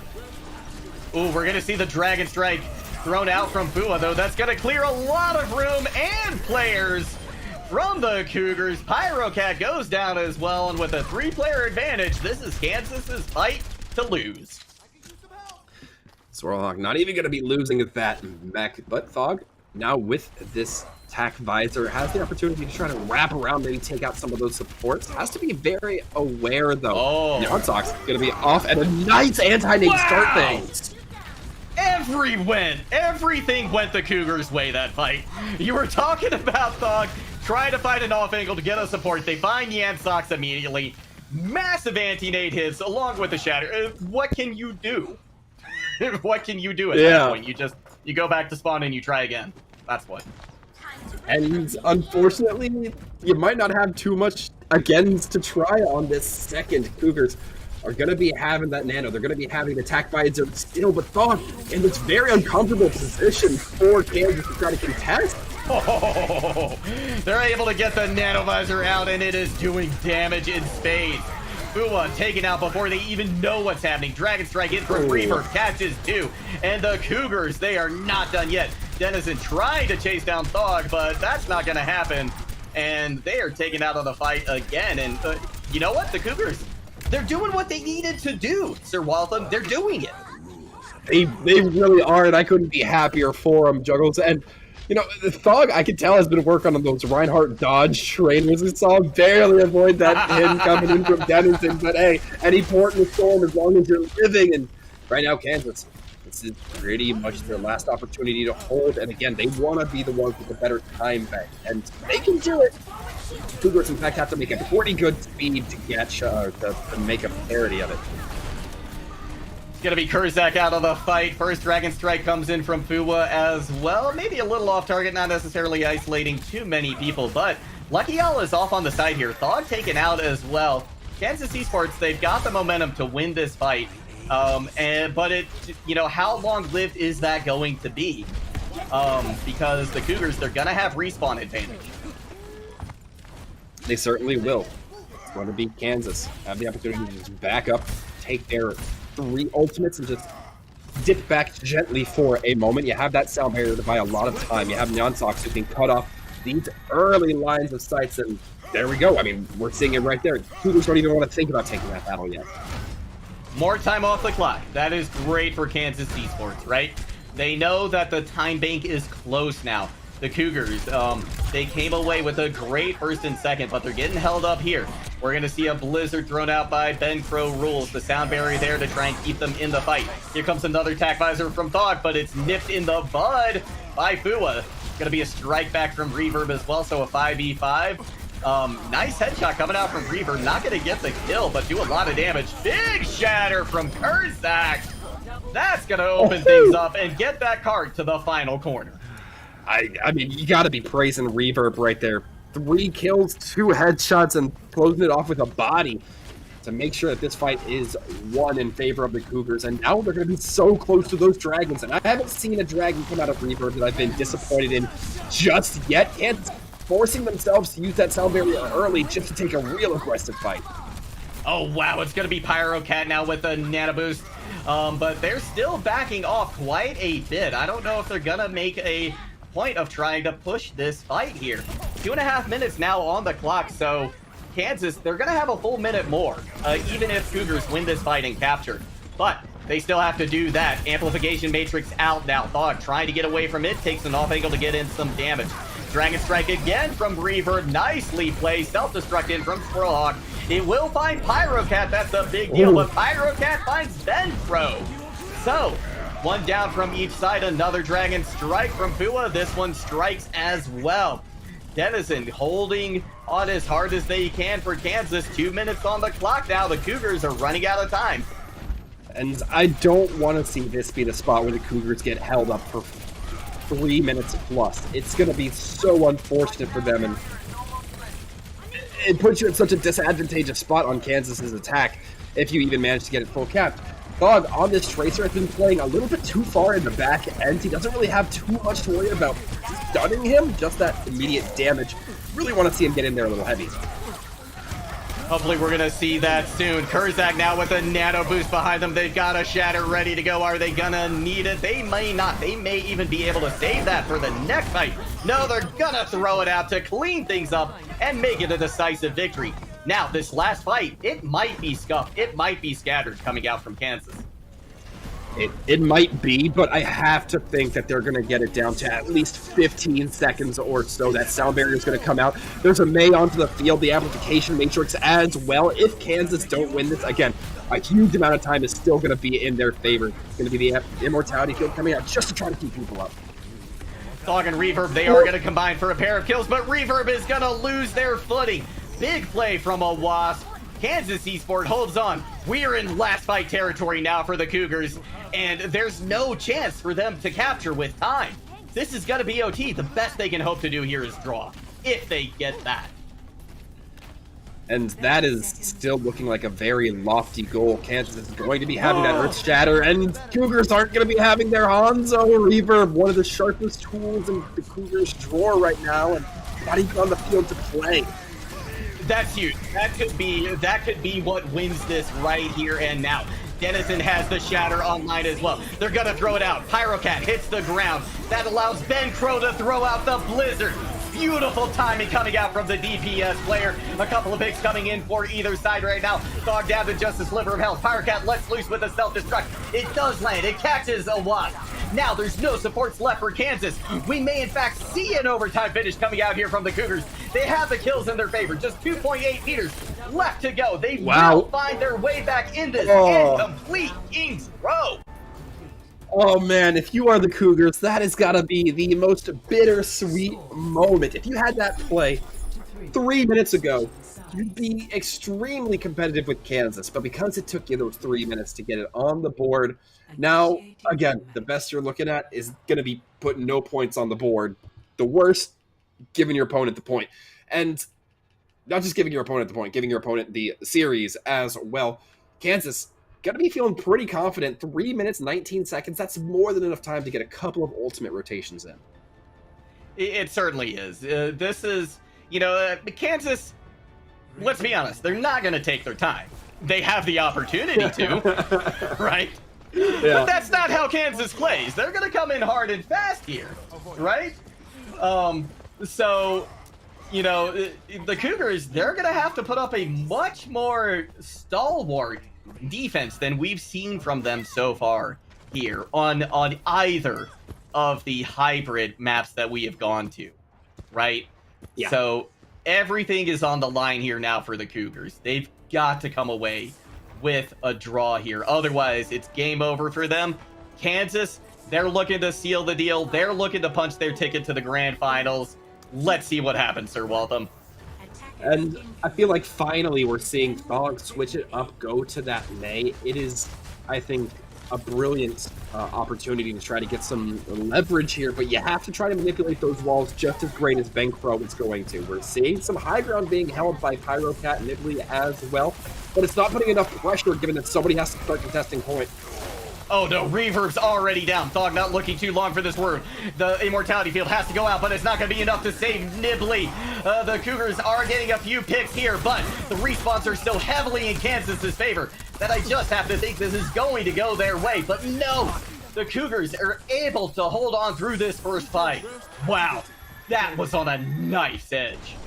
That really was, and it's still not over for the Cougars. They have to try to haul butt back to the point as fast as possible because Kansas technically had numbers for the moment until Kurzak started coming in with the shoulder charge, getting to point as fast as possible. Kansas really could have set a tempo here, and I'm honestly a little surprised they didn't, given what we've been talking about with this team. I am as well, but they're going to take it slow. They're going to take it thoughtfully. It's going to be a couple picks out for each side, but this time, once again, going the way of the Cougars. The Amp Matrix from the Ansox completely mitigated by the Cougars just pushing through and saying, no, no, no, no, no. Oh! Wow. Reverb getting these dragons online off the back end of that kill onto a Wasp is great. Let's be fair. That can buy you quite a bit of time. If you're able to bisect the team effectively enough, it can buy you more than just a fight. It can buy you a fight and a lot of cleanup as well. The question is, can Kansas manage to find any leverage, get the kill onto Reverb, maybe onto Nibley, anybody, before Cougars are able to fully utilize it? Right, and right now the Cougars have just shown tremendous resolve, tremendous mental fortitude, right? Kansas is going to be rotating through that high ground now. They're going to look to try and surprise them with this rotation through the back. Flipping the script, turning the tables, making them the attacking team and them the defensive team. Nice Dragon Strike to open things up. That's going to clear a lot of room. Somebody's going to have to touch immediately. Oh, no. It's going to be Thog throwing themselves into an icebox. Big Gravitic Flux. Huge Gravitic Flux. Take that back. Absolutely massive. Another fight win in the books for the Cougars. Now there's less than a minute to go, but look at the ults that Kansas has built. Kansas definitely sitting on pretty close to a war chest. They did invest those dragons, but you have Barrier, you have Blizzard, you have the Amplification Matrix to set you up, and you have the Reinhardt Shatter to try to close any kills that are even slightly out of position. What do Cougars have? Perhaps one of the greatest defensive ultimates in the world, that Transcendence, but it's not going to prevent you against the burst damage. It's not going to prevent you against something like Swirlhawk's Diva Bomb if it comes out because this fight takes a little too long. All about Kansas getting into position early, though. They're going to try and close that gap as fast as they can. 19 seconds on the clock. This is their last chance to do it.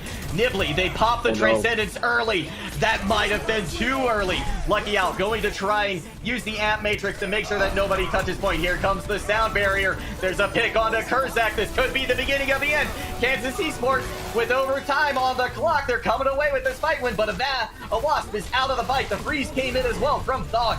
Reverb striking back, but Fua with the Dragon Strike clears the board. Kansas Esports win. They will go on to the grand finals. Oh man, what a story that would have been for the Cougars. And I mean, to be fair, it still kind of was a really great story. Kurzak, I see why they brought in the Reinhardt players specifically. No disrespect, but I don't think Enforcer would have done as crack up a job as Kurzak did. Been really good on it. Unfortunately, wasn't quite able to bring it ahead for the Cougars, but still, fantastic performance. Once again, I don't think too many people should be disappointed on either side of the field. I don't think they should be as well. 3-1 the scoreline again, an echo of what we saw on week 1, Sir Waltham. So at least in the Champions Division, we come full circle. We end as we began with with the Kansas Esports coming out on top. They're going to be moving on to the grand finals, and that's going to be a great series to watch. But we're not quite over here yet, Sir Wallop. I believe we're going to see if we can get an interview in here quickly. Anything you want to say to the audience before we send it to a break? Oh man, much love to both of these teams. It felt like they laid everything out onto the field, and I'm really excited to get into the head of one of them right after this, folks, so make sure you stick around.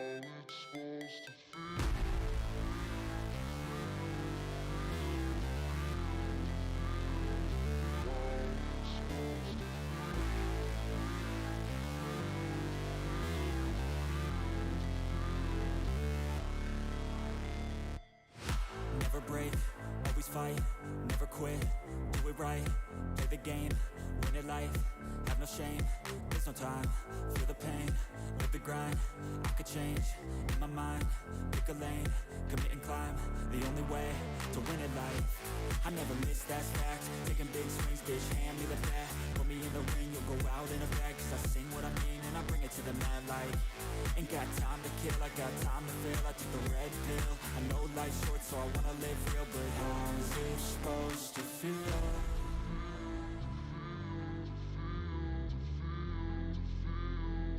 How's it supposed to feel?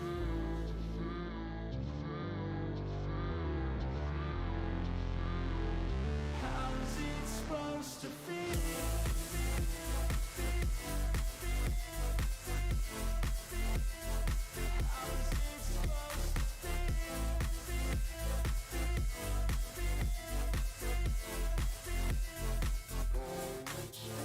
They wanna say my name, but they holding back. They wanna say they hate, but they know it's cap. I ain't play no games, I just do that's fact. And I don't feel no shame, it's a mood you lack. I go crazy, nah bitch I ain't lazy. Track after track, I work on the shit daily. Pass me the jack, right as fuel, got me hazy. About to unpack all these things I've been chasing.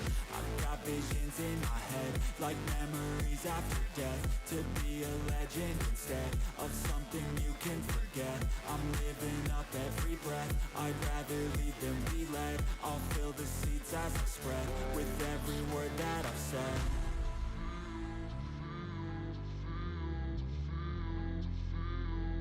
How's it supposed to feel?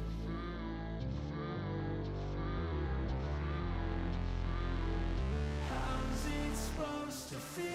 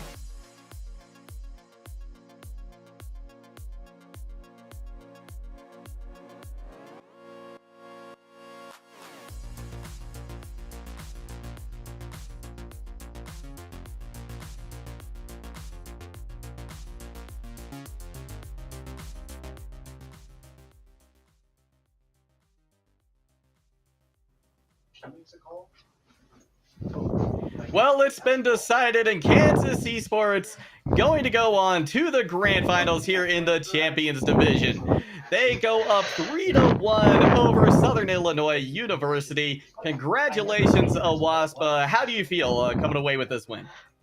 We're feeling pretty good. I'm pretty excited. I don't know exactly who we're gonna verse yet, but if it's Ottawa, we're coming for them. We're coming for them this time. Right? No, they were the finish, team like, that 10-1. We're gonna yeah, finish they were the season team. 10-1. That's insane. They were the team that delivered, I believe, your one loss this season, correct? Yeah. Yeah, so yeah, good luck going up against them. But let me ask you a quick question about this game before we start looking to the future. You took on this this Southern Illinois team week 1, right, of this tournament, and here you are back in week never mind the postseason, and you're facing them again. Same score line at the end, but what I want to know is, were you all worried after that Junkertown, because the Cougars looked tremendously strong there? Did you feel like you had to change anything as you moved on to Kings Row? I think it was just unlucky, just bad decision making. It was just the only change that happened there was just, all right, guys, reset mental. We are still good players. That is one map. And as you can see on Kings Row, it got a bit hectic. I will say that the second to last fight was my fault. I forgot to amp speed, but we won't tell anyone. We won't tell anyone. You're okay, safe with us. Good. No one's okay. Good. No one knows. Okay. Yeah. It just quick mental reset. All right, back in it, and then we just played our game and just went through the normal decision making. Just, I think a lot of teams freak out usually. Is like, oh my god, we're gonna get reverse sweep, and they're more like scared of like a reverse sweep than like, just come on, we can still do it. We are able to do it. Let's just do it. And I guess kind of along that mindset of let's just do it. When Juggle was talking to your team a little bit about some information, for us to kind of peruse over before the broadcast, Kansas mentioned that they're a little bit more of that aggressive team. They just like to press the gas pedal and go. How did that kind of falter on Junkertown? Because I feel like we didn't see that. The pirate ship's not necessarily one of those super aggressive ones. Yeah. So it's a bit hard, I will say, admittedly, to put a Rhine and like a Lucio onto the high ground of Junkertown. That was a bit creative. Maybe we got a bit too creative there, but that aggression, I think that's what I was saying. It was like, it was just, we're in the lead now. We can, we can get a bit creative here, but we got too creative, one might say.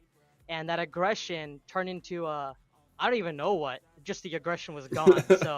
So we were like, what are we doing? And then we just, played our game on Kings Row, and the aggression's back, full force, and that's what you saw. Now, I want to ask about the future, about, what kind of research you're going to be doing on your opponents, but we don't know who that is yet, or at least you and I don't. So I do want to ask, in the regular season, what does Kansas's kind of practice routine look like? Is it very VOD review based? Is it focused on you guys? What's the deal?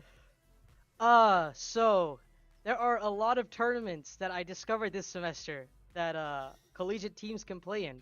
So it turns out when you keep playing matches and they're always high stakes, and you're going against like 4.3K teams, and then you end up beating them, we're like, what is going on? And it's like a confidence, not that like, oh, we're so good. It's like a confidence in our teammates, and it's like, yeah, we can take maps and matches off of high teams, our teams, lower teams. It's like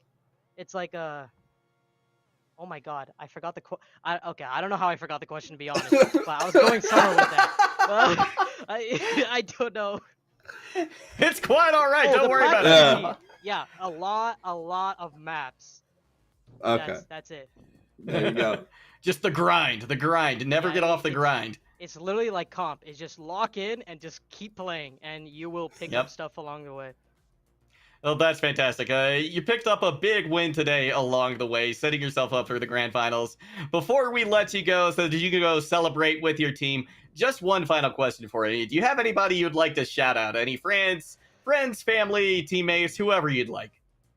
I like to shout out Slater, Chocolate, Lightwolf, I guess my one friend Jason, who when I'm playing ranked would come in behind me and just stand there. I'd be in my room with my door closed and he would just stand there. And I'm like, oh, I can't believe I fed against that. What the? And then he's just there, you know? He's like my conscience, but he doesn't talk to me. He just, but yeah. He and just then judges you silently from behind. Yeah, yeah. And shout out to Sign Gang, always motivating me, and shout out to just the general KU community for supporting us, and it's very nice to see support. Like you wouldn't expect a lot of support for an esports program, but I'm really like lucky and really happy that I go here. Lawrence is a wonderful city. I've been there several times. So, yeah, a great place to be. Sounds like you've got an amazing community wrapped up around you, not just the team, but everybody else as well. So, kudos to you all. Congratulations. Love that you've got such a thriving esports program, and good luck to you in the grand finals. Thank you. You bet. Well, Sir Waltham, that's going to wrap it up for us tonight. A couple of great matches here. Before we send everybody on their way, Sir Waltham, any final words for the audience?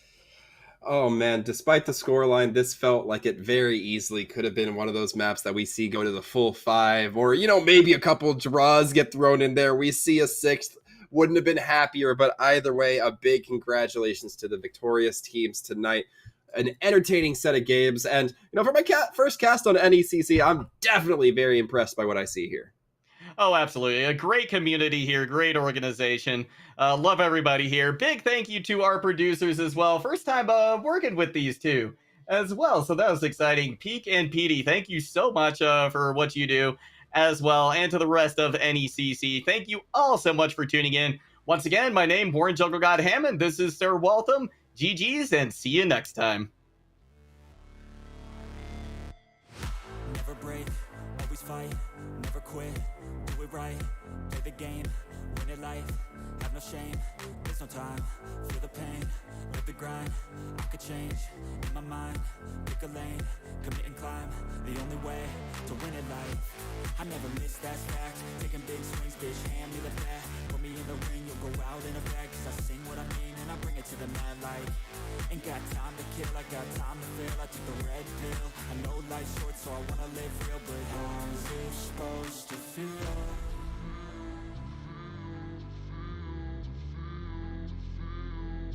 How's it supposed to feel?